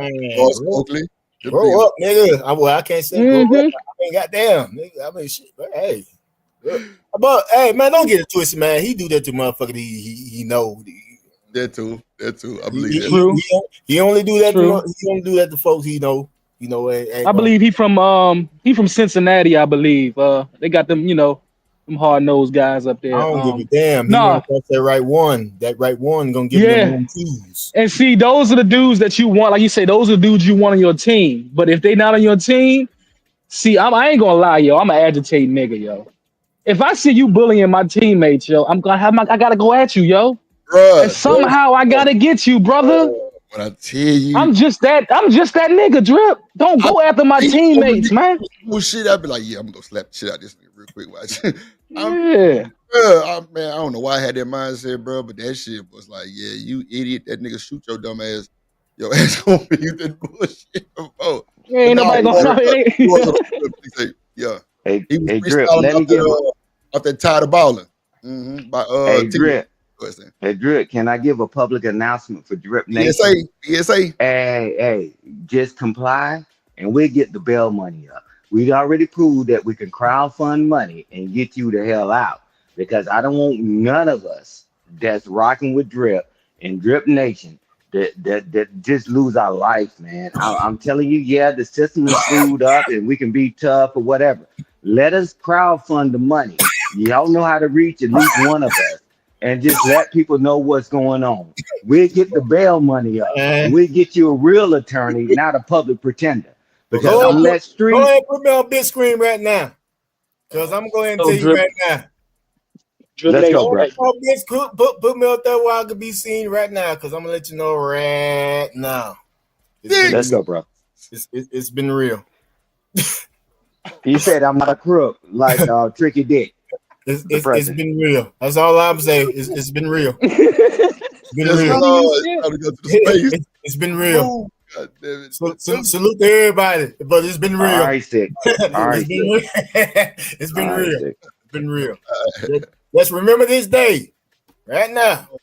It's been real. Hey, that's funny as I don't know what, bro. Hey, I'm sorry, but just like Kane Cousin on Minister Society. Get out the car, Kane. I can't go out like that. Can't go out like that. Yup. Can't go out like that, man. Or that dope. You talking about getting arrested? Or what do you mean can't go out like what? Yo, he said we got bail for you. What you mean, peace out? We got the bail for you. Shit. What? Stop the car, though. Pull over. What? Yeah. Or we pay for the funeral. How about that? Y'all like, look, if y'all don't got no problem, call y'all, pull me over, everything good, leave me alone. Yeah. Straight up. The difference is his wasn't good. Write my ticket, write my salutation, whatever. Leave me alone. Hey, comply was too much, Stan. Complying is too much for a nigga. Yeah. Hey, Drip, tell them about when you got in. You got my registration. You got my license. You got my insurance. My tag good. Everything good. Look, only thing you need to do is write your ticket or write your salutation or whatever and get the hell on. Citation. Got it. Hey, Drip, you remember when your brother-in-law got pissed off with you? He said, man, what in the hell are you doing? And you say, man, whatever, right? Yeah, come on. And then you got out of the situation. I'm like, man, is that worth dying over? Cool. Niggas, but see, stand on that shit, man. You think you the Hulk, my guy? I know. And man, don't be the Hulk.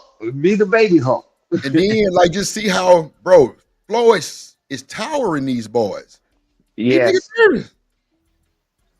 He come with the handgun sideways, Stan. This Joker looking like the Joker from the Green Mile. Bruh. No, the dude about like that. He about like 6'4". I think Floyd. And he was by himself. Wasn't that officer by himself at first? Nah, it was two of them. Okay. Oh, okay. I didn't see the other guy. Okay. Yeah, two of them had crossed the street. It was already a patrol car there, so clearly he was scared too. Hey, gentlemen and women, we need y'all to get back home safely. Look, that's it. Look. I don't care. I don't care what y'all say, man, because I don't see too many pale individuals, doggone, resisting arrest. I don't see even pale individuals, doggone, that come at officials with weapons and knives and still got took into jail. What happened to they not like us? They not like us. They not like us. You've been in America your whole life. I know. That's why I said. That's why I said in the beginning, he don't got the complexion of the protection of the connection. Hey guys, y'all get back home. Shit, hey, we'll crowdfund just like we did with the baby shower or whatever we've been doing. Hey man, don't y'all lose y'all life in that damn street. But what the hell were y'all when I was locked up, goddammit?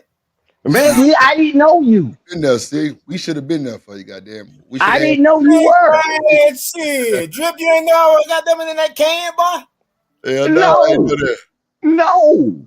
Man, we would have put something on your books and we would have did whatever we could for you, Stick. Man, bro, I did not know that, my boy. I would have asked you about it. Yeah. We helped other people out.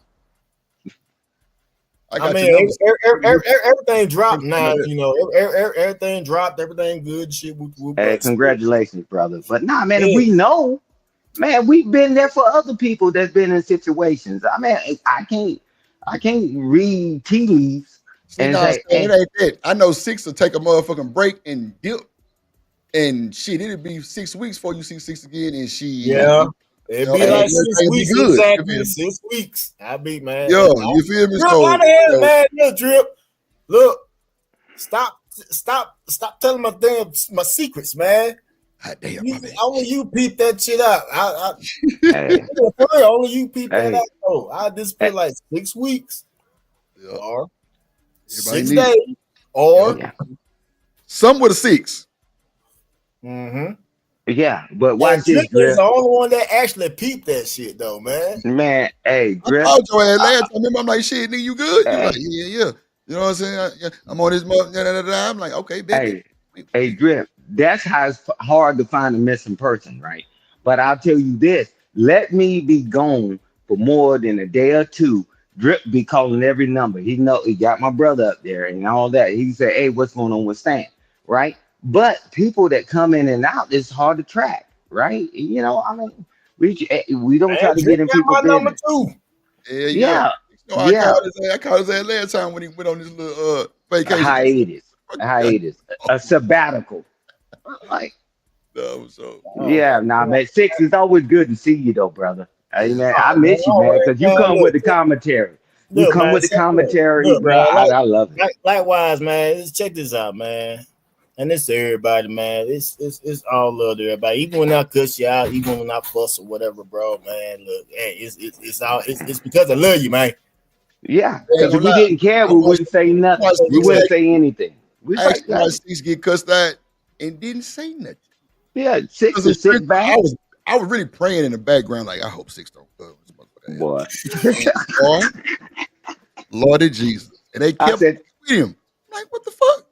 Hey, I'll tweak it. I said it's one of the times I say, thank God he created that Zion, because he'll sit back and chill, and he say, and he just chill. He's like, nah. I say 6 ain't going in.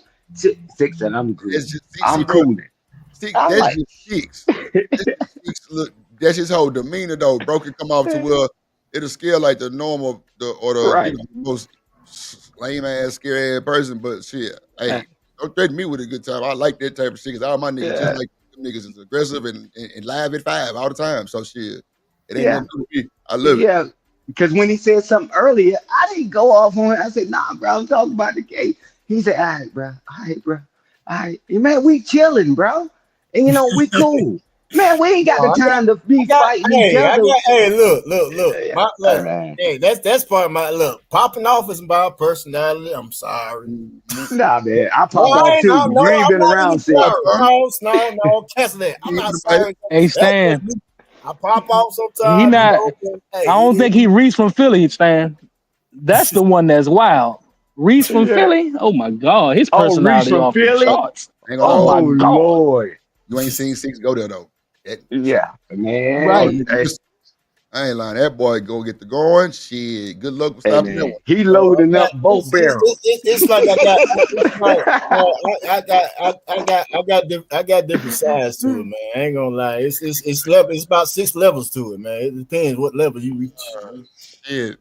But you know, when a nigga silent and deal with this shit on the daily, that shit don't even bother me. Maddie only reached level 3. That's why I responded the way I responded. Right. Hey, Drip 6 told me, he said, I'm tired of listening to you talk. I said, whoa, bro. I'm talking about I'm Floyd. I mean, I'm like, man, but sometimes you be long-winded, man. You be long-winded as hell, dude. Bro, I've been on this for 7-8 hours and I talk for 30 minutes. Goddamn. And I'm here every day. If you stop, that nigga will talk literally an hour straight. I ain't gonna lie. I be stepping away. I be needing to talk sometime. I ain't gonna hold you. Hey, bro, I'll be over here 7 hours. I'll be over here 7 hours and talk.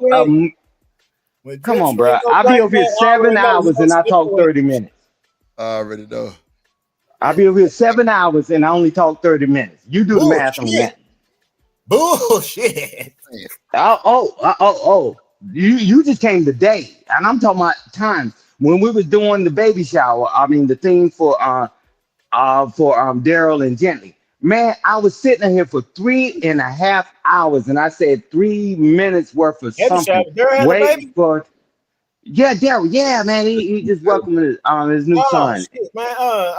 Salute, Daryl. Congratulations, man. I ain't know, man, but shit, congratulations, man. Salute to you, brother, man. Everything, man. Hope everything out's well. Everything good, man. And man, but I appreciate you, brother. I appreciate you, Six. I appreciate you, man. Yeah. I ain't taking no offense to that. I didn't. I'm like, okay, all right.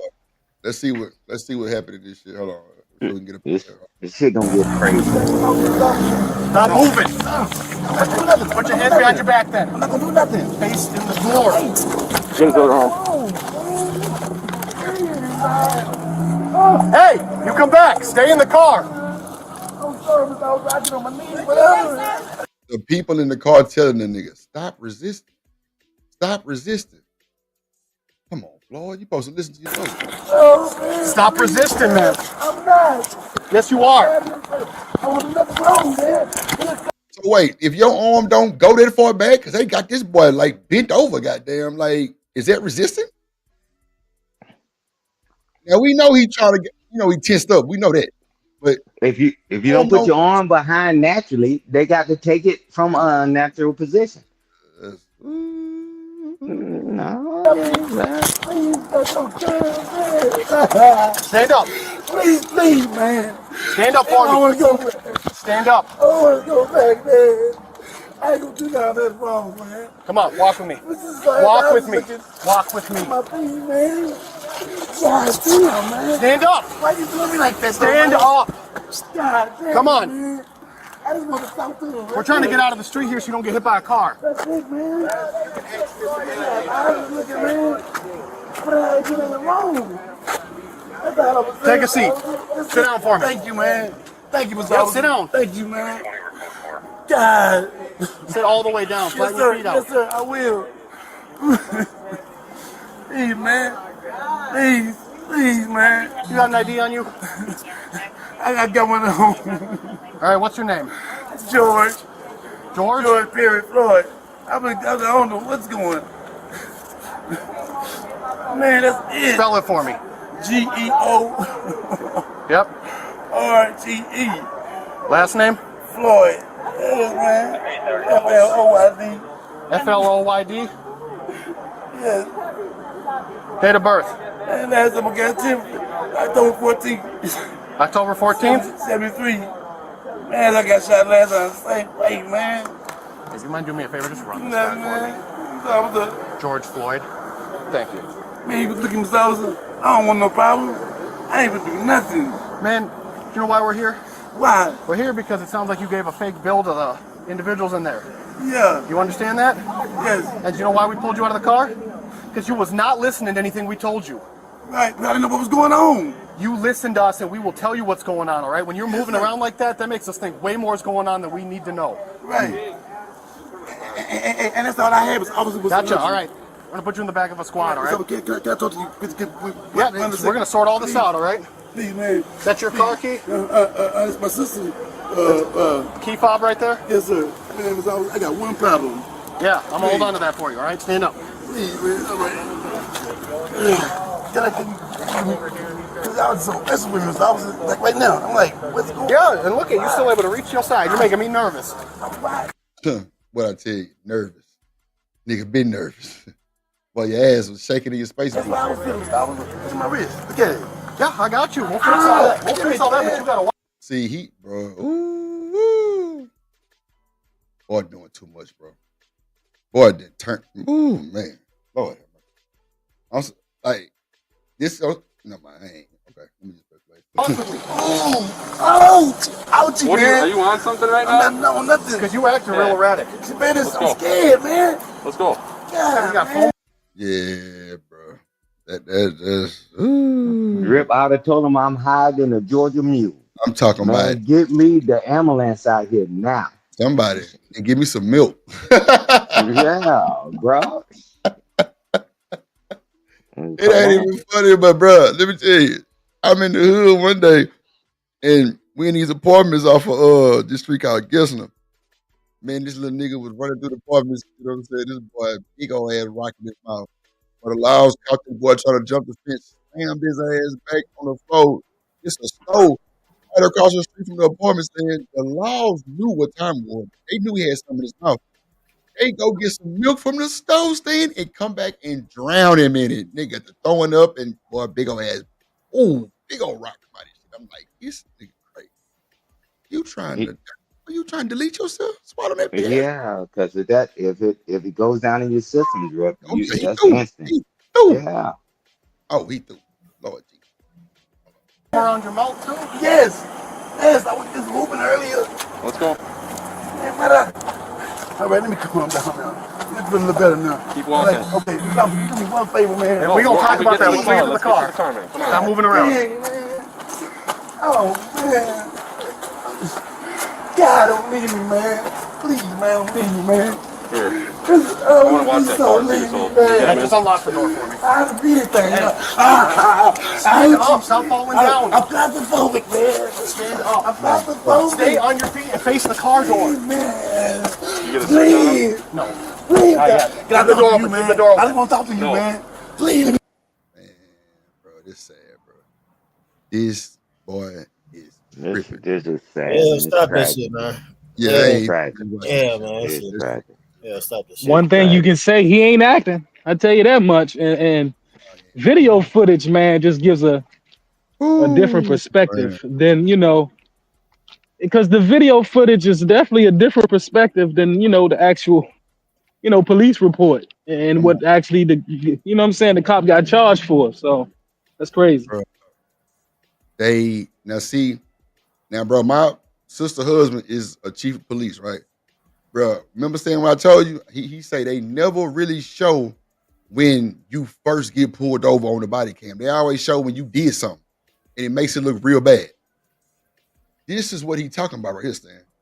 When you see this shit, and them motherfuckers be goddamn doing the most before you finally put your goddamn hands up, and you not already caught one. Yeah. He say, I ain't gonna lie to you. They got to stop doing it, but that's that media to try to spin a narrative that, of course, people racist. He say, bro, but we train any finicky move, bro, to use excessive force. That's why we're called peace officers. Protect and serve. But we got to protect ourselves, too. And seeing this, bro, I'm surprised they ain't been, you know what I'm saying? I'm surprised they ain't been did it. I'm surprised they ain't gave him one already. At least a taser. I'm surprised. These boys was really kind of calm. That's real talk, Drip. That's like real real talk. shit. Hey, bro, niggas say what they want. I wouldn't give a fuck. Like, these laws are calm compared to what I've seen before. Yeah, Drip. We seen it go the other way. We just seen this shit the other day where the officer in Houston suplexed this little boy out the car to the cement. Nigga was crying for his fucking mama, just like Floyd was. Yeah, but bro, that was like an Ultimate Warrior move. Like, what? On the curve, and then come to find out he had a fucked up record and then been through 7 counts. Yeah. And then they put a statue of George Floyd up somewhere. Yep, they got one in Houston. They got murals and all kind of shit. Bro, nigga was buried in the church I go to. Round the praise, no bullshit. No bullshit. That was a whole scene, boy, I ain't gonna lie. That praise who he was before, man. Yeah, hey, 6. Totally different, bro. This don't even really look like the nigga like that. You know what I'm saying? Man, come on, bro. I know. That's what it do, man. That's bro. That's what happened, man. I mean, look, I done seen so many goddamn rise and fall, bro. I done seen that damn mother, bro. I done deja vu. Mm-hmm. I just seen the top gold fall to shit. Mm-hmm. That's a fact. I done seen it. I done seen it goddamn in a lifetime. I done seen it in the 6-month span. I done seen it in a year span. I done seen it all type of ways. Hey, let me tell you something. 6 ain't bullshit because one thing about this, when that serve hit, bruh, we seen so many great niggas fall to nothing, Stan. To what these niggas telling me that. They looking like real live crackheads now, bruh. Mm-hmm. Zombies. Man, look, bruh. When you on that drink, my nigga, do you know how many people have died? I mean, been deleted at the light, and they just roll through the light, sleep, and get, boy. Woo. Boy, that nodding shit, that's not a game. That is a serious symptom, that nodding, bro. You nod you want to, your ass gonna drift off. I'm telling you, you do. Drip. Let me tell you. What up, Chocolate? What up, girl?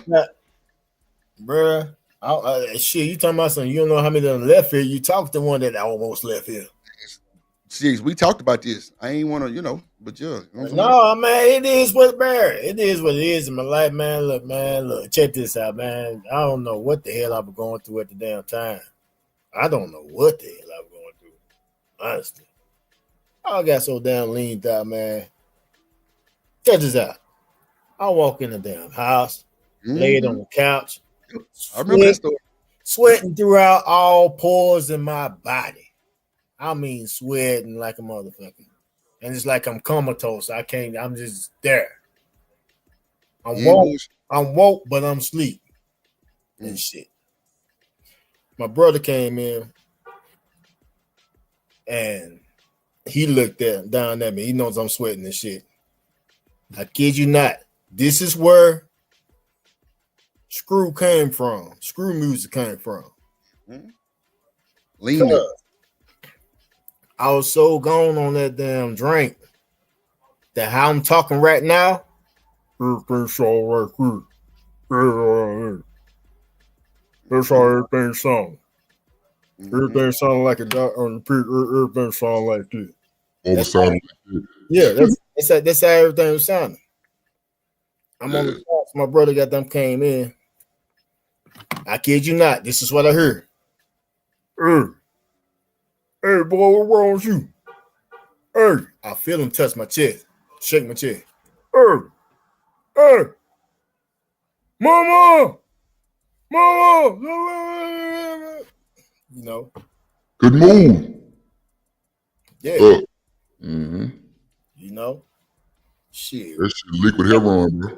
Came to in the damn hospital, man. Came to in the hospital. You already know they put the shit in you, make you throw up all of that damn shit. That chalk. Yeah. Yep. So yeah. I done had to rush two of my partners to the hospital. That's for sure. Welcome to America. You gonna pump your stomach? Shit. Then the laws coming too. No, luckily. If the doctor know what time it is, he definitely gonna alert. But some definitely just gonna stick to the medical for sure. But I know some of them hospitals, I'm talking about nowadays, they advise call the police on that type of shit. Oh, they were back in the gap. Yeah, press right now, but it's back in the gap, man. I ain't gonna lie, bro. But really, Drip, depending on what state you in, that if you're coming in and you OD, Mississippi, they typically don't mess with you because they want to get you help, right? And it ain't no college. I mean, you did this to yourself. Yeah, hey, no. Them niggas be done. Hey, Drip. How the fuck you do that shit? Oh, Dodie, boy, look, I got a whole bunch of gadgets over here that are. Hey, Drip.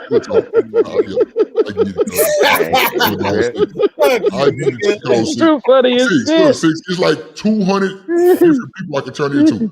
No bullshit. I'm talking about T-Pain. Turn into the Transformer. Screw up too, shit. Auto-tune with T-Pain, all that shit. Like, no bullshit. But no, real talk, man. No, everybody, man. I want everybody, Yeah. Cherish everybody. Cherish your loved ones, man. Cause exactly. Yeah, you got to tell the people that you love them. You have to tell them. Yeah, tell them that you love them. Yeah, tell them that you love them. No, cherish your loved ones, man. Cause like I said, man, I want everybody to goddamn say a prayer to my mom, bro. Cause he just lost his baby mama and stuff, man. I know the lost my baby mama also. So, yeah, prayer to y'all. Everybody give a shout out to, to my homeboy Rob, man. He lost his baby mom, So, condolences, man. And we got to cherish him while we got him. Everybody keep talking to him, my man, because he really going through his stuff. That's a fact. But keep talking, right? That's how you live forever. You keep speaking their name in the earth. That's how Yeah, you live man. forever. Like I said, man. I too experienced the same thing, man. I lost my baby mama and shit, man. Single father shit, Yeah. Sorry for your loss, brother. Oh, You know man, what? Years ago, but hey, it is what it is, man. Shout out to my baby mama, Tasha. Love you, baby. I ain't gonna lie, Seeks, that's how, that new bullshit did that shit too. They got it eat like freaking much self-inflicted diabetes from that drink. That's a fact. I like my grandma voice, that I'll come out there and whoop your goddamn ass. You better go out there and Man, get that damn Drip, that's you, nigga. Get that goddamn switch out Stop that playing with motherfucking me. street. Stop playing with me, Drip. Stop Hey, playing, Drip, Drip. leave that shit alone, Drip. I ain't know who the hell was talking, Drip. You bullshit now, Drip. Outside that goddamn switch, boy. Stop. There.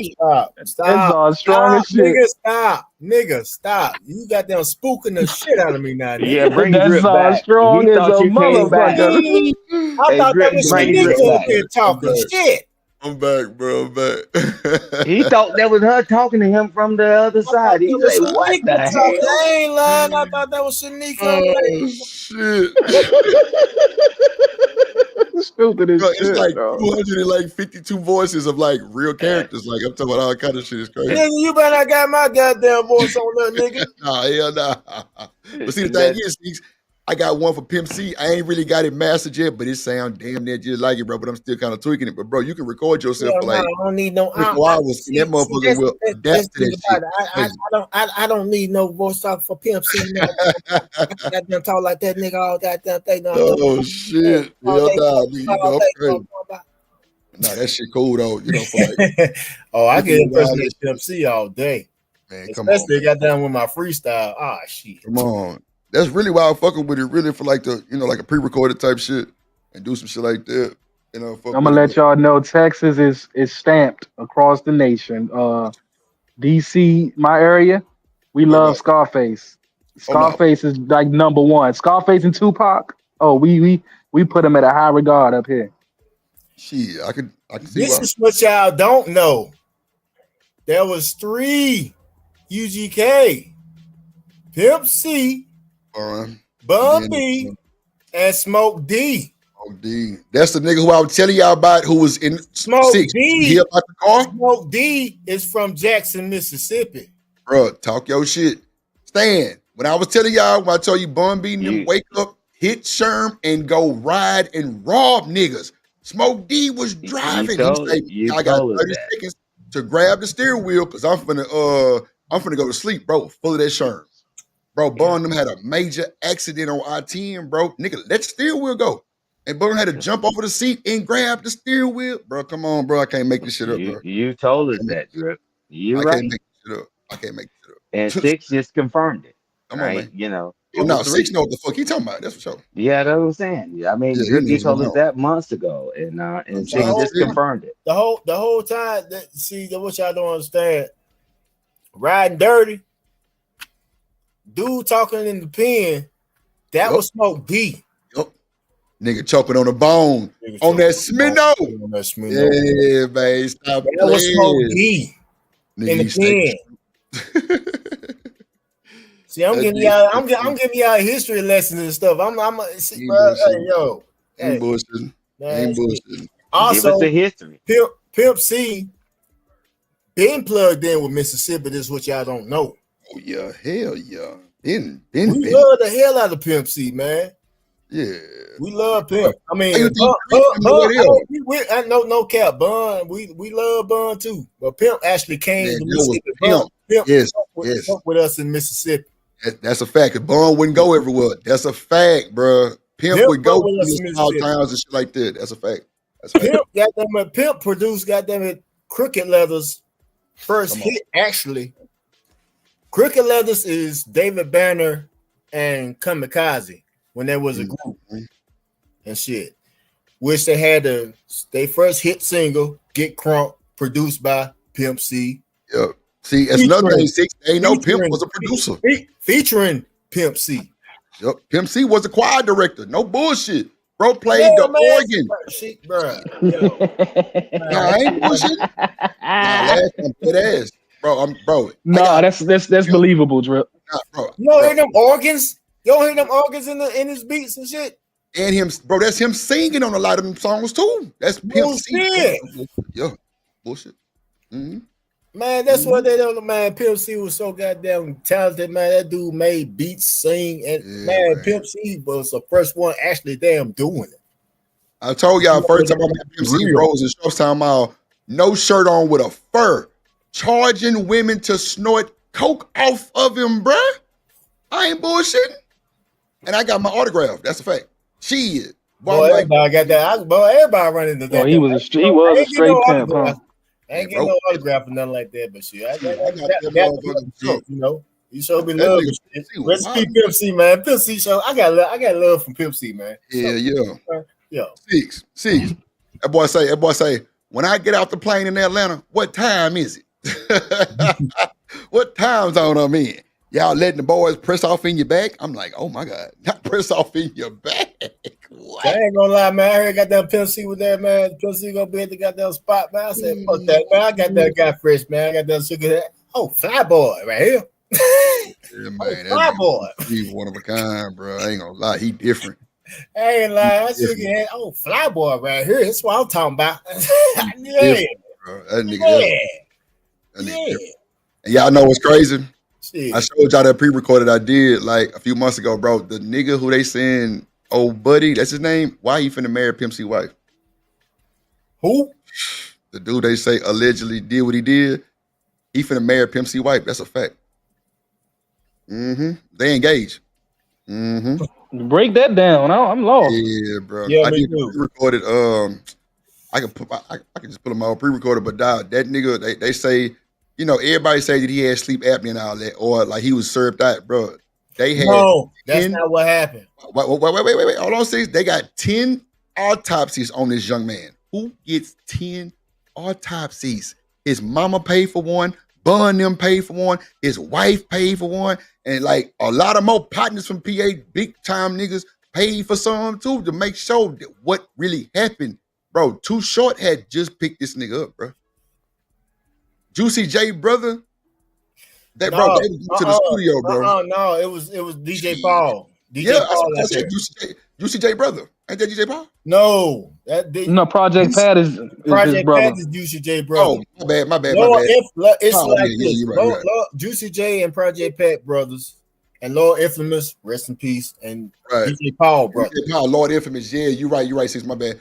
I was saying, Juicy J brother like Paul. You know what I'm saying? Paul was out there. Paul went to the damn scene. Yep. That nigga was, man, look, they showed a little interview of him like 2-3 days later. Man, bro couldn't even talk on the interview, bro. It was so sad.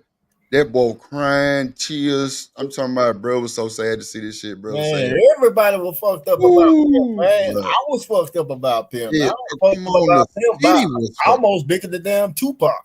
Six, the nigga had just got out. He just got out like months before that, bro. And bro, that's one of the reasons. About 5 to 6 months before. Yes, 6. Yes. But bro, you know what? It's funny that me and you be vibing like this, Six, because you just said some shit that I was just finna say. You heard what he just said. Pimp C was bigger than Tupac, bro. Y'all don't even know. Pimp C and Tupac were best friends. That's the main reason why he was Pimp C. That's a fact. Wow. That's a fact. That's what y'all don't know. Tupac, best friends, bro. Tupac got them as Houston also. That's what y'all don't know. Pimp C was damn near. How the hell y'all? How y'all think got them at when? This is for the players and the thug niggas. How y'all think? Right, on there? Master P. Pop recorded that shit and got them as Houston, dude. That's old. That's old. Actually, that's old, bro. Oh yeah. That's old. Yeah, that's old. That was old verse. Yeah, that shit was old. Oh, okay, got you. But that nigga Pimp C loved California, bro. He stayed, bro. He always was out there. He always referencing Pac. Like, bro, them boy was player partners, bro. No bullshit. But that nigga Pimp, man, look, bro was a different type of dude. No bullshit. Man, like different type of Pimp. Pimp at them at fuck with fuck mainly. Yep. His main spots. Louisiana, like that, Mississippi. Louisiana. I'm gonna tell you exactly how it is. Louisiana, Mississippi, and Georgia, and Memphis. And Tennessee. Yep, that's a fact. Pimp C loved them goddamn down south country niggas. That was it. Niggas. That was it. He ain't fuck around in Alabama like that.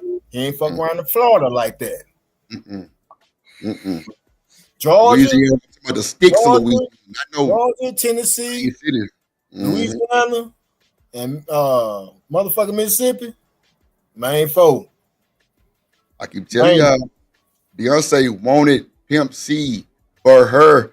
Y'all better go listen to that I've Been On Texas version. She said, yeah, me and Pimp C in the parking lot eating chicken and shit. Bro, that's a whole fucking, bro, it's a whole shebang, bro. She loved that nigga Dirty Draws. That's a fact. Man, Pimp C was too old. Silta Shaka used to talk to Beyonce. That's a fact too. Back in the day, that is a fact, bro. You ain't bullshitting. You ain't bullshitting. Look, man, I'm a goddamn hip hop historian, dude. I'm a look. Y'all dropping gems right now. Let me correct that. Let me correct that. I'm a down south hip hop historian. Far as East Coast, New York, I know where it started, the origin, whoop whoop whoop whoop. But my main focus down south, I can tell you everything. Straight up. That's just like Zero and Nipsey Hussle. Best friends. Telling you, bro. And bro, Zero from my city, Mo City. Like, I'm born and raised in Mo City. Like, Zero and Nipsey Hussle, bro, them boys Crip and them boys is best partners. Like, on my mama. Nigga, Nipsey say Zero song and a lot of shit. I mean, Zero name and a lot of shit. Like, yeah, nigga, I'm sitting back, fucking my bitch, jamming. Yeah, that nigga. I'm like, that nigga makes some great hooks. Zero 5 Deuce Hoover and goddamn Nipsey wrote 60. Come on. Nah, but you know they still Crip gang, you know. You know what I'm saying? Well, you know how that shit go. But you already know in Cali, but it's different in California. Yeah, California different because of Hoover. Cali, Crips are killing Hoover. Yeah, Hoover. Yeah, I ain't gonna say Crips killing Hoover. I said they will. Well, you know what? Let's not even say none of that shit. How about that? Let's not say no. Then at the same time, it's kind of different out there in goddamn Cali because you got damn Hoover, you got Hoover criminals, Hoover Crips. You know what? I ain't really understand that till I found that shit. I'm like, damn, the Hoovers fight their own set like that. And you got criminals. You got Hoover criminals. Yeah. Hoover criminals. Like real different. Like Bide and Hoover. Yeah. Because what's the name was in that same type of situation. Well, I ain't gonna bring it up. Never mind. But yeah, man, that shit wild on the motherfucker. Like it's a lot of niggas. I had an auntie out there, got them in Figaro, bro. Who? Oh, I had an auntie in Figaro. She moved back to Mississippi, but when she went in Cali, she was Figaro. She was on Figaro. Damn. That's how I'm so goddamn. That's how I know so much. Yeah, that's crazy work. I went out there a couple of damn times. First thing, it's crazy, man. When I went out there, man, because they looked at me and shit. They questioned me, but they heard the way I talk. Yeah, they heard the way I talk. They're like, "Oh, this nigga ain't from around here." So it's crazy because they want to hear about where I'm from. They want to hear about Mississippi. That shit. So I'm sitting there telling them a story about Mississippi, whoop, whoop, and it's changing shit. Man, I mean, shit, it was all love with me. I don't know about everybody else, but shit, as far as me going to Cali, man, shit, it's always been love. I ain't never been checked or no shit, G-check, none of that shit, nothing. It always been love with me. That's why I got them. Hey, shout out to Cali, man. Yeah, that's wild. Yeah, I already know, Coach Rook. I already know, man. They said, yep. It's a little, it's different because that's where a lot of shit originated, and niggas branched off and tried to bring it all type of ways across the world, and they ain't do it right. They wasn't moving right type shit, but not Cali is it's serious. And see, that's what people don't know, because some people got them with the Cali. Example, I forgot the OG name. The OG was from goddamn Chicago. He went to goddamn moved to Cali. He started goddamn Stone Crips. I mean Stone Bloods. P-Stone Bloods. P-Stone Bloods. Yep. That came from Chicago. Yeah, that shit was crucial. I ain't gonna hold you. Like I forgot his name. I forgot his name. I forgot his name because he even played in Colors. Oh, I know you talking about a black ass nigga. I think I know you talking about. Yeah.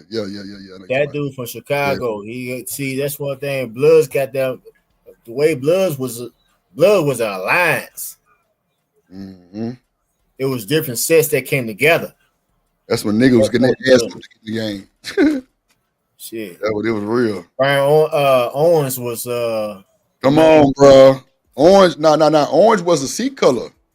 No, Brian, not Brian, not I think his name was Brian Owens. Brian Owens. Okay. I thought you said orange. I'm like, hold on, nah. Owens. Owens. Okay, got you. Owens. I thought you said the color orange. See, man, I that shit. I know history on all ears. All right. Yeah. You know, I'm oh, look at it. That's a fact. If you in it, you better know everything about it. Shit. T. Rogers. You used to be. That's it. That's his name. T. Rogers. Yeah. You see, you done Googled that shit, didn't you? Nah, that's Big Ruck from the city too. Or nah, he from North Carolina, but he been in the city since like 2000 for a long ass time type shit. So yeah, he know what I'm talking about. That's T. Rogers. That's it. Mm-hmm. That's him. That's him. Yep. That shit wild. Bro. Man, look, we've been streaming goddamn almost 8 hours. I don't know what Shanika at. She passed out on the side. I don't know, man, about you. I see what man shit. Shout out to Big Ruck. Yeah, you got it right. That's his name, T. Rogers. Yep. Yeah. And for the jungles. Yep. That's it. Yep. Right. I'm not spending no lie. At least you can see. I'm not lying. Hell no. I'm not lying. I know for sure your ass ain't this Mississippi niggas ain't slow, okay? For what? Y'all on I-10. You better not be slow. Shit, we ain't slow, baby. Y'all off that 10. We might talk slow, but hey, we ain't slow now. Hell nah. That's why I Crit the way he is. That's why that nigga be in Houston. Come on, man. That's just love. That's just love. Man, Crit got love from Houston, Atlanta. Everywhere. I remember had New York now. Yeah. I ain't gonna lie, but Pimp, Crit probably was the closest. Well, besides his son rapping, but Crit probably was the closest to sound like Pimp. But that boy got that twang. 17. Yeah. 17. Yeah. Don't forget 17. Now, 17 when 17 first came out, actually, 17 came out under Pimp C. Most of y'all don't even remember 17. Oh, no. I'm talking about, well, no, what you said is true, plus his son, plus I'm just saying modern day time right now, besides Pimp C's son, because I'm talking about back in the gap when Pimp was here. No, I definitely get you for sure. Yeah, I remember he had like That's why Pimp bad thing of Pimp. That nigga got them sound like Pimp so bad. Pimp was like, yo, man, shit. And see, that's wild, bro, because a lot of, bro, y'all don't even know this shit. Pimp C and Bun B didn't even. That's a fact, bro. Bun B thought Pimp C was too much for the streets, too much for them. Bro, Pimp knew a lot. He was trying to get the people to get together, stop the beef, and let's take over the rap game. Because stop the beef. Well, he tried to. He tried to. T.I. and Flip didn't stop, but they eventually stopped. Yes, they did. Yeah, eventually, but not at first. Matter of fact, Zero and Thugger, he ain't stopped that shit neither, because them niggas was still beefing. But for the most part, they would listen to Pimp, because I remember when they had that Source magazine shoot with all them niggas on there, and Jay Prince and them. Like, that was the first time everybody was together. Yeah, don't mess with Texas. I remember that shoot. Come on now. Come on now. I remember that double XL shoot, dude. Come on. Controversy as fuck. Yeah. Man, dude, man, man, dude, man. Come on, Drip. You act like I wasn't here. Oh, Six, I'm talking to you like, don't you remember? Like, yeah, nigga, we vibing. What I'm saying? Me and you be vibing. I know, man, but it's crazy, man, bro. It's crazy, man. Again, shout out to Big Ruck 77, man. Yeah. Good to you, brother, man. I ain't gonna lie. Get a nigga excited talking about this shit, I swear, because it be facts, bro. Like, it be a lot of shit a lot of folks don't know. Like, bro, Bun B and Pimp C. I mean, we really doggone preaching doggone hit. We really talking history, hip hop, Southern hip hop history right here, man. Facts. Real Southern hip hop history, man. That's what people don't know about, because people think this, Texas, Mississippi, Louisiana. We all clicked in. We are all clicked in. Don't get it twisted. We are all clicked in. That's a fact. From goddamn Virginia all the way down to Texas. That's a fact. Niggas gonna But know. don't get it twisted. Even Virginia is the, bruh. Have you ever looked at the southern regions? Yeah, it's a lot of little states that niggas don't even mention. Like you say, Virginia. That's for sure. Yeah, them boys in Virginia was shit. Come on, bro. I'm trying to tell you. A lot of niggas came through Houston, bro. When that serve was lit, bro, them boys was in the city, bro. I'm telling you. Fucking No, with for real. The southern region reached all the way up to goddamn like I said, Virginia. yeah, that's what you said. All the way up to Virginia. Mm-hmm. And that little pocket is the east. Yeah, right on the edge. That little pocket road. I think even is Rhode Island even part of. No, not Rhode It's Island. part of No. their pocket. I think That's Rhode Island when they break off up there. I think Rhode Island. yeah, that's part of their pocket. Yeah. Yeah, that's part of their goddamn pocket for sure. Damn, what the fuck happened to my shit? Oh shit, damn, over here. All right, here we go. Shanika. Man, what is she doing? Sleep? She off the side, fell asleep, passed out. God Man, damn. I'm on the side and still going. Shit, I'm finna take me a smoke break as soon as I get up off this motherfucker. That's for sure. But Drip, man, what's man? Look, man, what's the word, man? What's the next move? Shit, bro, nigga thugging, doing this shit here, you know what I'm saying? Music. I just left Vegas working with an artist who I did an interview with like about 2-3 weeks ago. Like really on the cool, I'm gonna hit your phone, bro, because like we got a rap, bro. I'm talking about like randomly me doing an interview with this chick. Her name was Keena Boot. And my boy Tim. Her name what? Keena Boot. Boop. Keena. But bro, she like a singer. You know what I'm saying? But she rap too. But she from the Bay. She from the Bay. And bro, when I tell you, my boy Tim, he was with the super producer group Tim and Bob, who did DTP music. That's my boy. Like the nigga date Lenny Williams' daughter. His sister is Zendaya from the Disney show. He tapped in. Man, that boy was in my chat. He said, "Boy, put them beats to the side because I'm playing beats on the stream." Boy, look, the next week I was gone. Bro, I just came back from Vegas Sunday. Sunday, working. As soon as I hop off the jet, I'm to the stool. As soon as I get out goddamn working, to the airport. No bullshit. So now he want me to engineer the whole album, and I'm gonna be out there for like 2 weeks, and probably like, well, I'm gonna go out there in 2 weeks to stay a week, and then after that, it'll be 2 weeks. So I'm telling you, I'm gonna tap in with you, bro, because they say 9 heads better than one, goddamn. But I know me and 60 cooked on this motherfucking stream before. We did beats together on this stream before. All kind of shit. Like, stop playing with the kid. Shit, nigga, man, just say the word, my nigga. Come on, man. I'm talking about just say the word. That's for sure. Man, I ain't gonna lie. It's funny how you say that, man. Cause man, I ain't gonna lie, man. I need one more for the road, bro. Mm-hmm. I need one. I need at least one more for the road. Cause damn, I ain't gonna lie. If Killer Mike can win a Grammy at 50 years old, come on, man. Nigga, don't tell me I'm too old to rap, dude. Come on, man. Don't tell me I'm too damn old. If Killer Mike can that damn win a Grammy at 50 years old, I don't want to hear shit from you YNs because I don't see not damn one of you little niggas up there winning Grammys.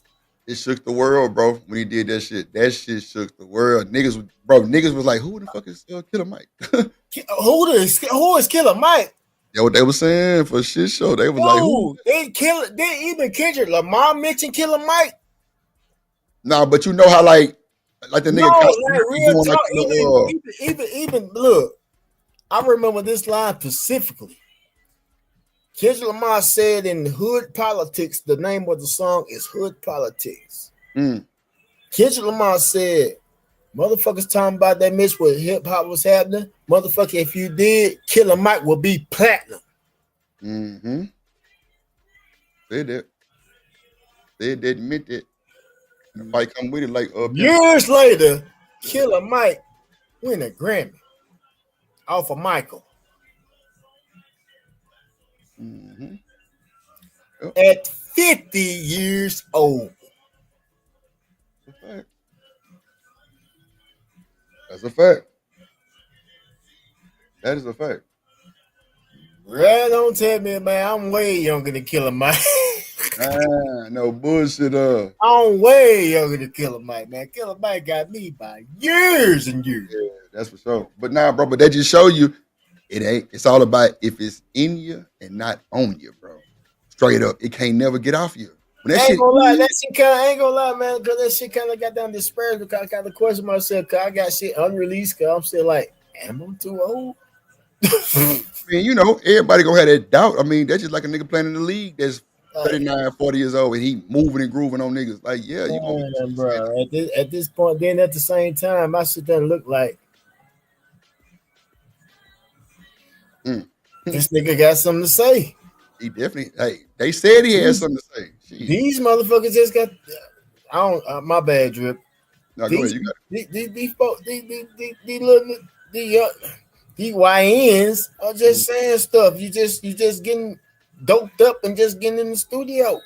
Come on, I was just talking about that, bro. God damn, Six, you bringing up everything that I've been talking about. Literally, I swear to God. All thing you doing is just getting high, getting doped up, getting janked out, whatever, leaned out, whoop whoop, and going in. I've been there, done that. Bro, I know. I used to do the same thing. Six, I just said. Only difference is, even when I was leaned out, I actually used to say something. Come on. Oh no, don't get it twisted, nigga. That shit make you creative. Come on, bro. We ain't finna do that. No, I know it was. I know. No. It's bad. Look, it's the difference between then and now because the facts is different. Yeah, for sure. I got you. Understood. Our recreational activities is different than today's recreational activities. If you know what I mean. That's a fact, bro. These little YN nigga wouldn't know what to do if they Because was on. We weren't going on those Zans back then, dude. That came like 2000s, like we late. weren't going on those Zans and things like that. Serb. Bird's the word. Yep. Telling you. I ain't gonna lie, bro. We wouldn't even mess with the white like that. Nope. We wouldn't even mess. I'm beat dead under with you, bro. Y'all, we was not messing with it. I say the white got that became popular after 2000. Nah, I agree. Because niggas couldn't afford that shit either. That shit was like a dollar a gram. And I ain't talking about no $1 bill. That was so. That shit was high. Man, I'm telling you, that wasn't no nigga drug. That was for the folks. That was for the white folks. Who you jealous? It was fun. Man, bro, man, shit, man. I can go down the whole history of it, man, but shit, man. He already been up at them 8 hours. Six, them boys don't understand how we had to roll off that day. I was smoking a blunt. Nigga Six gonna tell me my blunt too little. This nigga roll extendo. I came with a long one. I remember that shit.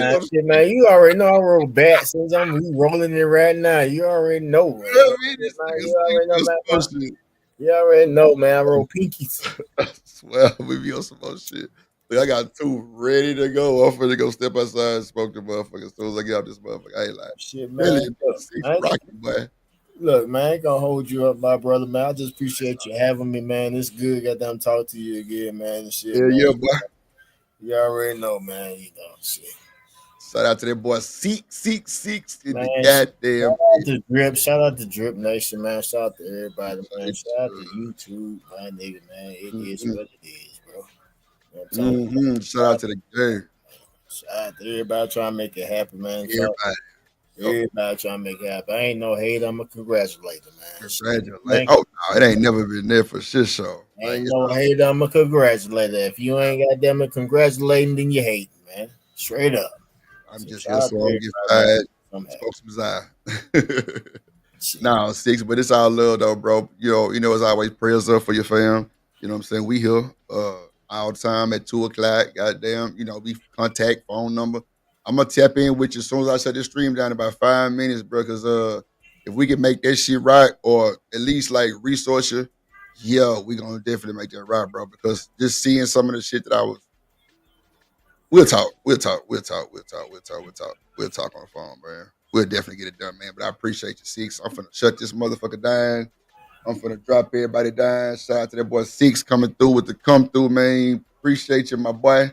See you soon, shit, or I'm gonna holler at you on this motherfucker soon. One of the two, man, for shit. So I appreciate you, boy. Oh man, I'm here. I'm back. You already know what it is. Bit. Y'all better get me now, cause it's only a limited time now. Y'all know I Hey, get the free. another fun fact about this nigga Six. This nigga Six, the only nigga who beat Hot Sauce in the motherfucking trivia game. That's a fact, bruh. He got the highest score in the trivia. No bullshit. No bullshit, bro. That shit funny. That nigga Six answered every question correct. I'm like, no, fuck this. This nigga smart. Man, God damn it. no, this is what happened when you been here a long time. Shit. For sure. For sure. I appreciate you though, boy. Already, man. I'll let you, bro. All right, boy. Tanika, wake your ass up. All right, knocked out on that motherfucking shit, boy. I tell you, boy. God damn it. We gonna drop our ass too. Fuck it. Drip in the building, have no field drip in the motherfucking building. I appreciate everybody watching. We still at like 120 something folks watching. Make sure you hit the like button, please. And thank you kindly. Appreciate all the support. Y'all been rocking and rolling with the kid, man. Appreciate the TMKC. Goddamn, been here all day, little baby. Appreciate you. She was the first sponsor of the show, then Shanika sponsored the show towards the end. Shout out to both of y'all. Shout out to everybody who sent super chats. Coach Rugg, I call that boy Coach Rugg. Coach Rugg, goddamn, with the double down. TMKC, goddamn. Lord 80 is, goddamn, yeah. Gently with the super. And shout out to my nephew too, BJ, everybody, man. Shout out to my nephew Agon, man. I'm finna get on Amazon and send that boy. Man, they ain't never tell me what team they like. Generally, if you in the chat, what team y'all like in Illinois? Or Detroit, whatever the hell. Chicago. Oh, so it's gonna be Chicago Bears. Probably Chicago. I know they ain't going for no goddamn Bears. I hope not. Them motherfuckers are. Yeah, but let me know, man. I'm gonna get that boy a custom jersey or onesie or something with his name on it and shit. So let me know if you in the chat. Shout out to Rooster for the super chat. Gently, BJ, Big Rook with the double down. Who else dropped down, man? Let me see. Oh yeah, 2 cents. My boy Jerome came through. Who that is? Big Rook, like I say, with the double down. Lord 80 years. Another one from Coach Rook. Goddamn. TMKC. The super chats. Appreciate Stan. Appreciate let me see if any other ones came through to come through. I wasn't even paying attention to my phone, folks. I'm sorry.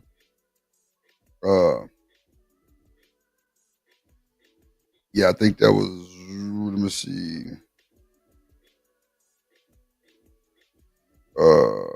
Yeah. Okay. Cool. Yeah, man. So that's how we coming with that shit. Appreciate everybody sliding, gliding. Make sure y'all hit that like button. Have a great night. We gone. Zoom up out of here. It's always good to hang with the Drip Nation people. I promise you. It's always be a pleasure, man. I love y'all. Real shit. Y'all really keep me going. Y'all be having me rolling. This shit is hilarious. Yeah. I appreciate y'all. You know, I be trying to upgrade my goddamn aesthetics and shit. Y'all see the wall of fame is growing. I got a lot of shit I gotta put up there, so it's gonna look different a little bit more. I don't like this carousel shit. That shit is making me a little dizzy. I don't know why it's making me feel like this. But nah, I'm gonna stop it because that shit look crazy as hell. But you know, dribble food with that effect shit. So if you need the intro, $25. You know what I'm saying? Hit that like button, put us in the algorithm, leave a comment. If you're watching the replay, leave a super thanks, please. You know what I'm saying? Shout out to the moderation game, Big Wrench Squad in the building, Coach Jack, BJ. I ain't seen a dub ass TMK to the motherfucker. Shout out to Tato in the goddamn building. Man, look, shout out to my boy Tato Mills, man. In the goddamn building, man. Shout out to everybody. Shout out to Reese. Shout out to Chocolate. I'm gonna get Chocolate on the panel one day. Me and Chocolate gonna do a show. I like her dialogue. I don't know how I can get in contact with her. Chocolate, if you in the chat, shout out to Dr. Quantum. If you in the chat, Chocolate, put your hit the link and just put your IG in the back. You ain't gotta cam up or like actually get on the panel. Just Just put your IG in the back if you don't mind. I want to, do something the way it's gonna be, you know, on topic type shit. And we stay on that motherfucker. I see how shit can get, you know, you know. So if anybody can reach out to Chocolate Chiller to tap in with Drip, I definitely want to do that. I think LA Project can get in contact with her. Let me see. We'll figure it out. But shout out to seeing in the building too. Always coming through with the come through. Shout out my boy Warren. You know what I'm saying? Jilly, Demon, Emperor, the whole nine. I don't know when. I think. Hold on. Let me see when Jilly supposed to get her motherfucking gift. God damn, Darren Long gonna be trying to come to Texas. Shit, Drip sending my wife these motherfucking gifts. Nah, I'm bullshitting. Y'all gonna spin that narrative. Oh, Drip buying Gently gifts and shit. What the fuck? Shut the fuck up. I wouldn't tell you motherfuckers if I did it anyway. God damn it. Let's see when her shit coming. Let's see.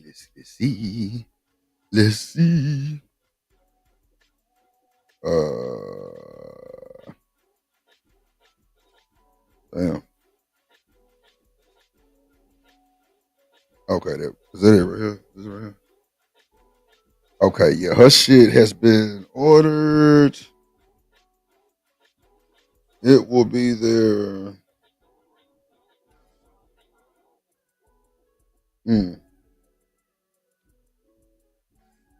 Yeah, why don't show me what's gonna be there? Oh, Monday. I'm tripping. Damn. Well, goddamn. Monday. It'll be there Monday, Gently. It'll be there Monday. I need to know. Yeah, it'll be a Monday. American. Shout out to American Tradesman too, man. My dog. Goddamn. Shout out to Marcy. Yeah, man. Yeah, man. For sure, Marcy. Shout out to my dog, Marcy. Marcy Projects. I'm from Marcy, y'all. Y'all remember that song by Jay-Z? But nah, man, we finna get up out of here.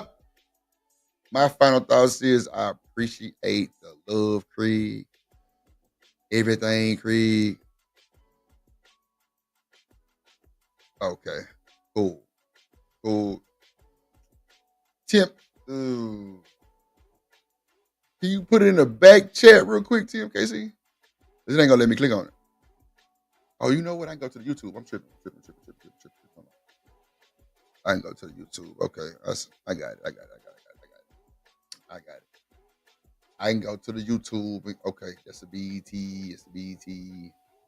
I'm gonna send her a message and set some shit up, and it's gonna be some shit. Yeah, we're gonna have a good show. We're gonna call the people out. We're gonna do what we do the best way. And you through.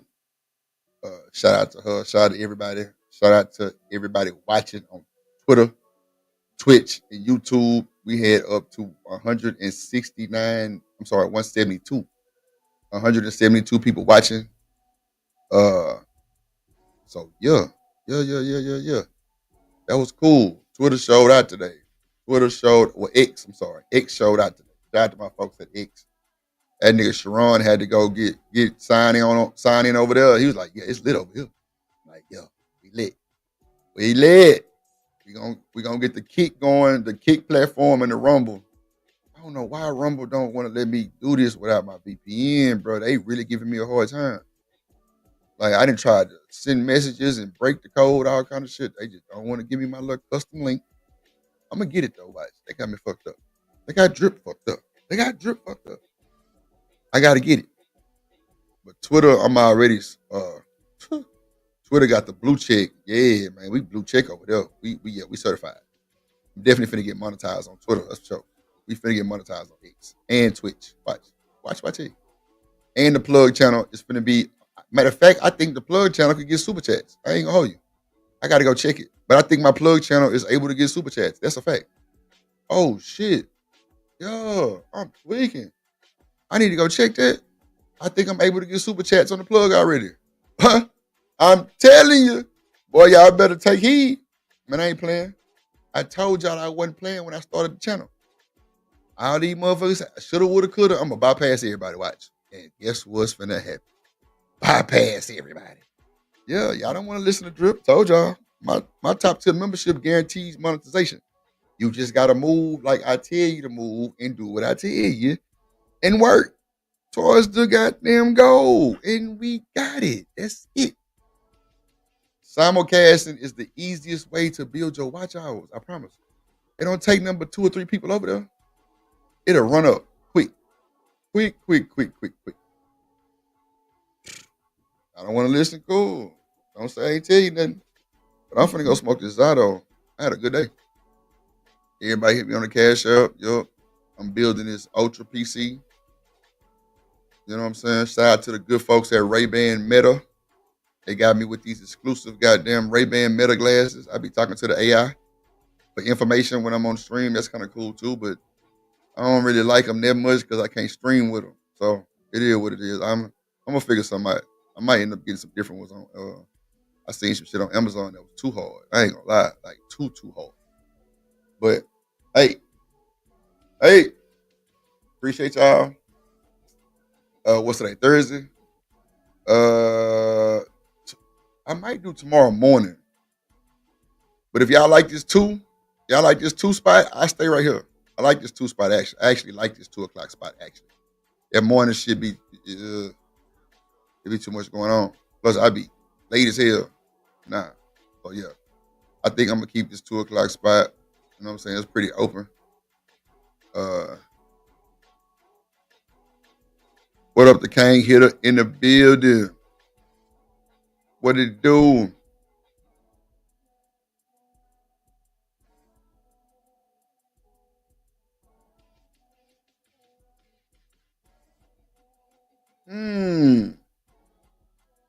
Nah, I feel you. I feel you, bro.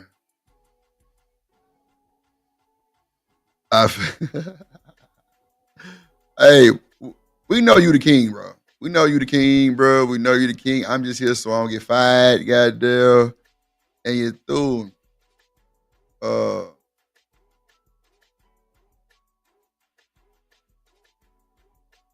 Yeah, man. We trying to get it. I'm definitely gonna hit you, man. King, we know you the king, bro. I didn't came across your content and wasn't even looking, so I know you the man. One thing about me is I don't mind giving my people their flowers, bro. In this space, I see people be trying to one up people. I ain't got time. I love it. Keep that shit up. For real, homie. Keep that shit up, bro. You definitely got that motherfucking gift for that shit. That's a fact.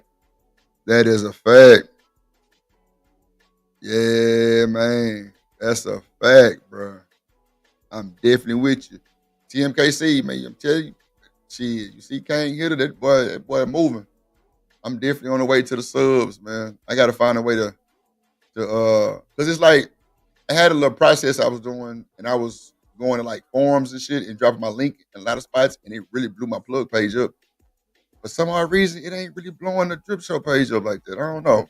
I'm about to change up some shit. Probably, I don't know. Who knows? I'm gonna go back and kind of read the analytics on it. But yeah, man, y'all better read your analytics too. That should help. Trust me. Trust me, my friend. But yeah, man, y'all see what's going on. Big OBS running in the background. Yup, big OBS to get through. Oh, so you back? Hey. Man, get your goddamn ass off the internet. Shit. Man, I'm like so sick right now. That's right, you sick. That's right, your ass. Yeah, no, the medicine. Like I don't like taking medicine. Like I will do anything other than take some medicine. But if I get really, really sick, then I will. But that shit be having my ass drowsy than a motherfucker. Take that Tate. Put that old honey bunches of oats and that goddamn like well yeah. Do the I gotta go and get me some lemons from the store tomorrow. But yeah, I almost missed. Yeah, man, I'm gonna get it together. Get your ass together. Shout out to Shanika ass. Everybody pray for her to get sick better. She got right, man. They already talking about hurricane season, but y'all already sent out the fucking email. I'm like, I'm so sick of them. Bro, it's been raining like a motherfucker in Houston. It has, and I got caught in the rain. Like, ugh. Oh, so you was never mind. Okay. I got caught trying to go get food. Damn. That's what I get. Yeah. Out to the Uber drivers. Yeah, because I was say it wasn't even food for me either. Like that's the crazy part. Fucking Uber. Excuse me. Do you want to get your final cough? I mean, damn. I'm sorry. That wasn't supposed to come out like that. I'm gonna just put hand sanitizer all over the mic.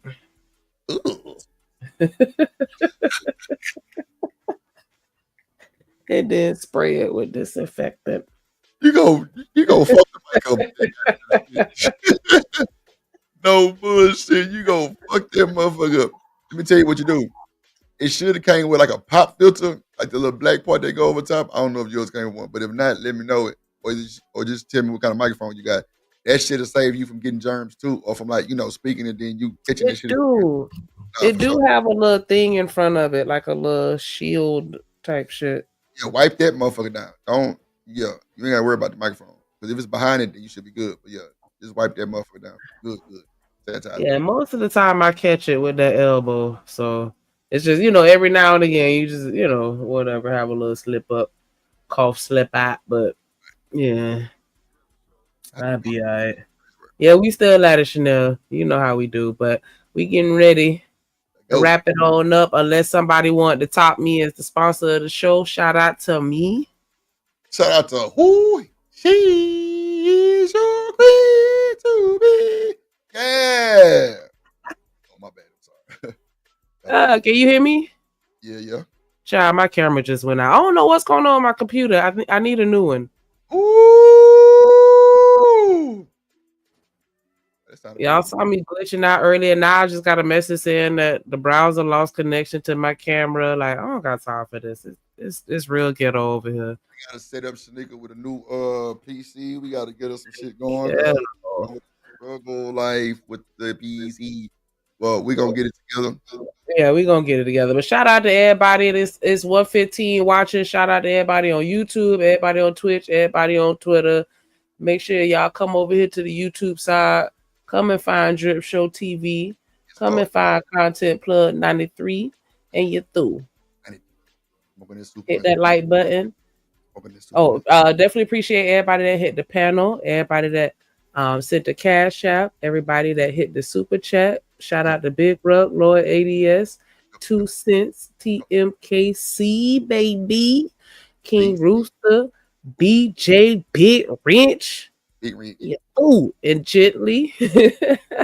Shout out to the gorgeous Gently, everybody that supported the show. We definitely appreciate y'all rocking with us every single time. Make sure you turn on those notifications so you catch every show, whatever platform you on. Make sure you turning on them notifications so you can show up and show out the next time around. But and thank you, Drip. Appreciate the conversation, the platform, and everything that you do, baby. I appreciate you, little baby. Look at this motherfucker. Look at this motherfucker. And you too, Chanel. Yes, Chanel. That's my baby. You can't see me right now, but I'm doing the hearts with my finger. Oh shit! That's wrong. I was trying to figure out what the hell that was. He doing parallelograms and trapezoids and shit. It kind of looked like one. That was a fuck love. Yeah. Yes. Energy, super good conversation. We kind of. Yes. We really love you, Chanel. One thing, no, but for real though, we could just love on Chanel for a little second, because I don't want you to think that I hate you, because I know I just like the banter with me and you. Like, I don't know if you take it that way, but it's just banter for me. But I really like the fact that you come and you bring your intellect to the conversation. I like that you bring a level of sensitivity and you acknowledge like the emotional side of things, and just, try and show that other perspective, because we could be very harsh and judgmental a lot of times. And I like that you'll come in and be like, well, yeah, but have you ever thought about it from this perspective? Like, okay, yeah, you're right. Yeah, you're right. So, what I'm saying? It's all love. It's all love. Okay, good. Good to know. Good to know. You one of us. Like, Make sure you show your ass up every time and you're through. If you got a rich, anybody in the comments with a rich, like y'all locked in, y'all done got jumped in, y'all part of the gang, and you're through. Drip Nation or else. That's it. I fire their ass on the day off for stealing riches. Gosh. But nah, she ain't bullshitting. Shout out to the chat. Shout out to Chanel. Yes, we love you, Chanel. We love you. We love you. We love TMKC too. With a great big hug and a kiss from me to you. Mwah. You say Drip Nation is a fool. Yeah! Hey.